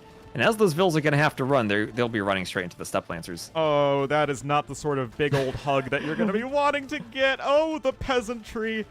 Oh, no. It's just the army value so much higher for Sebastian. Playing Chinese with an eco deficit versus Mongols is never a great sign. And it's just this mid-game pressure from the Step Lancers. Way, way too much. The Mangonel control has also been better for Sebastian. And that just nullifies the much weaker foot soldiers so much of Sora. Oh, the pikes all go down to the step lancers. What have they done to Age of Empires? We're seeing Step Lancer versus Fire Lancer from Mongol Chinese. This doesn't feel right. It should be Oh, look at those vills. Look like camel crossbowmen. at the idle vills. Yeah. Sora Kuma and at the top of the map, doing a mill on the deer because he's out of wood to chop. Oh boy, Banggoodai production has also started because why not? And this is just not looking good. I mean, Sora Kuma's had a trade cart at the south of the map all game, but nothing to trade with because he didn't have a market at the time. And he never started trading even when he did the market. And now his market is destroyed, so he can't start it up. Well, I don't think 150 gold even would make much of a difference at this point. As we actually have a red player now going over to the other side of the map. And this is all looking good for Sebastian to get a quick 2-0.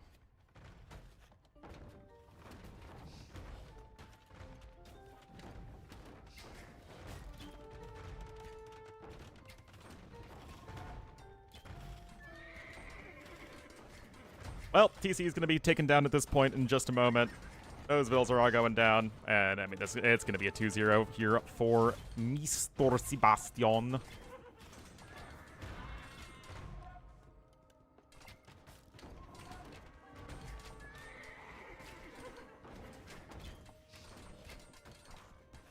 And here come the Mangudai. Mangudai on the hill. And I don't know why Sebastian's pulling back. If he keeps fighting, he keeps winning. I guess he's clicking up to Imp. But, yeah, I mean, all Sebastian needs to do is just head-on apply directly to the forehead, and he's good to go.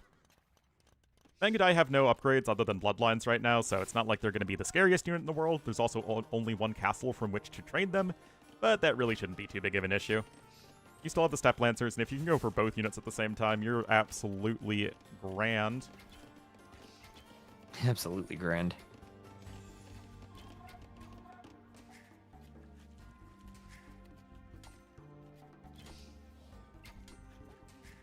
Yeah, you need your 2 And champions down goes the TC. from the Mongol trade carts.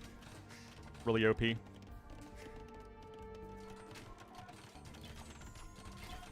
I mean, yeah, you're 7,000 resources ahead at this point in the game with Mongols over Chinese. Yeah, this is not something Sora can come back from.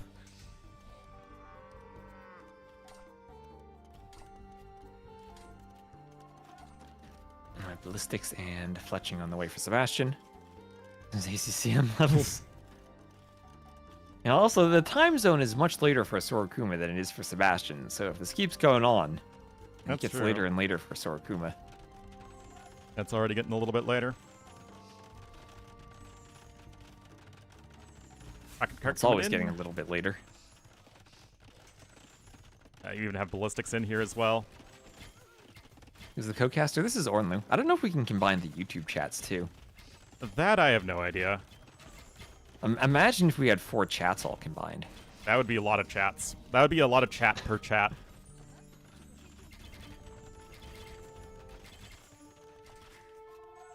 Oh, Sora, There's not a even single with a GG. G. Sora simply asserting that he is a straight-up gangsta. Oh no, a single G. So, I mean, felt like it was over once the double forward docks came from Sebastian, and then he just mongled his way to the modern day Step Lancer. Indeed. And it's just way too much of an advantage. The early Castle Age was so good for Sebastian. Remember, the uptimes were actually at least fairly similar, but it's just behind that there really wasn't a whole lot you could do as the Chinese player. When was the last time Steppies got nerfed? I don't actually know. A little while ago, they got buffed because they were basically useless, but it's really Mongol Step Lancers and Khitan Step Lancers that feel extremely good. The other Civ's Step Lancers all feel, like, perfectly fine. Yeah. Wait, who won game 1? Sebastian, remember the hole? Sebastian. Yeah, okay. I clicked the wrong button on my scoreboard. I need to double check. I looked at it and I was like, I knew that was wrong, but I figured I'd double check before changing it and messing it up even more. So, loss on Canal Clash. Ooh, I do see Arena picked as a home map for Sora Kuma. Yes. I do also see Mauerfall as a map for Sebastian. And that's where we're going next in 20 seconds. All right. Now we can get Ornlu's opinion on Mauerfall when we load in. Because I'm still, this is a work in progress, and we're going to be getting some feedback from this event and making more changes to it.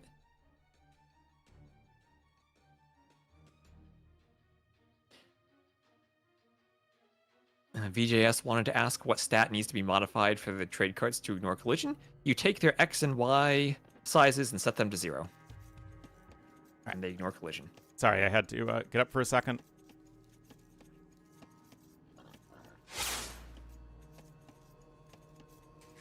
All right, so we are here in game number 3. This is only the second time I've ever seen this map.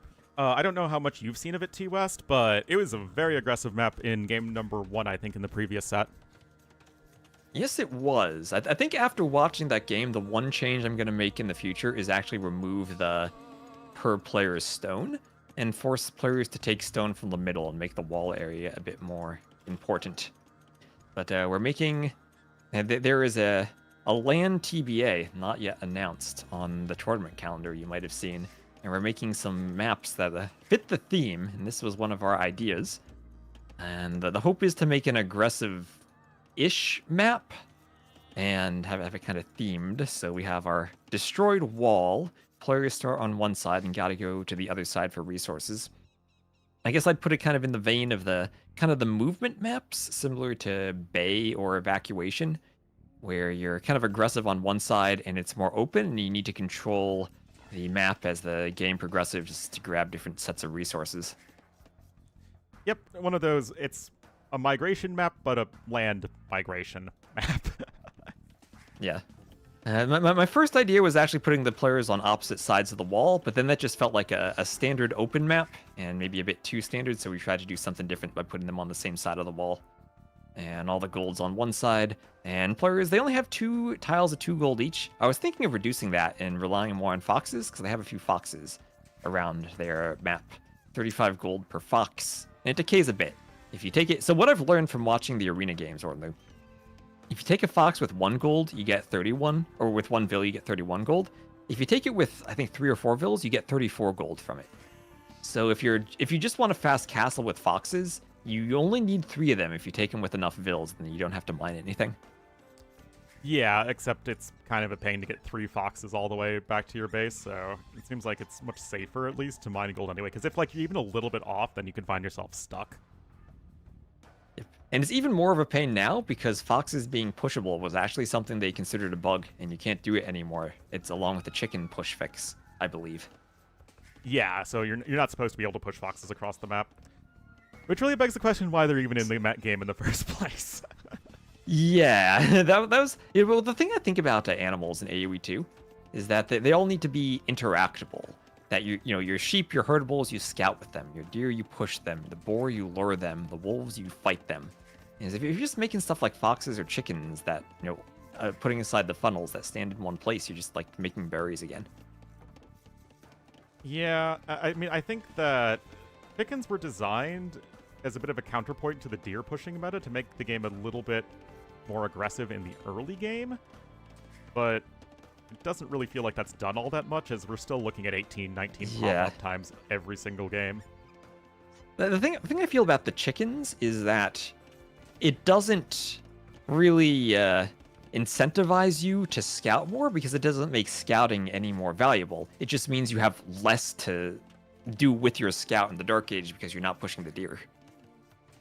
Yeah, and I don't know why scouting feels so much less valuable than it used to be. Probably just because the maps are so much more homogenous than in ye old days, that you don't really ever adjust anything based off of the map you have. You're doing more or less the same build every single time.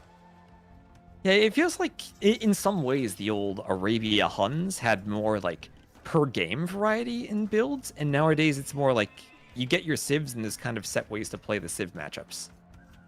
Like mass skirmishers for all of them. And cap archers. Yeah, here we will have, surprise, surprise, Sebastian doing a stable as the Franks to go scouts, and in response, the Catan's player also doing a stable. Oh, that's a little bit of an annoyance there.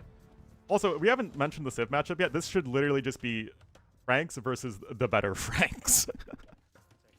Yeah, I'm honestly worried about what Sebastian's going to do here when we get to the Step Lancers with extra attack. I mean, Frank Knights don't actually have any bonus over normal Knights in the Castle Age. The 20% HP is the same as Bloodlines, and they lack Bloodlines, so that evens out. And against Step Lancers that then have +4 attack, I would imagine the Step Lancers win. Especially with the unit stacking that's in the game right now, which is just so incredibly powerful for any unit with one range. It's great for the Kamyuks, it's great for the Step Lancers. And this is going to be a tough one. That said, in the short run, at the very least, you do have the 20% more HP for your Scout Cavalry, so 9 more HP. And until Forging comes in, that's going to be a nice advantage for the Franks player.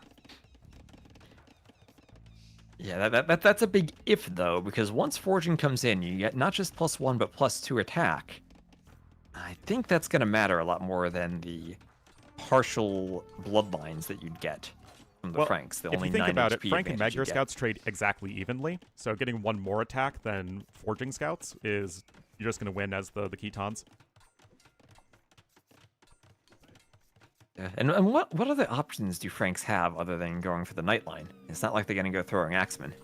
I mean, you basically would just want to go for, like, infantry and some monks and siege.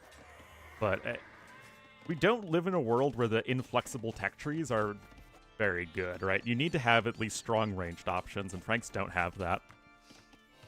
Yeah, and if you are going like pikes, the Catans could go pikes too and add them in more quickly.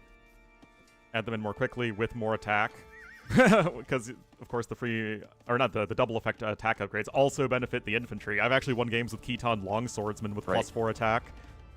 That's true. I mean, their unique unit is an infantry unit, and they do actually have really good infantry, maybe overshadowed by the power of their Step Lancers. But it also applies to their Fire Lancers. They have Fire Lancers. They do. They actually have arguably the best Fire Lancers because they're fully upgraded, and they get extra attack. You get Gambesons in mid-game, and you get the extra attack, yeah. Oh no, the Catans. Wow, what does poor Sebastian do in this Civ matchup? Unless he takes a really good early lead, and I mean, that's hard to do in a Scouts War these days. Players are so good at microing their Scouts. Right, we see what we're seeing here. It's a small number of Scouts into some Spears. And typically the Franks without Bloodlines are the Civ that wants to play a shorter feudal and get straight to Castle. But here in this matchup, I think it just benefits the Catans. I mean, in early feudal age, it is actually better for Franks than Ketons because Ketons no longer have any early game bonus, like no Dark Age bonus, with them losing their faster working or shepherds or more efficient shepherds or whatever. But without Bloodlines, you're perfectly content here as Sora Kuma to play an extended feudal age. Your scouts are better, and your food income is a lot better with pastures. Yeah, and also the Frank scouts don't have as much area to raid you early on because your pastures can be closely constructed near your TC instead of out by the mill. Exactly. Forging is on its way. You also have the faster training scouts as well as Keaton. That's true. Part of the Huns bonus, so the faster working stable, the scouts train faster. Yep. Yeah, all the three kittens are very transplants. scary. Oh, they're on the other side of the wall, though, which is not really the best angle. But, yeah, once all these units get together, this should be a very good fight for the Sky Bear.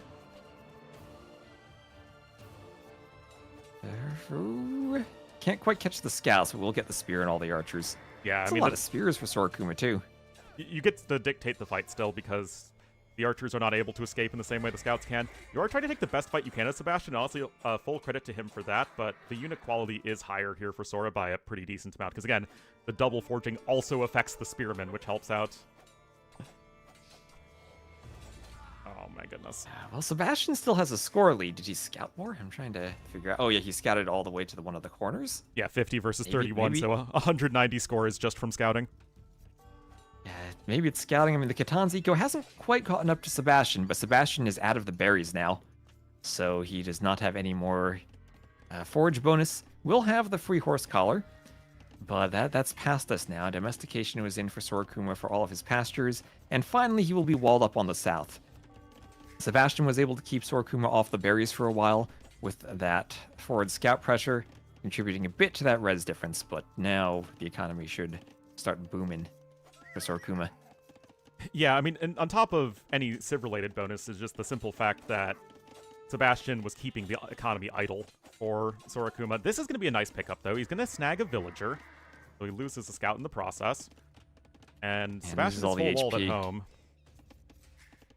And, well, those scouts are kind of useless now for picking off vills unless they're very low HP ones. Yeah. That's still fine. Castle Age time is still going to be a little bit faster here for Sora Kuma. Probably. I guess Stone was sold. The issue, though, is you could easily just go heavy Cav Archer, Castle Age heavy Cav Archer as Ketons here, and that's also going to be something Frank struggle against. It just feels like Ketons are honestly better in almost every way.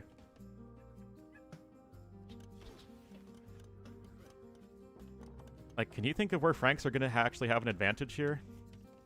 Ooh. You know what Sebastian might do here? He Frank- might have extra hit points on Frank Cav Archers. He's probably going crossbows. It's probably... But Cav Archers could be the dream. Yeah, we'll go Frank Cav Archers versus Keton Heavy Cav Archers. That sounds great. Every civ I mean, is a I Cav guess Archer in Skirm Civ to West. Not the Bohemians. They don't That's have Cav Archers. That's very true. So, looks like it will indeed be crossbows here. Same worry about fighting heavy Cav Archer, though, if you go crossbows. Maybe better against Step Lancers with the lack of Pierce Armor on the Step Lancers. Just have to make sure you have enough crossbows and you're not caught out of position, which is much easier said than done against the mobility of Step Lancers. Yeah, exactly. But I do like how well-walled Sebastian is at home. He is very safe, not vulnerable to any counterattacks, whereas the opposite is true of Kuma, who is much, much more open and susceptible to attack. Note that the skirm numbers are also climbing. That's it. If you're forcing the Keton players to just make skirmishers, it's really not that exciting for them. And you're going to give yourself a lot more offensive potential than your opponent.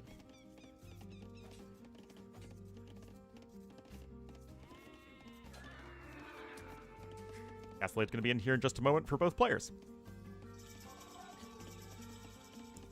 Alright, there we are. And Workshop forward for Sebastian. And that's risky against Step Lancers, but we'll give him an answer to the Skirmishers because Elite Skirm Sora Kuma knows he needs to go for the best unit in the game. And we'll immediately click the upgrade for Elite Skirm and Bodkin.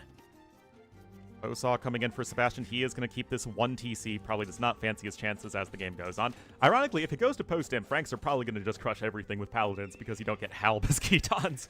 But, That's yeah, true. short of that, you're probably going to want to end this one faster rather than later. I mean, Catans do get heavy camels with all that extra attack. Well, I mean, in Imperial Age, it's just Blast Furnace. Yeah, but I mean, that's still fully up. I guess they missed Bloodlines. So, Well, you have yeah, not the Ordo best heavy Cavalry for the camels. HP regen, but that doesn't really help you versus ranged units. Oh yeah, it's a bit of an overlap with the Berber's camel regen. Well, it's also an overlap with Georgians, and they have HP regeneration, although it's a little bit different. Because it's not really HP regeneration, it's almost like a life steal kind of thing. Yeah, it's a weird one. It's one of those, like, you delete your units so the enemies can't heal instead of fighting type of thing. Well, I mean, it's you just generate a certain amount of percentage of your HP whenever you're fighting. Anyway, +2 defense is about to be in here for the skirmishers, and it's 2 TCs to 1, and right now, again, it's all about Sora just hanging out and hanging in there. Yep, and using the pastures. Indeed, he is using pasteurization so his milk doesn't go bad quickly. Like Cav coming in now here for Sora. And again, he should just be very content to just hang out. And the longer this game goes on, he should be quite confident in his own eco. But look at this. Great scouting. I'm pretty sure it's great scouting here from Sora to see exactly what's happening. Now, the quick walls are in. And I don't actually think this is going to be denied, but it's still a good move there from Sora Kuma. Sebastian needs to pay attention. Ooh, yeah, that was Yo. close He's paying on attention. the wall. Although the attack is pretty high, but yeah, not going to be. He needs to repair. He needs to repair. Okay. This is only forging. Imagine iron casting we're in. You might not even be able to repair this. Yeah, you might need a third build to successfully repair. There is a mangonel out. There are a couple camels hanging out in the siege workshop, but are obviously not the best anti-mangonel unit. And that TC is taking a long time to come in because only 2 villagers are actually able to do any building, and oh no, They're in. Oh, he gets another palisade though. Yeah. But is this a repeat of the same thing? Nah, maybe this goes up. Maybe it goes up. Yeah, I think it goes up now. Yeah, on the other side, TC goes up in the shorefish. What do you think about the shorefish? I think I like that there are fish in the corner, but I need to do something more than just put a bunch of fish there. Maybe spread them out a bit more. I'm not sure. Well, it's just a very good place to drop a TC. You know, it just feels it is. Part of the map. Siege Workshop going to come forward here for Sora Kuma. Wheelbarrow as well. It's already in for Sebastian, who also has the heavy plow upgrade, of course, for free as Frank's. And he's going to be on 3 TCs. He's got a bunch of crossbowmen. But I'm still questioning where exactly he's going in this game.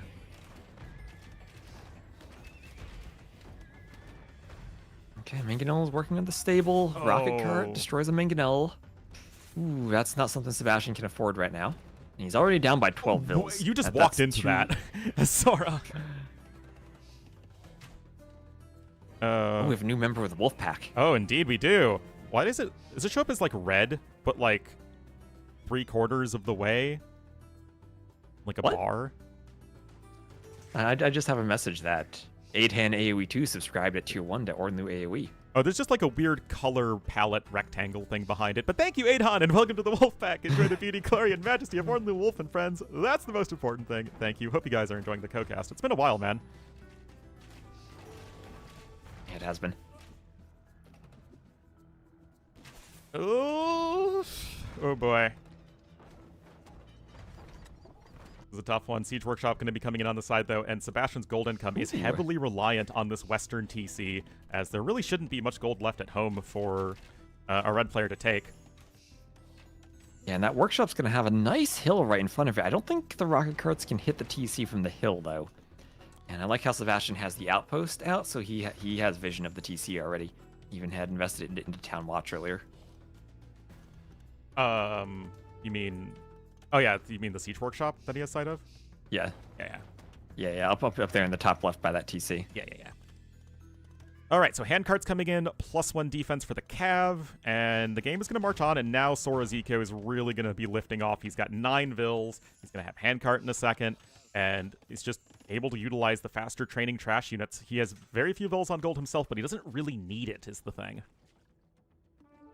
Yeah, and it's interesting, right? The pressure's now going to be split into 2 halves, with Sebastian trying to be forward with the Mangonels down here in the southeast, but then in that northwestern corner, double stables and rocket carts, and Sebastian has no military units out here to defend at all. Oh, and he's just going to lose all of his crossbowmen. It's going to be late for a castle. He's going to lose all of his crossbowmen for free. Can't even afford a castle yet because Frank's got that castle bonus nerfed because they apparently really needed it. And more cap upgrades coming in, I know. Now he can afford a castle, though, and he absolutely needs one. Yeah. And I want to do like my own balance patch, like go back to AOC, and with the wisdom of changes that have and have not worked, just start from scratch. And okay, we're gonna have a forward castle. Sebastian being aggressive, trying to put it on Sora Kuma's face. He sure needs to. Rocket Cart still eating the TC again. It's going to deny so much gold income. And my worry for Sebastian is it's going to be difficult for him to actually force an engagement. Ooh. Look at how many light cav that TC just killed. I mean, that could honestly give Sebastian a chance to flee with those vills and keep them alive. He's trying to just get a few Frank Knights up there. And, well, here comes a village. He wants to raise the castle. Slightly less forward, but as the barracks goes down, he's gonna... Oh, could the rocket cart one hit this? Oh, Tim Castle? Oh, I think the reload time was good enough there. Conversion is gonna need to be successful. Deletion is there in time. Ooh. Oh. I think this castle's gonna go up T West. I think it is. Okay, a few vills go down. But the rocket cart's destroyed. 3 mangonels in the castle is going to put a lot of pressure on this TC. And all of a sudden, all those pastures that Sora Kuma has might be out of commission. That's a ton of wood he has invested here that he's going to lose as the Franks will control this area of the map. And second TC for Sebastian in the north right now. He needs to send all those vills to build it or keep them safe somehow. Maybe because the light cav have to path around, but 90%. This is still kind of ugly to deal with for both players. 95. He gets it up, and that's 2 TCs now. It is, and the TC at home here for Sora Kuma is dying. There just isn't anything here to defend. Throwing Axemen are back and ready for action. Yeah! There we go. Raiding the wood line. He can't get the axes to hit the villager.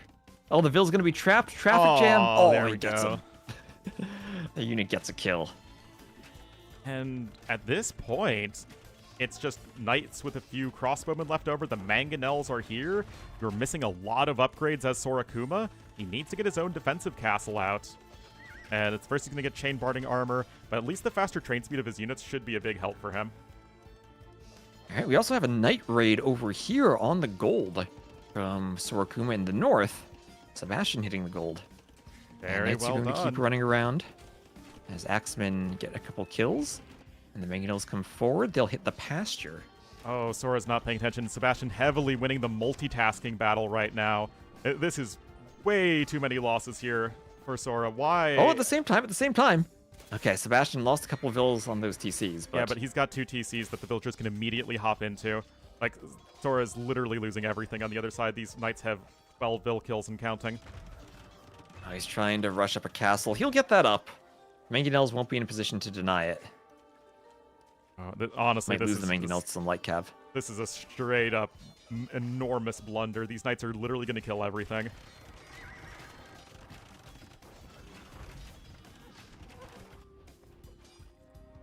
I mean, okay, monks want a couple conversions on the knights. And at the very least, Sebastian can stall things out for a lot longer. Yeah, and we're getting to the point where now the Khitans have lost all the pastures. They'll have to reseed them. That's a lot of wood and a disruption to their food bonus. And if we go to the late game, it's probably a better matchup for the Franks, which is, not uncommon to say against most civs versus Khitans. It's just getting to that point that's the struggle, and Sebastian, with the castle, if this goes up on its gold, may just have gotten himself to that point.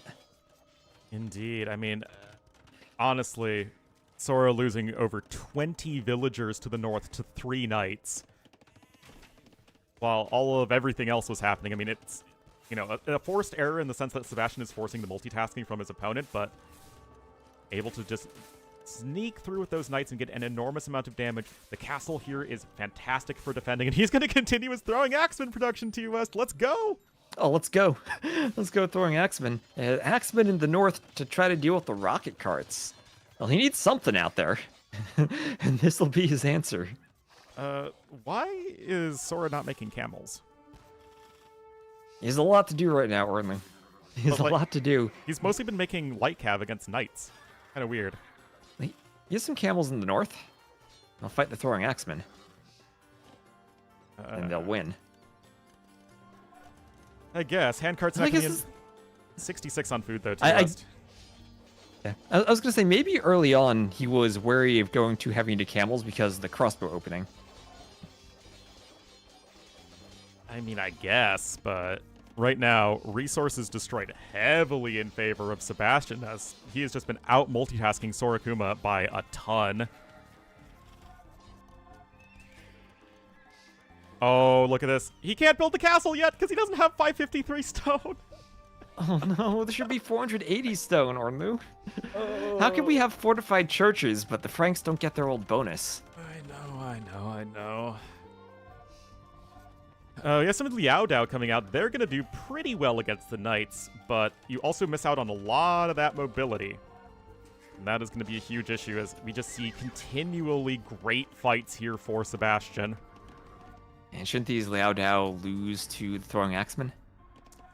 Well, I mean, it's like a... Pretty hard. The throwing axemen aren't getting attacked, then they'll do okay, but Liao Dao do have 3 melee armor and 75 HP, so they're pretty good. Oh, okay. Yeah, so they're kind of like the Teutonic Knight-esque counter to the axemen just because they have enough armor. Yeah.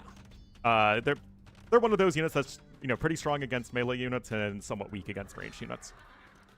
Yeah, because throwing axemen, you think of them as an infantry counter because they do melee damage, but they don't actually have an attack bonus against infantry like a Jaguar Warrior or a Cataphract or a Plumed Archer would. So the high melee armor ones, they're kind of Mamluk-like. The Teutonic Knight counter is like a ram against them. Most everything in There's- AoE ooh. has either the same or more pierce armor than it has melee armor, and of course the Liao Dao just happened to be one of those exceptions. Yeah, so here we have Imp for Sora Kuma. And I mean, the score lead isn't that different. He still has a res collected advantage, and he still has pastures. He's stabilized a bit in the south. He has that defensive castle. And if he gets Imp first, maybe he can shove down this Frank castle in the south, get more control of his farming eco. Or just keep US. transitioning to the gold in the north more. Yeah. I would posit to you to inquire as to where Sora's getting Imp. Oh, that is not a good TC to get Imp. Oh no. Sora Kuma. Players need to stop using select all TCs when they click Imp.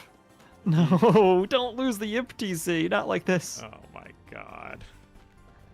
He's gonna have a lot of food and gold for Yeah, I was making like, where did all camels this now. come from? He's gonna take a fight. A little bit pathing of the axemen, avoiding the camels. At least the step Not the lancers best can micro help. from Sora Kuma. Oh, yeah, but the step lancers, they can poke into the corner like this. I still think you can take that fight. I don't think he had enough steppies. Yeah. If that was a full army of step lancers, you take that fight 100% when they're clumped up like that. But Yeah. not with this. All right. And, well, we were asking how they deal with paladins earlier. How do they deal with axemen? I think just a bunch of heavy cav archers would be doing just fine, or maybe mass step lancers could work as well. They are faster. But you do now have 5 range for your throwing axe. And remember, Bearded Axe was buffed. You now get 6 range in total with full upgrades. Okay, castle going up in the middle. And so far, I think this is the map has worked out really interestingly for this game. Yeah, It's been, like, action everywhere. Yeah, game number 1 wasn't, in the last series wasn't that great, but this has been a very good game.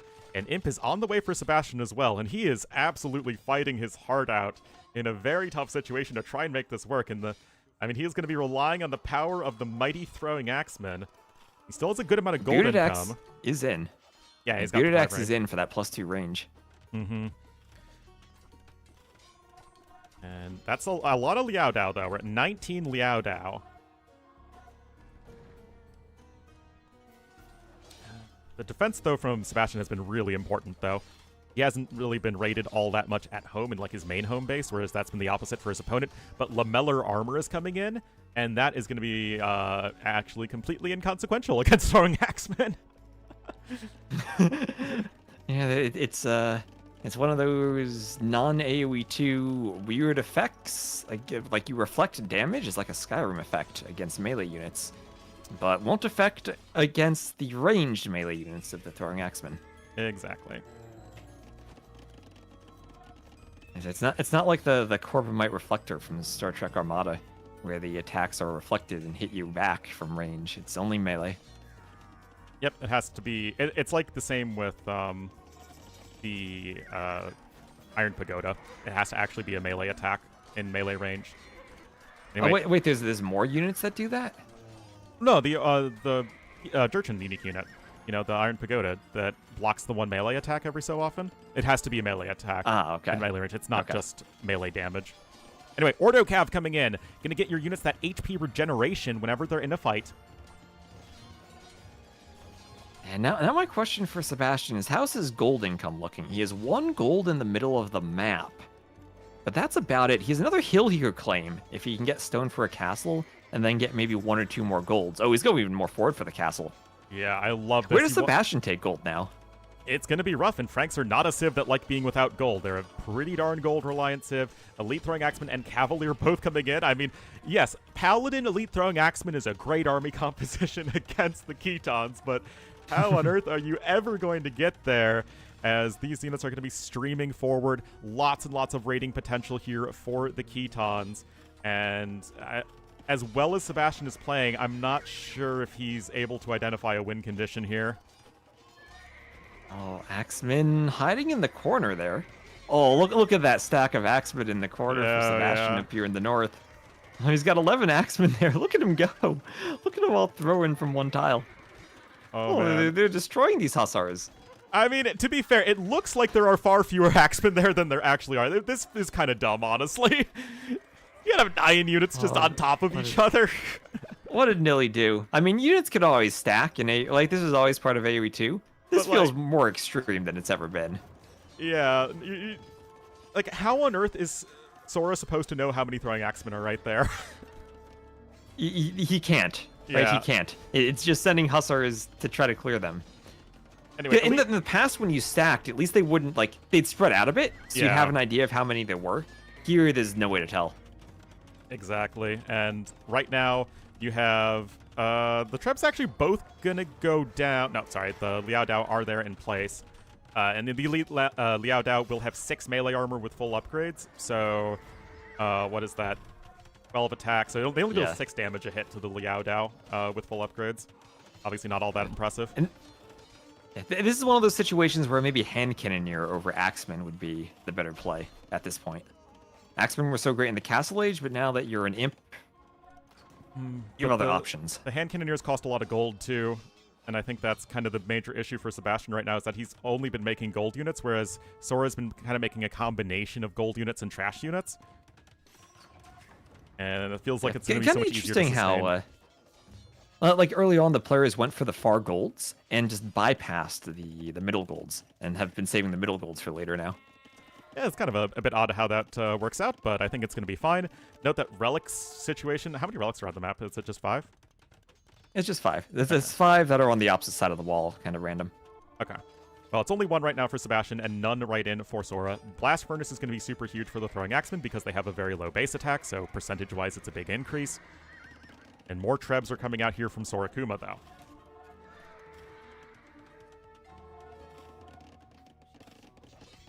And we'll have Pastoralism in now for Sora Kuma. Didn't have that heavy plow equivalent for a long time. Nope. Nice job sniping the Trebuchet, though. There's +4 defense just now coming in for the Cav. I mean, Sebastian's really trying to keep himself afloat in this game. And the army from Sora isn't actually all that impressive. Yeah, I mean, they're both at similar pops. But losing the castles is going to hurt for Sebastian, because that's going to be less gold control for him. Yeah, and of course the big question here for Sebastian is just how long can you sustain any of this without gold income? Because your only non-gold unit is Frank Light Cav, which is a thoroughly unexciting unit to be making in this situation. That it is, and you think when the gold starts to run out, the Ketons have a much better eco with all the pastures, and then they'll have those hussars they can pump out. No bloodlines, but then the Franks no bracers, so that kind of is okay to raid with hussars. Yeah, and it's you saw Axeman against the tower. Look at him go. Oh, there we go. There we go. Tower stood no chance. Well, Light Cav are starting to come in. The Liao Dao are here to help protect the trebuchets. I mean, the Throwing Axemen are honestly not even doing all that poorly, all things considered, but it does feel like a bit of a rough situation. Notably, no Siege Engineers is in yet for Sora Kuma, so you can try and maybe keep the castle alive a little bit longer. You're going to try and actually out-juke those units with your Light Cav, use that mobility advantage there, but that castle is going to go down and therefore expose a lot of this eco for Sebastian. Yeah, kind of the opposite situation of what we had before where the pastures were exposed. Now all the Frankish farms are exposed. And remember, those are crop rotation farms. Those would last a long time if they were to be protected. Yeah, that is actually quite true. But look at this. The blob of Throwing Axemen will not be contained at the north. They're just leveling the TC. Oh, I don't think, actually, Sora Kuma has a way to stop this. What unit do the Katans make if not Cav Archer? I mean, I just think you make Cav Archers. I think it's that simple. Maybe it is. Chemistry on the way. They don't have hand cannoners, right? No. No. But, like, you have the half-cost HCA upgrade. Like, that's fine. Oh, they're going for another TC. There we go. Oh, look at them go. Oh, they wreck buildings with that melee attack. Yep, they have Arson in as well. There we go. More Light Cav on the way, and like Sebastian is doing so admirably. He's still ahead of Sora in terms of res collected, which is a testament to how active he's been with his raiding. Even though Sora has killed more vills overall, you have Conscription now coming in for Sebastian. And we have Mounted Trebs on the way. That is actually one of the okay-ish units against the Throwing Axemen, but you still have to be very careful with them. Okay, Axemen kind of getting overnumbered by Hussars, but even then, yeah, the Axemen win the fight. As long as Sebastian can keep his Axemen numbers up, it might be hard for Sora Kuma to find a quick counter to this. He does at least have Bracer, so the Cav Archer swap wouldn't be that hard. You just need Heavy Cav Archer, which is discounted? Yep. Yeah, it is discounted for him. Yeah, 50% off. That'd be an easy swap at this point. Yeah, it's 450 food, 250 gold. You already have almost all of the upgrades in. Just... it's still good against it. The Throwing Axemen. It's an almost fully upgraded Heavy Cav Archer, just missing Bloodlines. Yeah, it just needs the final armor. So yeah, I actually think that'd be great. Like you go to the classic Hussar Heavy Cav Archer play, and then you actually have something to stop the Axemen from clumping in the wood lines. Exactly. Yeah, the golden. I mean, look at the population though, because Sora Kuma is starting to fall, and the Axemen are cleaning the production facilities. Is Sebastian okay still? Sebastian's totally fine still.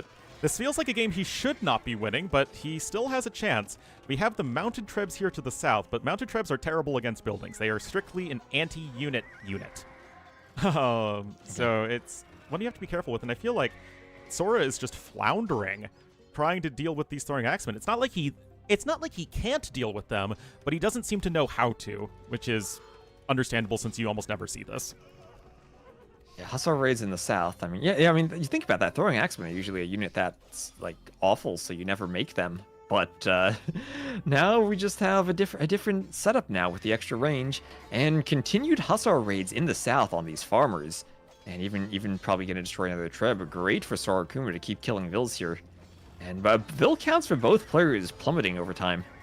Indeed, but we have a Trebuchet getting itself situated here for Sebastian. Honestly, Siege has been one of his biggest weaknesses in this game in that he hasn't really had his nothing. What? That's an Ornlu castle right there. Oh, no, sorry. I thought it was, that was Sora building a castle in the middle of his opponent's base. It's just the minimap, it looked Sebastian. like it because of the Hussars, blue Hussars are on top of it. And Sebastian really does need this castle to protect his farmers, but all of a sudden he's lost 30 vills in the last minute. And there's the GG as Sora Kuma gets himself on the scoreboard. That was a crazy game. It felt crazy. I like that. I loved it. It's a game that felt like it shouldn't have been close, but Sebastian just kept on fighting his way into it, and it just eventually could not withstand all of the units flooding across. 135 Throwing Axemen made, though. That is always a lot of fun. It felt like they used all parts of the map, too. They're going out for the fish. They're coming back for the center golds. They're trying to take the stones in the middle. And both sides used a ton of their tech tree as well, which is a big thing. Like, they really tried to dance around each other's army compositions as best they could. Yeah, so I'm pretty happy with that map, I have to say. Maybe the two thoughts I have are that they're... Maybe remove the players starting stone, make them mine stone from the middle. That's usually close enough that I don't think that's too much of a difference. Just kind of emphasizes the wall a bit. And then maybe adjust the fish a bit, because it's kind of awkward having them like Yeah, one that's tile fair. apart and some of them inaccessible. Yeah, other than that, I really liked how that map played out. I think this is a good concept. I need to make it a bit prettier, but it worked out pretty well. Is this also going to be used in That- the totally not known tournament that's coming up? Yeah, the LAN TBA. Yeah, the super secret LAN TBA. Yeah, so that's... I mean, KD was pretty even. Around 400 kills each. Yep. Ecos were fairly even too, considering how that went. Oh, yeah. Slight lead for Sebastian. And, I mean, the age timing's pretty equal. And see, someone wanted to see the villager graph. They'd wiggle back and forth quite a bit over time.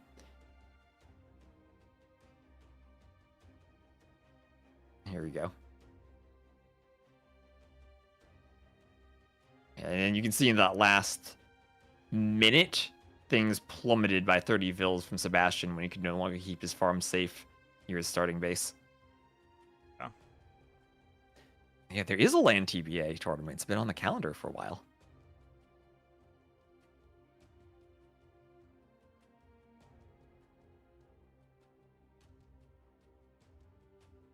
All right, 42 seconds, guys, and we will be getting into Chile Nomad. Not the Chinese one, the German one. The one that's in Berlin. Oh, jeez. It's already on the calendar. The leak is there, Vanilla Donut. It is in Berlin, yes. That is confirmed on the calendar in December. Jeez, wasn't there a tournament in Berlin last December?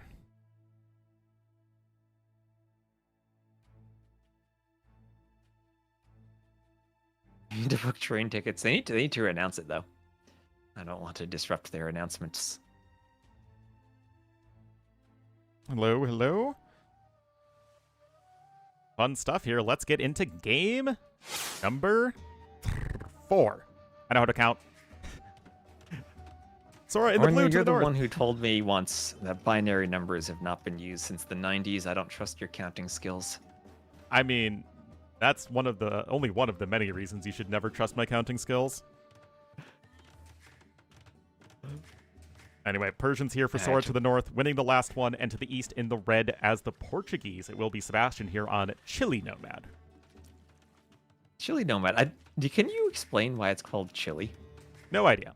What I is was chili about it? I was kind of Okay. hoping you would tell me. I don't know. I don't know where the food names come from. I mean, there has to be a reference, but I only understand Star Trek references. I don't get food references. Yeah, I'm afraid I have no idea. Anyway, both players have a fishing I ship like the- out. But Yep. Persian Eco going to be And, very good early. Nomad. And Nomad, do you think we see organ guns from Sebastian? Versus Persians, I don't know. Feels like Portuguese monks are going to be one of the most important units here. Okay, yeah, that's true. Either way, Portuguese don't really have the mobility the Persians do. Very true, but they do have a very, very powerful and efficient army, so that could end up being quite tough here for Sora to deal with. But the thing that you can do on this map, and what we have seen on this map, is that players can expand away from each other.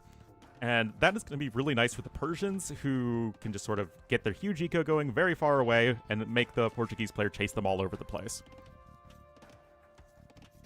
Chase them all over the place. That's what you want to do, and that's really the counter to organ guns if they're chasing you all over the place. And Sora Kuma, also, if the organ guns do pressure him, it's extra HP on the Persian TC. So he's a bit of chance to run. Indeed. It's Persians are going to be a very strong civ. It is a hybrid map.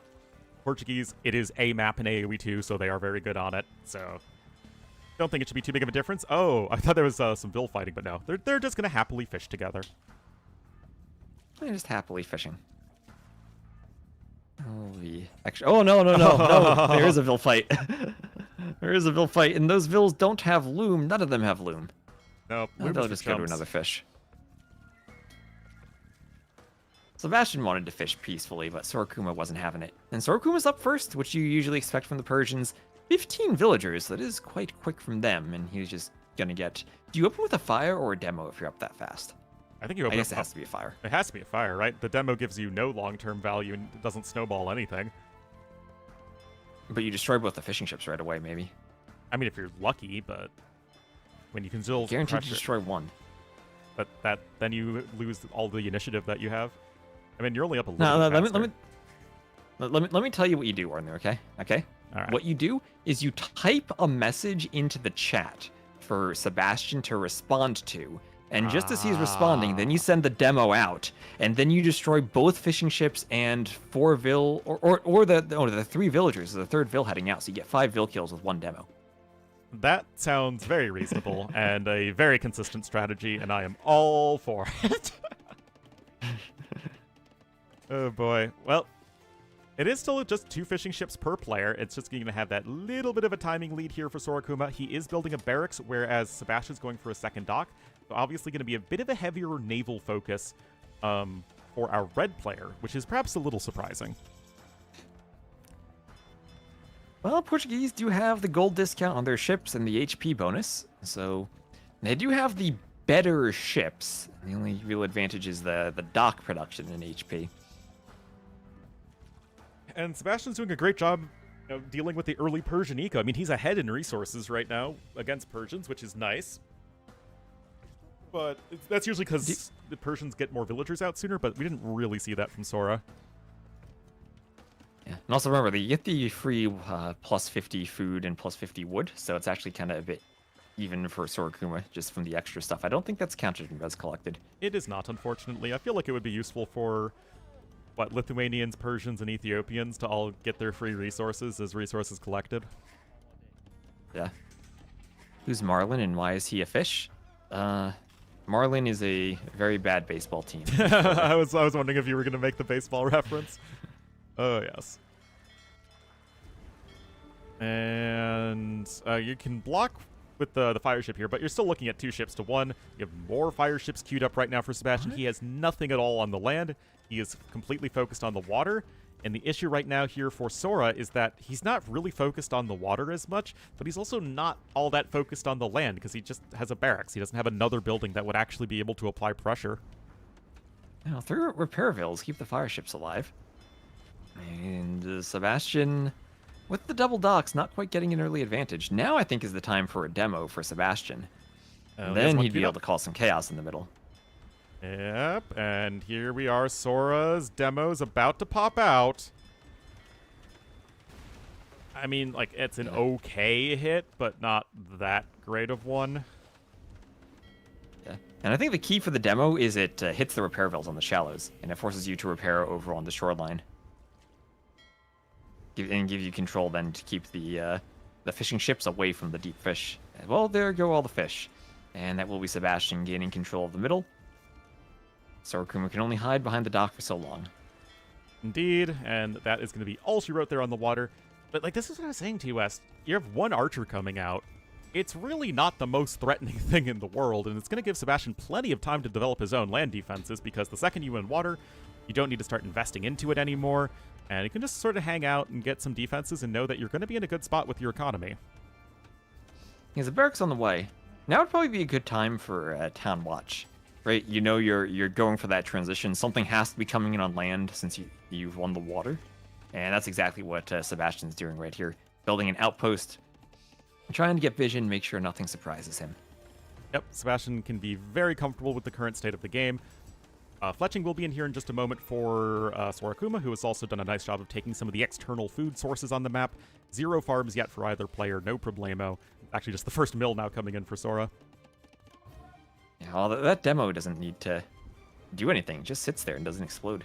It's just demo here stands for demonstration. So much for a demonstrative unit here. And yep, just another elephant coming in for the Sky Bear. 3 archers are making their way out on the map. There are some vills that are a little far away from the TC, but you need to make something pretty big happen right now because you're behind in eco as Persians, which is never a great sign. I mean, you can always catch up in eco. There aren't all that many fish left. But the eco advantage is what you want to have as Persians here. You still have the mobility advantage if you head into the Castle Age. But you're gonna maybe be scared if you don't have army out. Sebastian gets up first, and the castle gets plopped down on your face. Yeah, you don't have a scout cavalry on this map, guys, so these archers are actually literally scouting to see where his opponent is, but they are going to run right into these vills, and it's going to require a quick reaction here from Sebastian to minimize losses, and he is trying to do just that. He will be guaranteed to lose at least one vill, maybe even two, but yeah. And tried to use some walls. Ooh, nice gate, but still loses the vill. Needed to sidestep, maybe. Yeah, needed to use that dodge attack. Needed to roll. Damn it. Maybe could have nerded his way to an extra vill surviving. Yeah. Now, archers here are applying a bit of pressure, but we already have the first skirmisher out, and I mean, this is a very reasonable thing to do to defend as Sebastian. If your opponent's opening scouts, you already have the barracks for a few spearmen. If your opponent's opening archers, you just get the skirmishers anyway. And really, it's all going to be about getting that faster castle age time. That said, good macro behind this from Sora. He's done, like I said, a really good job of leveraging the extra hunt on the map. And he is going to be getting there nice and quick. And, good response here to losing water. Now Skirm's out to defend against the archers.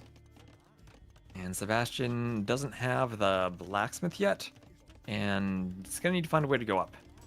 He will have just about the food, and he won't have to have sold stone or anything. Castle Age is queued up behind that villager, so has a little bit more gold income, but what should be happening is a stable should be being built here for Sora Kuma, and sometime in the near future. He has a lot of wood, and just a few knights plus some crossbowmen feels like it could be applying a lot of pressure in early Castle Age here to Sebastian.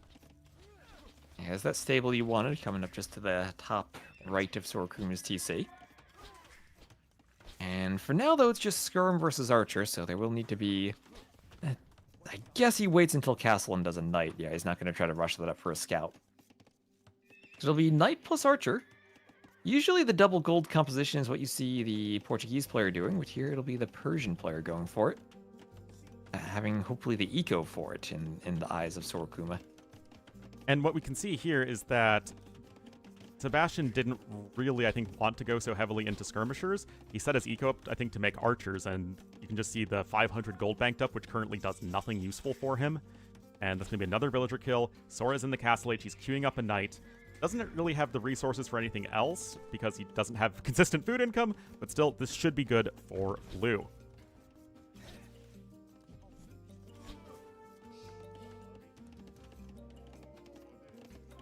Crossbow Bodkin here.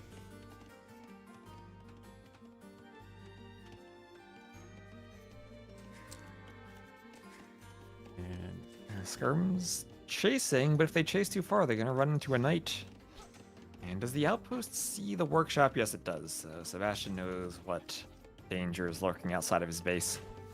I mean, T-West, if you are chasing the crossbowmen for too long as the skirmishers, eventually it's going to become nighttime. There's no way to avoid that. That's true. Why you Depends on where you're chasing them, though. You might be just, depending on the season, might be 24 hours a day if you're in the right environment. Yes, but do we don't look actually like know we're very where this close to the desert's North located. or South Pole here? I don't know, maybe we're like in very southern Chile. Right? It is Chile Nomad. Oh, that's true. But I don't think Patagonia looks like this. Double monastery, by the way, here for Sebastian. Do you like that, TOS? I mean, I'd like it if the crossbows were not underneath the monasteries right now. He needs to get elite skirm. Right? He needs elite skirm so we can free up the monks from the monasteries. Feudal skirms aren't going to cut it. No, and I'm surprised that you see your opponent's invested into only archers. He's almost certainly going to get crossbow and bodkin. It's going to be difficult for the mangonels to ever be converted. It takes a lot of time to get redemption plus sanctity. You kind of need both, otherwise you get one hit by the mangonels. And right now, that TC is well on its way to getting eaten here. Sora just one knight, and he is just keeping up this pressure, also grabbing bowsaw. Yeah, and Sebastian, because he was forced off of that wood at the north, has struggled to get the lumber camp up, and you need wood for elite skirm. And he can't add the upgrade in. Doesn't have the gold for Bodkin either, and he really does need both those upgrades. And needs to keep the monk safe. Ooh, Issue. using the TC to hop in and out. Pay attention, Sora. He's splitting. And then, okay. Mangonel converted. He needs to get a trade. Okay. What the heck? That was such Redemption a fail. monks. Delete on the other Mangonel. The Mangonels are cleaned. And -3 Mangonels for Sora Kuma. And with Redemption in, the monks could even threaten that workshop. Remember, the monk is the best siege unit in the game. Goodness, that was so poorly microed there for Sora Kuma, unfortunately. The monks just had all the time in the world to get the conversion. The archers were forced back by feudal age skirmishers. The crossbowmen needed to be forward to force the monks back into the TC. And that is just everything going wrong here for poor Sora Kuma. Indeed, as you're saying, the siege workshop there has to be deleted. Second TC coming in for each player, but that was an amazing fight for Sebastian.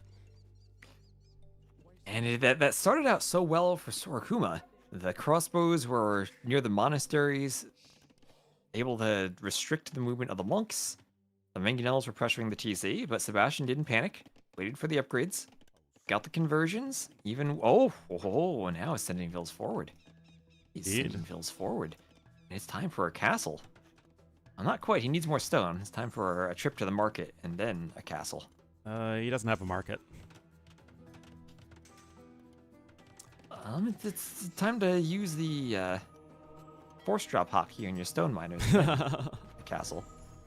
Oh, Our archery range being deleted, blacksmith deleted. I mean, Sora's just running out of units. He doesn't have anything He's running out useful of to make buildings. right now. That castle's not getting stopped. There's not the monks there. Gate. Ooh, monk on the gate foundation. Why did the monk walk diagonally? That was like the longest path he could have boy. taken. Oh! Demo? Oh, too late. Oh, Sad demo. no way this works. This would be such a fail. Why would you run into the all demos? Oh, no way. He's trying to pick the monks. Yeah, but... Demo of the night? But, like, it's literally right there. Okay, castle goes up, we're good. And Sebastian gonna pull this off. Yep, castle's in. You can start making some organ guns. And the thing with Portuguese is that they're so much better in the low eco situation, as their army is extremely cost efficient. Monks are generally super cost efficient, and they're discounted. Organ guns, same deal. And now you're having to expand all over the map, which is what we said that Portuguese could potentially struggle with. But right now, Sora's eco is on the run. Yeah, and the way Sebastian's able to push into the middle of the eco, it gives him a bit more mobility because it's less distance to hit both sides where Sora Kuma's expanding.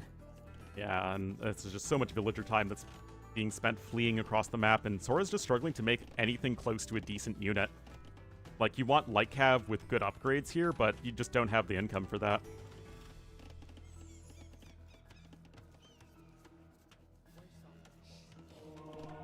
Even these skirms are still being annoying. Conversions in the Vils. Lumber camp is disrespectful. That is a forward lumber camp. Oh, what else is he going to do with the Vils? Not much room elsewhere here. I gotta keep the Vils working. More outposts all over the place for Sebastian. He actually has a villager lead at this point. I mean, he's not all in. He's on 2 TCs behind this. And he finally has a market. Thanks to that conversion. Oh, come on, you can't just... Oh, he accidentally clicked on the outpost instead of scooching the Mangonel back. And that forced him to delete that Mangonel. Oh, no. That hurts when those accidental misclicks. Yeah, it's a bit rough. You gotta be holding alt, I guess, when you move. Yeah, that's a thing. I keep on forgetting that's a thing. Now, I like miss to see a siege workshop. Control Alt right click from the user patch. That was move without targeting anything. You could avoid farms too. I literally never used that. It was a thing. I might be the only one who used it, but it was a thing. I'm afraid I don't remember. Anyway, organ guns are going to be pushing their way around to the side here. I was going to say I would like to see a siege workshop out here for Sebastian, just a way to, again, sort of force these engagements to happen, and especially when you know you have a nice eco lead, or military lead, rather. And right now, we are seeing Sora expand away from his opponent, and he's going to eventually get this eco working.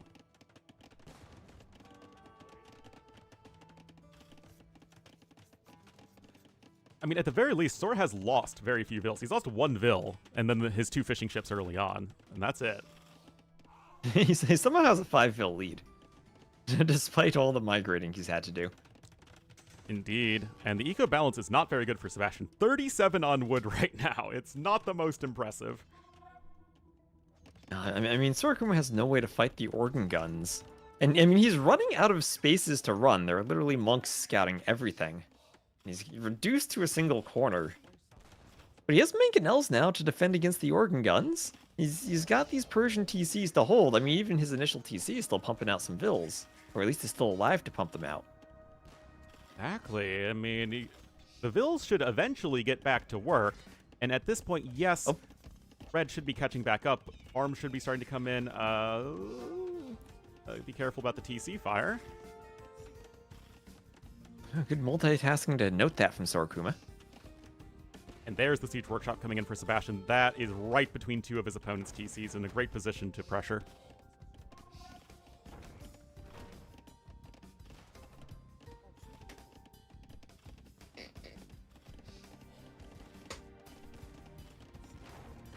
And forward Ariel, thank you for jumping over to the follower list. How do you jump to a follower list? You can click the follow button. Wouldn't that be clicking your way to the follower list? That depends on your vocabulary. Ooh, what if you use, instead of a mouse and keyboard, you use a DDR pad? Then you jump your way to the follower button. Oh, you know what would be amazing? DDR pad, but it's like a skateboard for a Tony Hawk game. Ooh, that would be pretty wild. Probably a lot of people falling over and hurting themselves. You probably need to sign some waivers. Yeah. Oh man, these outposts have been brilliant for Sebastian though. He is Odin. He is the All-Father, seeing everything. And those vills are fleeing, but they are going to be getting caught by the organ guns. Sebastian at least has a villager lead now. And Sora Kuma desperately clinging to the north, trying to add in something of an eco. It's just so tough when he needs a lot of food income, and that's been so heavily disrupted by Sebastian. And all those vills are dying. Guns massacring the hunters in the southwest. The ram push now on the TC. And that's when you know you're in trouble if you're the Persians and your TC is getting ram pushed and you can't stop it. Nope, only 4 vills in there. The organ guns are in position. Where are the mangonels? There's like 1 hanging out to the north. There's 1 in the siege workshop. It's not really in the position you need them to be.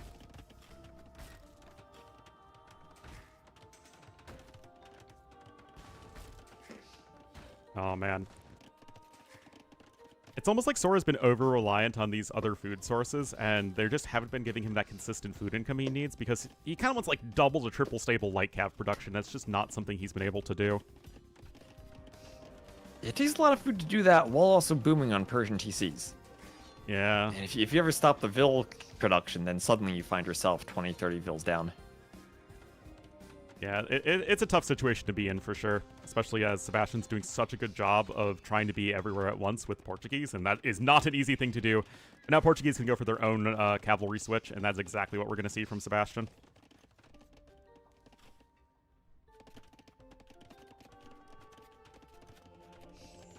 Also, 2 relics 2 in. mangonels in the workshop to the west could maybe splatter some organ guns. Oh, Okay. monks. Well, that can was good. Convert, but the And he needs to delete. Oh no, he got converted. nope. Well, somewhat good for him. The scores are still close at least. And then the Vill counts are still really close. It feels like Sebastian should be really far ahead. But maybe the eco from Sora Kuma can hold on as the Persians. Because he still has a res collected lead. He's trying to catch his opponent out of position with his siege units, but the issue is going to be that the knight switch is not something you can really handle all that well. You're trying to make some knights of your own now, but then that just opens you up to the enemy monks, of which you have none of your own as Sora Kuma. So it's still a very tricky situation for him. Yeah, I mean, maybe even Camel is an option if you start seeing more knights. Yeah, I mean, that army difference is, I mean, is you have double the army value right now for Sebastian, although part of that is fire galleys, which do nothing at this point. But it feels like your eco is so much more streamlined as red, even if it is slightly behind in value. I like how I'm going to start hitting some vills down here. With that +2 defense, they only take 1 damage a hit from the vills, at least on level ground.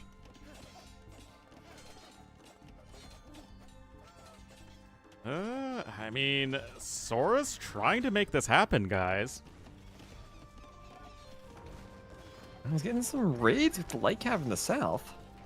That said, to the TC's north, still getting pushed. Sebastian's still getting damage done to the north, so it's kind of at least balancing out. And now the forward castle's coming in. That said, there really isn't a whole lot to protect the vills. The knights are charging forward. They at least have pretty darn good upgrades. They're actually only missing iron casting at this point. And without those monks, it feels like the knights might be able to do just enough, guys. Is this a doubt castle from Sebastian? Sora Kuma takes the score lead. It seems like the knight reinforcements might just be in the nick of time. I mean, the fact that those stables are forward is very important there for Sebastian. Indeed, Sora taking that score lead, but that castle is going to come in, and Sora Kuma is going to have to migrate once again. And he's running out of room to migrate. Look at all the outposts that Sebastian has to the west, to the east, everywhere. And the last part of the map is the only part Sora Kuma has. And that starts to maybe you worry about wood over time if you're trapped in one little corner like this. At the very least, you can still expand to the northeast, though. There really isn't that much presence there for Sebastian, though he does still have a 20-ish pop advantage and 48 villagers on food, although the eco upgrades are a lot better here for the Sky Bear. Yeah, that's true. Not even horse collar here for Sebastian. Well, Umber Camp even to the south. I mean, Sora, like we said in the beginning, this is your best bet here as Persians, is to leverage your eco and go all over the place. But of course, Portuguese themselves have quite good cavalry, and now things are going to be really difficult to take an efficient fight. Monks want conversions of the knights. Knights have to run away. And gold shaft mining on the way for Sora Kuma. Yeah, it's going to be a nice one. And Imperial Age, where did you get the resources for that, homie? From being the Persians, that's where. That's true. Still on 30 vills. And, I mean, maybe we're at the point where Sebastian really needs to turn that food eco into some raids. But I feel like 40 vills still isn't quite enough to pump cav into the enemy eco and even take some losses at the same time. It's going to be tough, especially because you have so many camels that are going to be on the field right now. The mangonels aren't likely to do that much, but, I mean, mangonels can deal decent damage to knights, especially if they're attacking downhill. And, I mean, still not the best eco balance, honestly, from either player, but having those better eco upgrades for Sora is huge. He does need to keep up his vill production, though. Just heavy plow now coming in for Sebastian. Risk collected are equal. Sora Kuma actually has a much better KD. Yeah, Res Destroyed is in favor of Sebastian, though. Again, it's the more valuable Persian army, unit for unit. Yeah, these two stables now to the south and the vills there from Sora Kuma can be really valuable on raiding the back of Sebastian's base. Sebastian, has he actually scouted this? Ooh, he didn't scout the stables in the south. You might think, yeah, he's safe in his map control. But actually, he's being raided pretty much everywhere. I mean, it's Sebastian with the middle of the map and Sora with all of the edges of the map, but the edges allow him to attack from so many different angles. That said, there's a big knight attack incoming. They are missing any of the attack upgrades, though, so you're still with better upgrades as Sora, and he's got those camels to help out in the fight as well, and especially with the much closer reinforcements. I think this is going to be okay, although that's a nice knight raid here to the east as well. He's losing a lot of vills, just as you're hitting Imp. He has a ton of resources, though. How's he going to spend that? It's going to be Cavalier. Not heavy caval, not heavy camel will be Cavalier. He's trying to get a castle to the west. Some organs and knights are there, though. That's risky. The light cav go down. The light cav don't really have the staying power that obviously a knight would. And yet, it's enough. The castle's going to come in, and you're going to set yourself up very well to start trebbing. You are with the Imp timing. Cavalier armor on the Cavalier. Some of the eco now being spent very quickly for Sora Kuma. I mean, he's still back to And 56 maybe mils on food with handcart. Yeah, maybe there's a world where the imp was just a mistake from Sebastian, and all the knights might have been able to kill more vills in this transition. I mean, it's hard to know that your opponent's up. It's such a chaotic game, and I think just wanting to get yourself set up for the late game is not necessarily a bad thing. But now pikeman is coming in. The issue for Portuguese is that they don't have squires, so the map is obviously so open at this stage that it's going to be very difficult to actually make sure your units are always in the right place at the right time. Ooh, yeah, and scores keep flipping back and forth. Should take a lead for Sebastian when he gets up. It looks like he's going to start heading for halbs. We do see him doing the infantry armor. And try to use the halbs to slow down some of these raids as Sora Kuma still trapped in the north. And I think the running out of wood is something that he's going to need to worry about in the next maybe 5 to 10 minutes. Yeah, I mean, the resources on the map at this point, Mangonel hits onto the knights are actually really good. I mean, yeah, you save your, the castle for the time being against the Trev. That was a lot of knights that went down in the process. Halb is coming in, and as Sora, you do need to get an answer to halbs. Now, Persians, of course, have both hand cannoneers and trash bows. So you do have options, but you're not really teched into any of them at the moment for Sora. Oh, some auto farms for Sebastian. And there's Halb. Halb for Sebastian. He's got 1k wood and 1k gold, a bit short on food. He has to find a way to get everything balanced and spent properly. Huge KD lead, though, for Sora Kuma. Even Eco KD. Indeed, and now he's even taken a slight res destroyed lead. So we're in a weird situation where Sora's been taking the better fights, but Sebastian has the better eco. Even though you'd think that based off of the civs, it would be the other way around, but nope. This has just been one very, very messy game. Both players being absolutely pushed to the limit when it comes to on-the-fly decision-making and multitasking, as the trebbing will now continue here for Sora. And he's in a good spot to treb. A lot of knights in that castle, and I guess Sebastian could do Cavalier himself and then try to jump the treb. But no matter what, does want the final armor. Chemistry now coming in for Sora as well, so he could be thinking about hand cannons. The concern, though, is that there isn't that much gold that you have access to as Sora, nor do you have access to that much wood. So it's like, do you want to risk investing into Kamandarin, or do you want to risk investing into hand cannoneers if neither you can really afford much in the long run? He does have a sneaky market in the south. As his knight raids, Cavalier raids from the stables continue. Sebastian has the outpost there, so at least he knows about this, and there's the Cavalier upgrade. As he's going to be ready to push on the west, maybe think about jumping the Trebs. I think he still needs armor, though. Yep. I mean, wood isn't critical to Sora's army composition right now, but if his goal right now is hand cannon plus Cavalier, which is going to be very good, you're then in a situation where the gold is going to run out very quickly, as you have very limited access to long-term gold as Sora. But the hand cannons are still what he's going to go for, at least for the time being. Ooh, we're having a very long couple of games this set. Yeah, I actually need to go in like 50 minutes, so... Come on, guys, hurry it up! Also, 4 relics, by the way, guys, for Sebastian, so he's going to have better long-term gold income, also technically Fatarias if it really gets to that point. There's some light cav going down.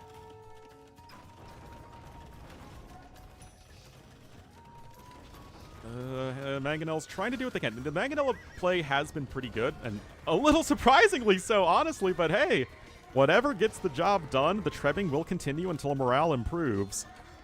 And that could be one of the 2 castles only for Sebastian going down, as there really isn't that much stone on this map.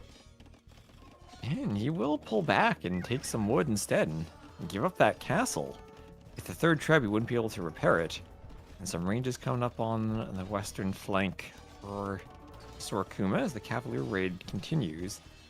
Light cav on the way for Sebastian, maybe feeling a bit pressed for gold. I mean, Only now 28 farmers for Sora Kuma, so maybe it'll be more difficult for him to keep the Cavalier numbers up, as everywhere in his base is now being raided and beset upon by these Halb and Cavalier raids. It's just going to be very tough to ever take an efficient fight against that with the units you have. Meanwhile, you have more Halb and more Cavalier coming in, so it feels like the army quality really is going to start to come online here for Sebastian, as The hand cannons kind of have to stick all together. They're not very fast. And you can just kind of keep on running all over the place with the infantry and cavalry here as Sebastian, who has a 30 pop lead at the moment. And Trib's going for the stables. And I'm worried about the food eco now. As Sora Kuma is dropping in population, Sebastian needs houses, but he's still okay in population. And he's finally getting some units to the south to clean those stables. And once those stables go down, he saves himself a ton of headaches and stops the raids that have been plaguing him for the past 30 minutes or so. Yeah, seriously. Militia? Where's a militia? It's really, really close. The hand cannoneers are still growing in number, but again, I'm really concerned about the mobility and the lack of long-term gold here for Sora Kuma. Remember, you also get the 20% gold discount on these Cavalier. I mean, your Cavalier are actually better for Portuguese until Savar comes in, and there's no way you can actually get to Savar because, unfortunately, Portuguese never lost husbandry like I wanted them to. However, the Persians get +2 attack against archers, of which Sebastian's not making any. Exactly. All right, big fight over here. The Cavalier trying to loop around and attack from the high ground. The Trebuchets are out of position. And what can you even do to try and stop this? Sora nominally has a more valuable army, but it sure doesn't feel like it because it's all over the place. And that's 3 Trebs he's going to lose. As hand cannoneers go down, camels go down to the halbs. Well positioned from Sebastian, he keeps adding more stables. And as he's cleaning the stables in the south, feels like that's probably the nail in the coffin, as he can keep pushing forward now with the free reign of 200 population to spread about an economy that is struggling to stay at 170. Remember when I said that you're kind of in a catch-22 situation where if you go hand cannons, you're going to run out of gold, and if you go for trash bows, you're going to run out of wood? Well, he went for hand cannons, and he's out of gold. He's not able to sustain his Cavalier production anywhere near the same way that Sebastian can. And although Sebastian lost most of his Cav, he's got 2k gold in the bank. He can easily replace those with the Portuguese Knights only costing, 60 food and 60 gold, like a Tarkin. I got Tarkin. So he is also on 69 food collectors. Rather nice for producing the Cavaliers. And I think he just keeps spamming Cavaliers to victory. We didn't see Halbin yet, only Pikebin for Sora Kuma, and he does not have the gold to afford Halb. No, it's just not enough gold at all in any real way. Those Halbs are kind of derping around, but your ability to actually do any counterattack damage is somewhat limited. The Cavalier trade effectively against the Light Cav. The Halbs obviously trade effectively against the Light Cav. And with those 4 relics on top of everything else, 14,000 more resources collected. Now, the scores are still very close because, Sora's taking the best fights he possibly can, but I struggle to see his long-term plan of success in this game. He does have a score lead. I mean, he actually is up in Vils now. He needs to realize he's housed and needs more housing. You do need more houses to continue unit production, and you know what? Lycav find a way. Somehow showing up here in the farming eco of Sebastian, and that ain't Somehow. bad. And somehow, Palpatine returned with Lycav. Somehow. Those hand cannons need to And run Lycav away. are on the right. Both players raiding each other on the right. And yeah, as you said, gold income non-existent for Sora Kuma. Look at this, US 31 Cavalier queued up there for a second for Sebastian. That is a He spent all very the gold he scary had. army. Spent all the gold he had. And that'll maybe contribute to some of the score closeness, as that resource now will be queued and not in the stockpile. Yeah, exactly. Pikemen are starting to come in, but you're really just running out of resources. Sora's never really been 200 population. He never even took that one relic that's been next to his face the entire game. And now the army value is really going to start to get out of control in favor of Sebastian. Again, 30 Cavalier at the moment. Yeah, Cavalier and some light cav will be taking some Vils down. They'll run in. I mean, you can raid as much as you want, Sora. You still need to find a way to reckon with your opponent's army, and I just don't see how that happens, especially without Halb. And more raids coming in. We have 18, 17 vills queued for Sebastian. He's ready to replenish his losses after the raids from 5 TCs. Yeah, and, Sorkin was not. He's down to 96 vills and dropping. and there's just the idling of the eco. Yes, Sora has killed more vills this game, at least up until a certain point.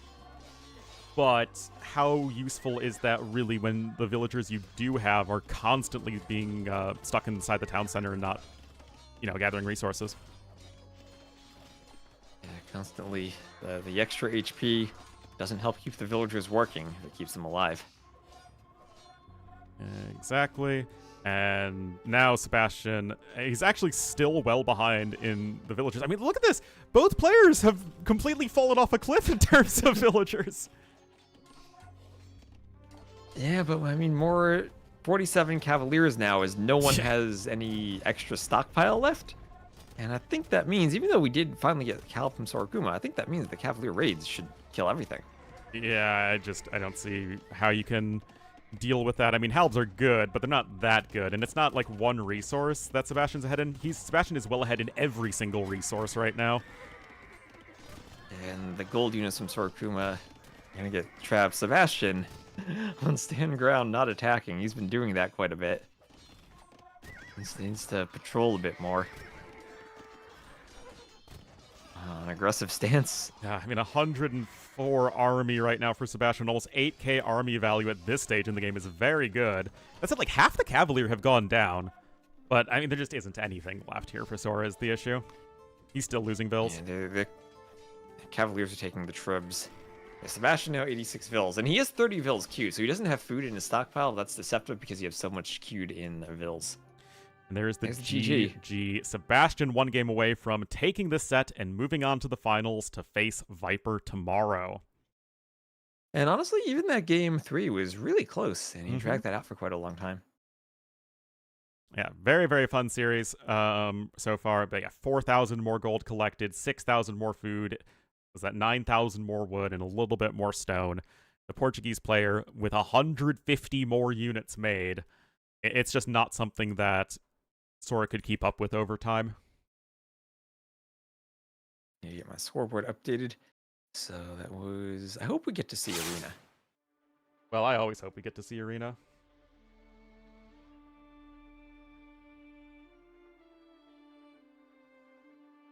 I always love a good game of Arena. Oh, yeah. So far, everybody has lost all the home maps. Very reassuring. All right. I need to take a quick break. I'll be right back. All right. And let me just double check the schedule. Looks like the Onamaru Brazil saga is starting. I thought we'd be in time for that.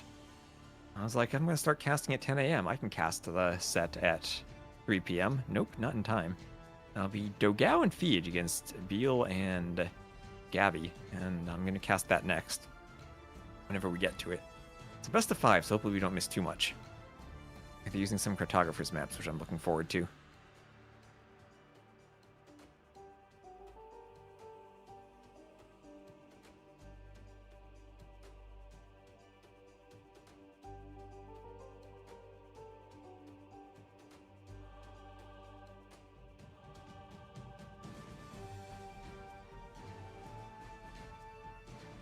We'll see what they pick. We're not guaranteed Arena yet, unless they have it in the lobby.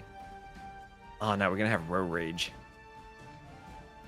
Not going to be Arena. It will be Row Rage. Magyars for Sorakuma and Romans for Sebastian.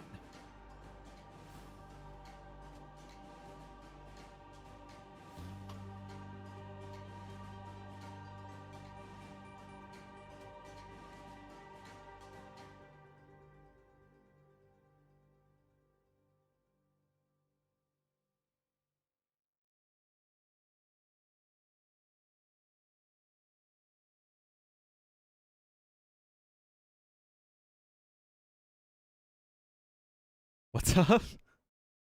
I hate horse breeding? You don't like husbandry for the Portuguese. Oh, yeah. Portuguese, Khmer, and Romans should all lose husbandry. IMO. Khmer? Yeah. How would they ever lose husbandry? Oh, you're insane. I'm a crazy Romans guy. I can understand. I'm wild. Increase the elephant All right, movement speed bonus and have him lose husbandry. Alright, so we're here in Row Ridge. And we have the land fish under the TCs. And some pawns in the middle. Magyar's Romans. So I guess this becomes Heavy Cav Archer Magyar Hussar against Scorpions.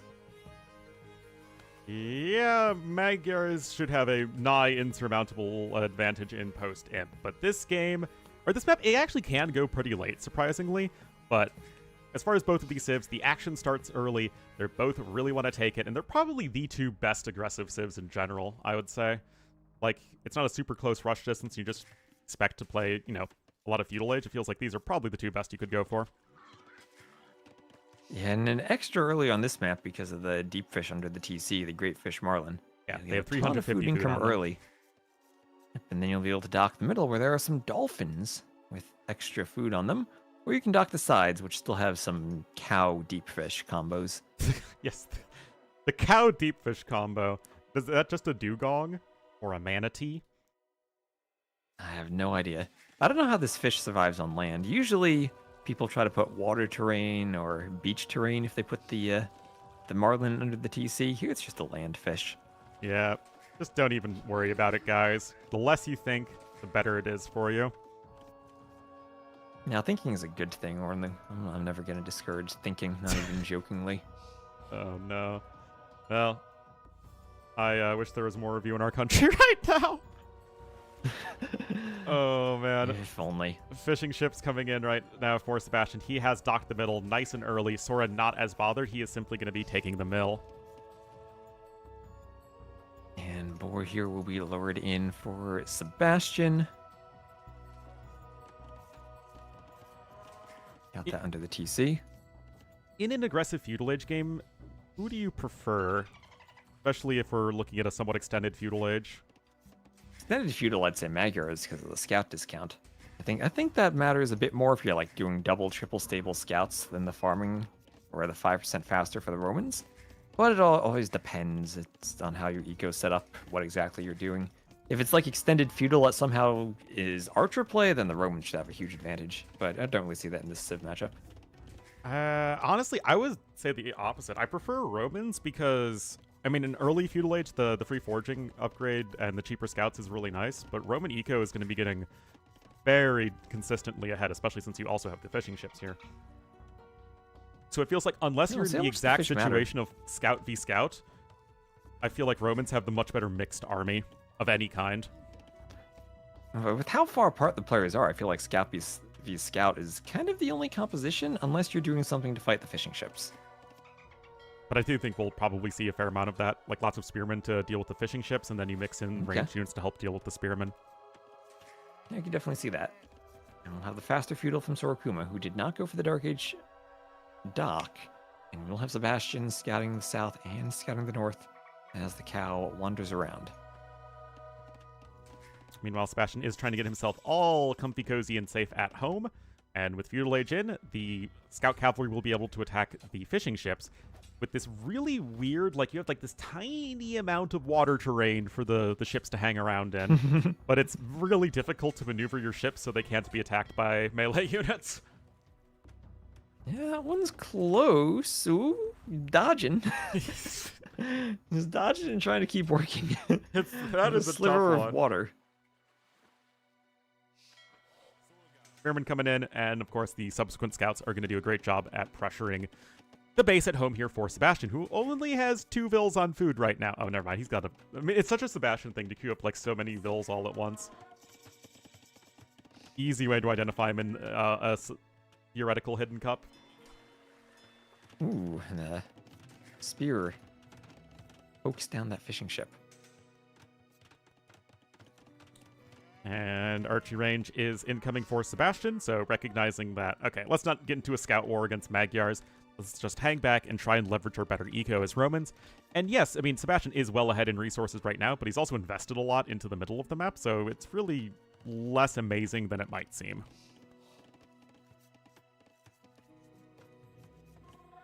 And immediately archery range follow-up here for the Sky Bear. Yeah, so range from both. It kind of, I don't know, I feel like double stable scouts is kind of the way to play if you're this far apart. Or maybe you're just so walled that there's no room for that. Yeah, I think because you start fairly close to the corner of the map, and the map is also made somewhat smaller by these acacia forests, it does feel like extended scout play. I don't think I've seen that be terribly successful. It seems like you're mostly focused on fighting in the middle, where mobility is less impactful. But also, I'm not a fan of skipping the fishing ships at all anyway. Like, I keep on seeing players try and play hybrid maps without going super heavy into investing against fish, and I feel like it never works out.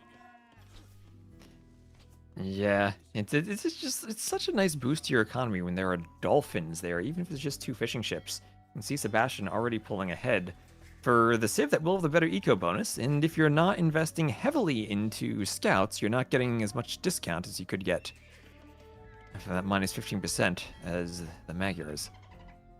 And the issue is, it's not like making a ton of scouts is actually, good for your economy, and this is why people saying that the scout discount is the Magyar eco bonus. It's just not an eco bonus. It doesn't help you get ahead economically, it just helps you make more scouts or more villagers. And it's not like you're ever going to be getting an advantage. Yeah, I mean, you have a better eco if you're both going full scouts. That's exactly the situation where you have the advantage. But that's like very situational, and I wouldn't really characterize that as an eco bonus at that point.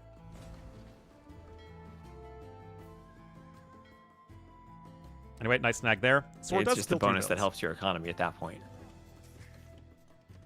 It's what? Not an eco bonus. Yeah. Well, I think that it's not an eco bonus because it doesn't really help your economy unless you're in that very specific situation. So archers and spears forward are, defensive here for Sebastian, and he's just trying to avoid that specific situation and not really get into a big scout fight against the Magyars. Oh, make sure that their bonus does not become an eco bonus. Isn't 21 HP the threshold though? That 7 hits there for the villager. Like a scout kills another villager could join. Like if it's a 1v1 scout versus villager in feudal age, isn't it 21 HP or fewer that the villager wins versus the scout? I have no idea. I think that's the case.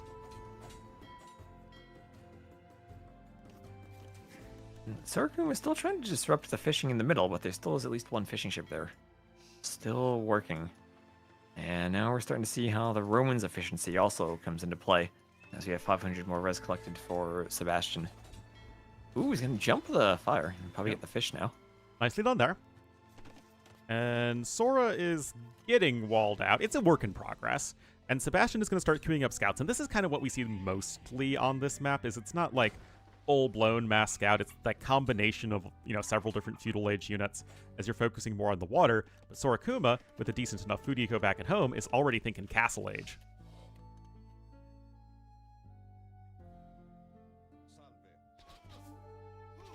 More farms going up also for Sebastian at home. Fletching on the way for Sora Kuma. And, looking at the huge res collected lead for Sebastian, who's not going scouts, or at least wasn't until now, really far behind in going up. Well, how much of the lead is in wood collected? Aha! Called it! 700 more wood for Sebastian, but because Sora has been spending a lot more time farming, he's ahead in the food collected. Yeah, and this is a situation where had maybe another scout or 2 been cancelled, Sebastian might be able to go up, but he is staying feudal longer, adding more vills. Well, he doesn't have a market, and he's scary. not super close in terms of the gold income, so you need to cut his archer production here.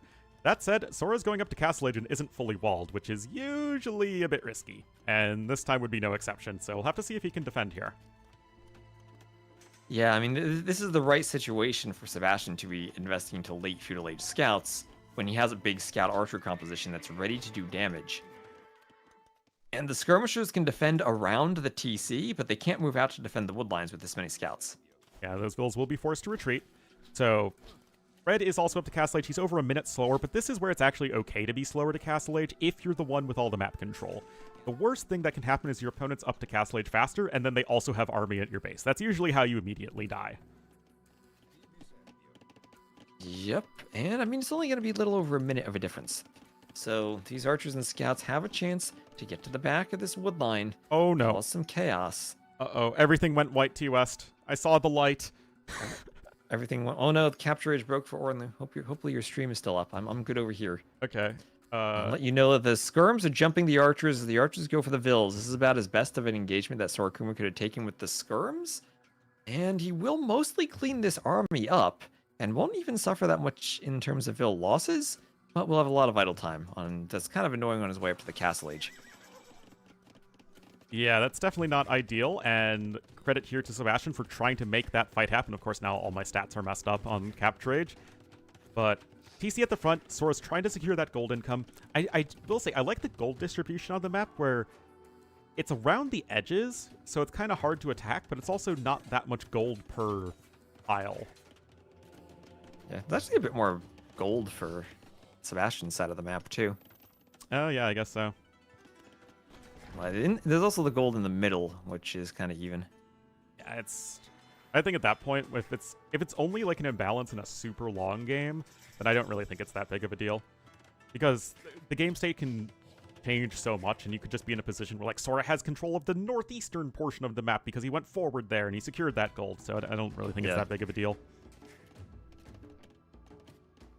Anyway, Sora is going to be going up to 3 TCs as quickly as reasonably possible. And honestly, doing a pretty good job despite being so far behind in eco because, again, Romans are both fun and interactive.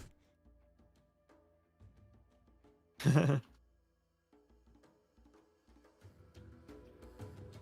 gonna add that to a list of stuff I need to change. Gotta balance those golds a bit more. Yeah, 3rd TC coming in. And I actually really like this for Sora. Even though it might make more sense to want to play aggressively here, especially like your Magyars versus Romans, you don't want to let them boom up. I feel like you're so good in the late game here as the Magyars in this matchup that defending is not the worst thing in the world, especially if you can just sort of hang in until you can get to your Cav Archers. And even Magyar Hussars are like low-key one of the best units in the game now, after they got triple buffed in the last patch. And especially against Roman Scorpions, they are one of the best answers. Yeah. You know, Romans, they get halves, right? They get halves? Yeah, they get halves. You get halves. I was thinking they might have some, like, fancy thing. No, it's that's the Legionary for their swordsman line. Yeah. Yeah, Romans get, like, a worse version of Teuton halves. You get 1 extra melee armor. Teutons get 2 extra melee armor.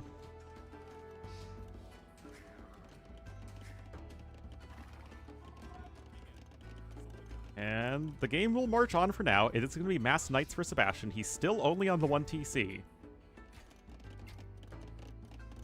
Gonna try and make something happen here. And you know, the CA have very few upgrades right now. It's just +1/+1. That's it. No bloodlines even. But the monks are coming out, and that's going to be absolutely critical. Also, no husbandry. We know how much you like that. And Forward Workshop from Sebastian. Forward Workshop. Ready to get some Scorpions out. And Scorpion versus Cav Archers should be good for the Scorpion, right? 2025, that's how this works. I'm pretty sure that's how it should work like that. But I would think that Mangonels even more than Scorpions, because you just want to start going after the TC, start denying all that eco, and just keep making these fights, because right now, Sebastian knows that his opponent went pretty greedy with the extra TCs. He knows he's a little bit vulnerable. He knows he doesn't want to let this game go late. So I really, really like this decision. Again, 2,000 more resources because, again, Roman Eco is fun and interactive. Roman Eco, 2k more res. With you having to do literally nothing different. And Knight's still hoovering around the back. And this is looking better and better for Sebastian. Roman's just overpowering now with their economy. Exactly. And, I mean, it's going to take a long time for the Magyar player to even get ahead. Yes, you're 10 vills ahead right now, but you have so much idle time. And, of course, Sebastian's not going to stop attacking anytime soon, as it's going to be all knights, siege, and maybe some monks.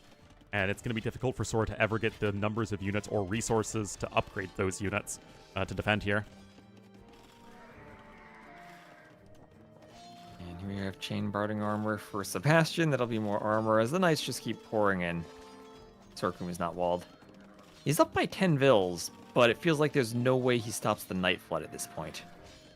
Yeah, and this could be game, set, and match. As remember, if Sebastian wins this game, he is going to be facing Viper tomorrow in what should be a really good series.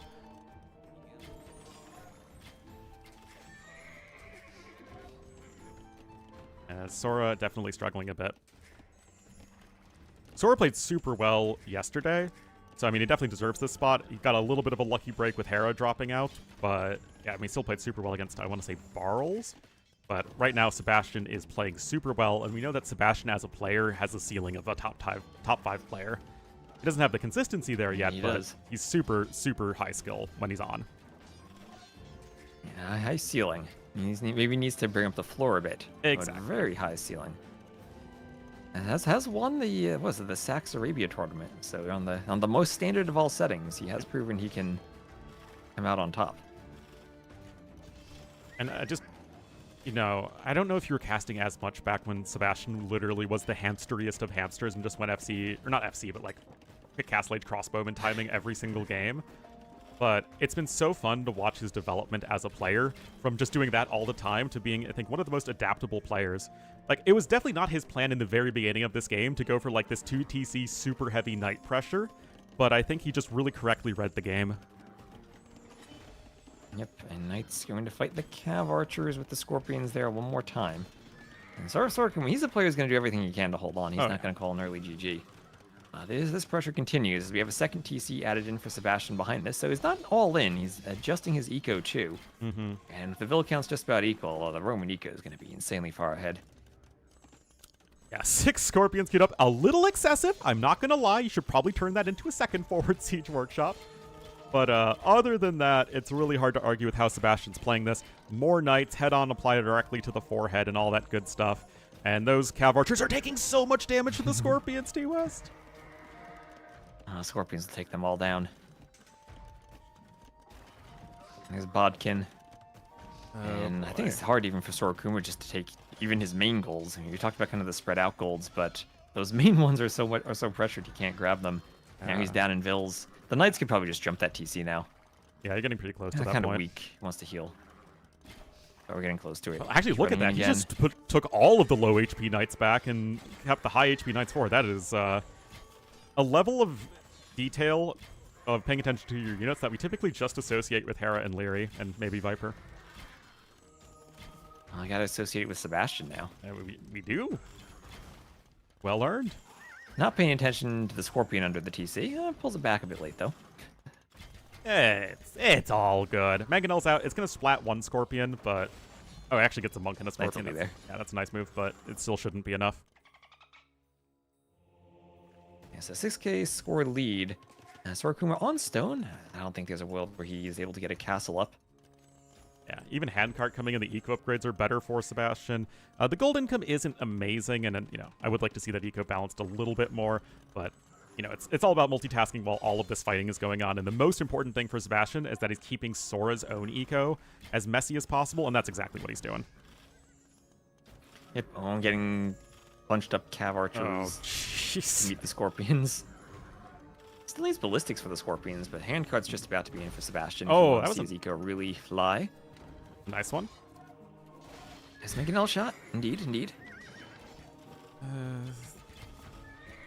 Yeah, Sebastian playing it safe. He doesn't want to overinvest here. The populations are actually even, and again, credit to Sora for trying to keep himself in this one. He almost won the last game when he was even further behind.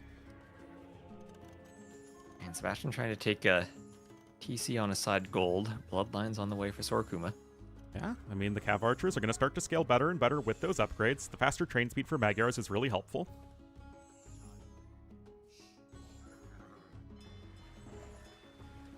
And yeah, would like to see some more Vils on gold here for Sebastian.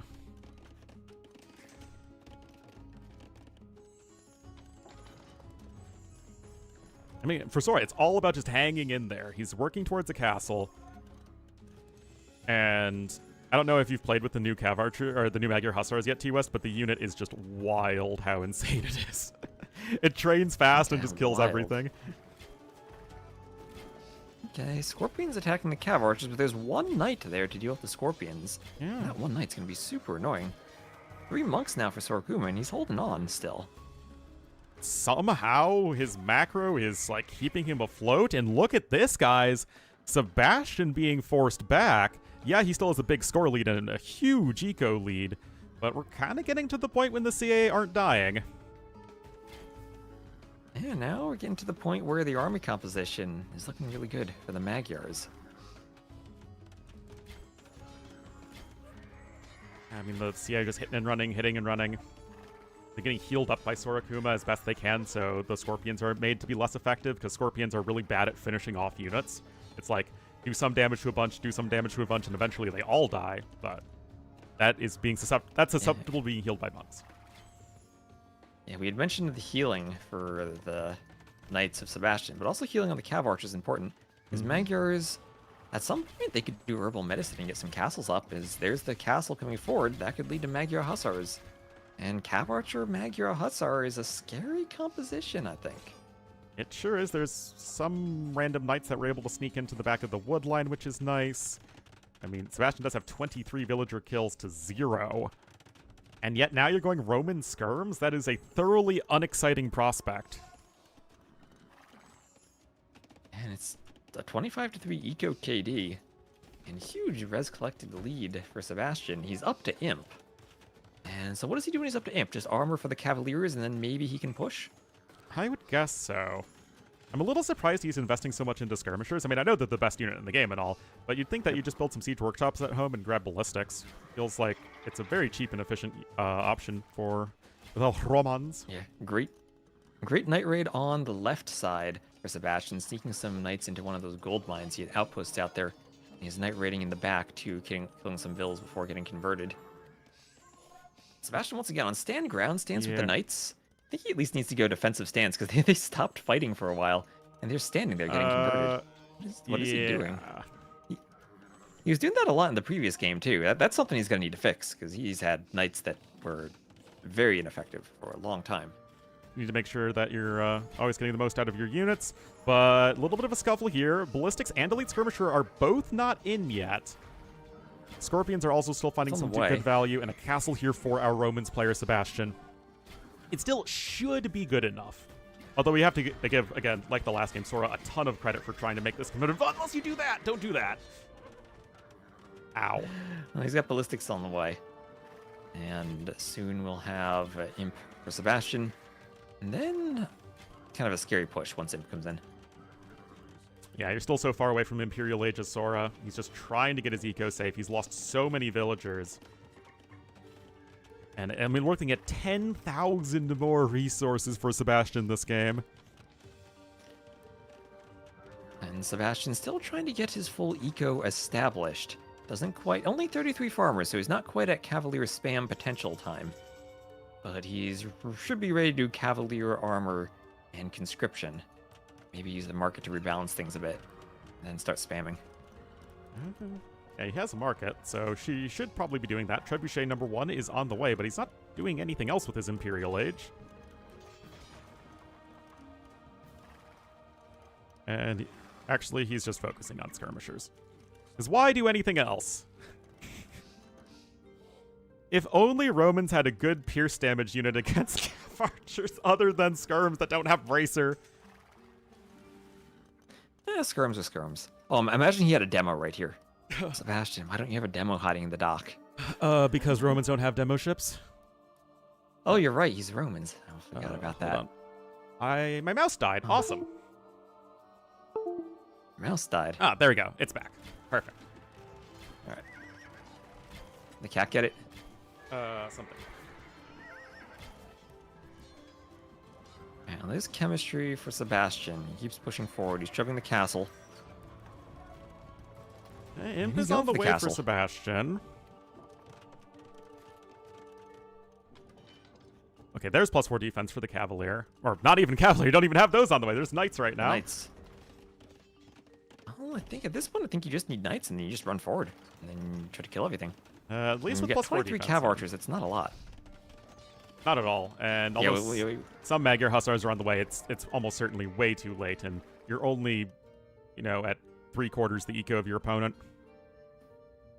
Yeah, players now starting to move to the middle.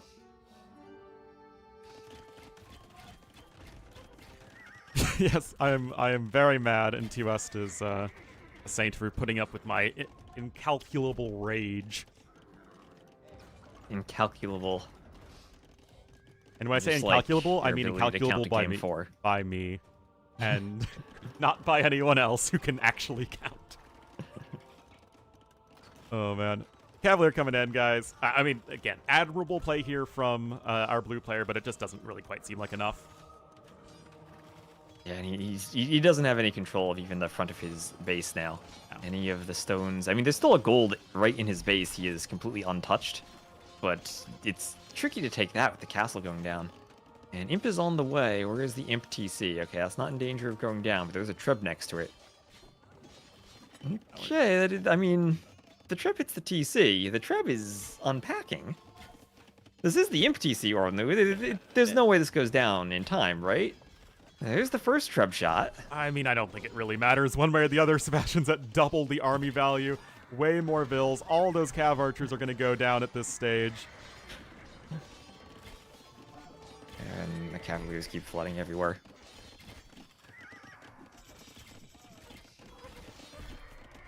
And there is the GG called T-West, and Sebastian with a decisive 4-1 win will be moving on to the grand finals tomorrow with an enormously more efficient economy in that game.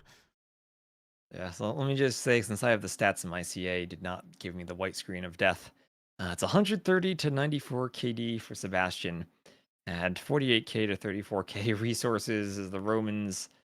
5-minute advantage to Imp, 37.5 to 42.5 minutes, and had 124 to 102 vills at the end. Yep. GG. Really fun series, though. The games were closer than the score might suggest. Like, a lot of really close, well-fought games. Yeah, that Mauerfall game was really nice. I'm happy with how the map turned out. Yeah, So it was still fun some one. tweaks, but good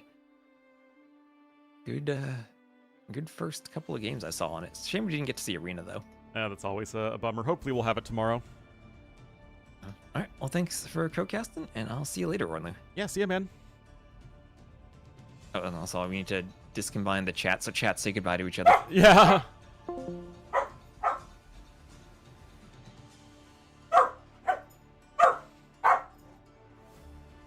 All right, guys. Thank you so much for everyone who was watching. I appreciate it. See you for the finals tomorrow.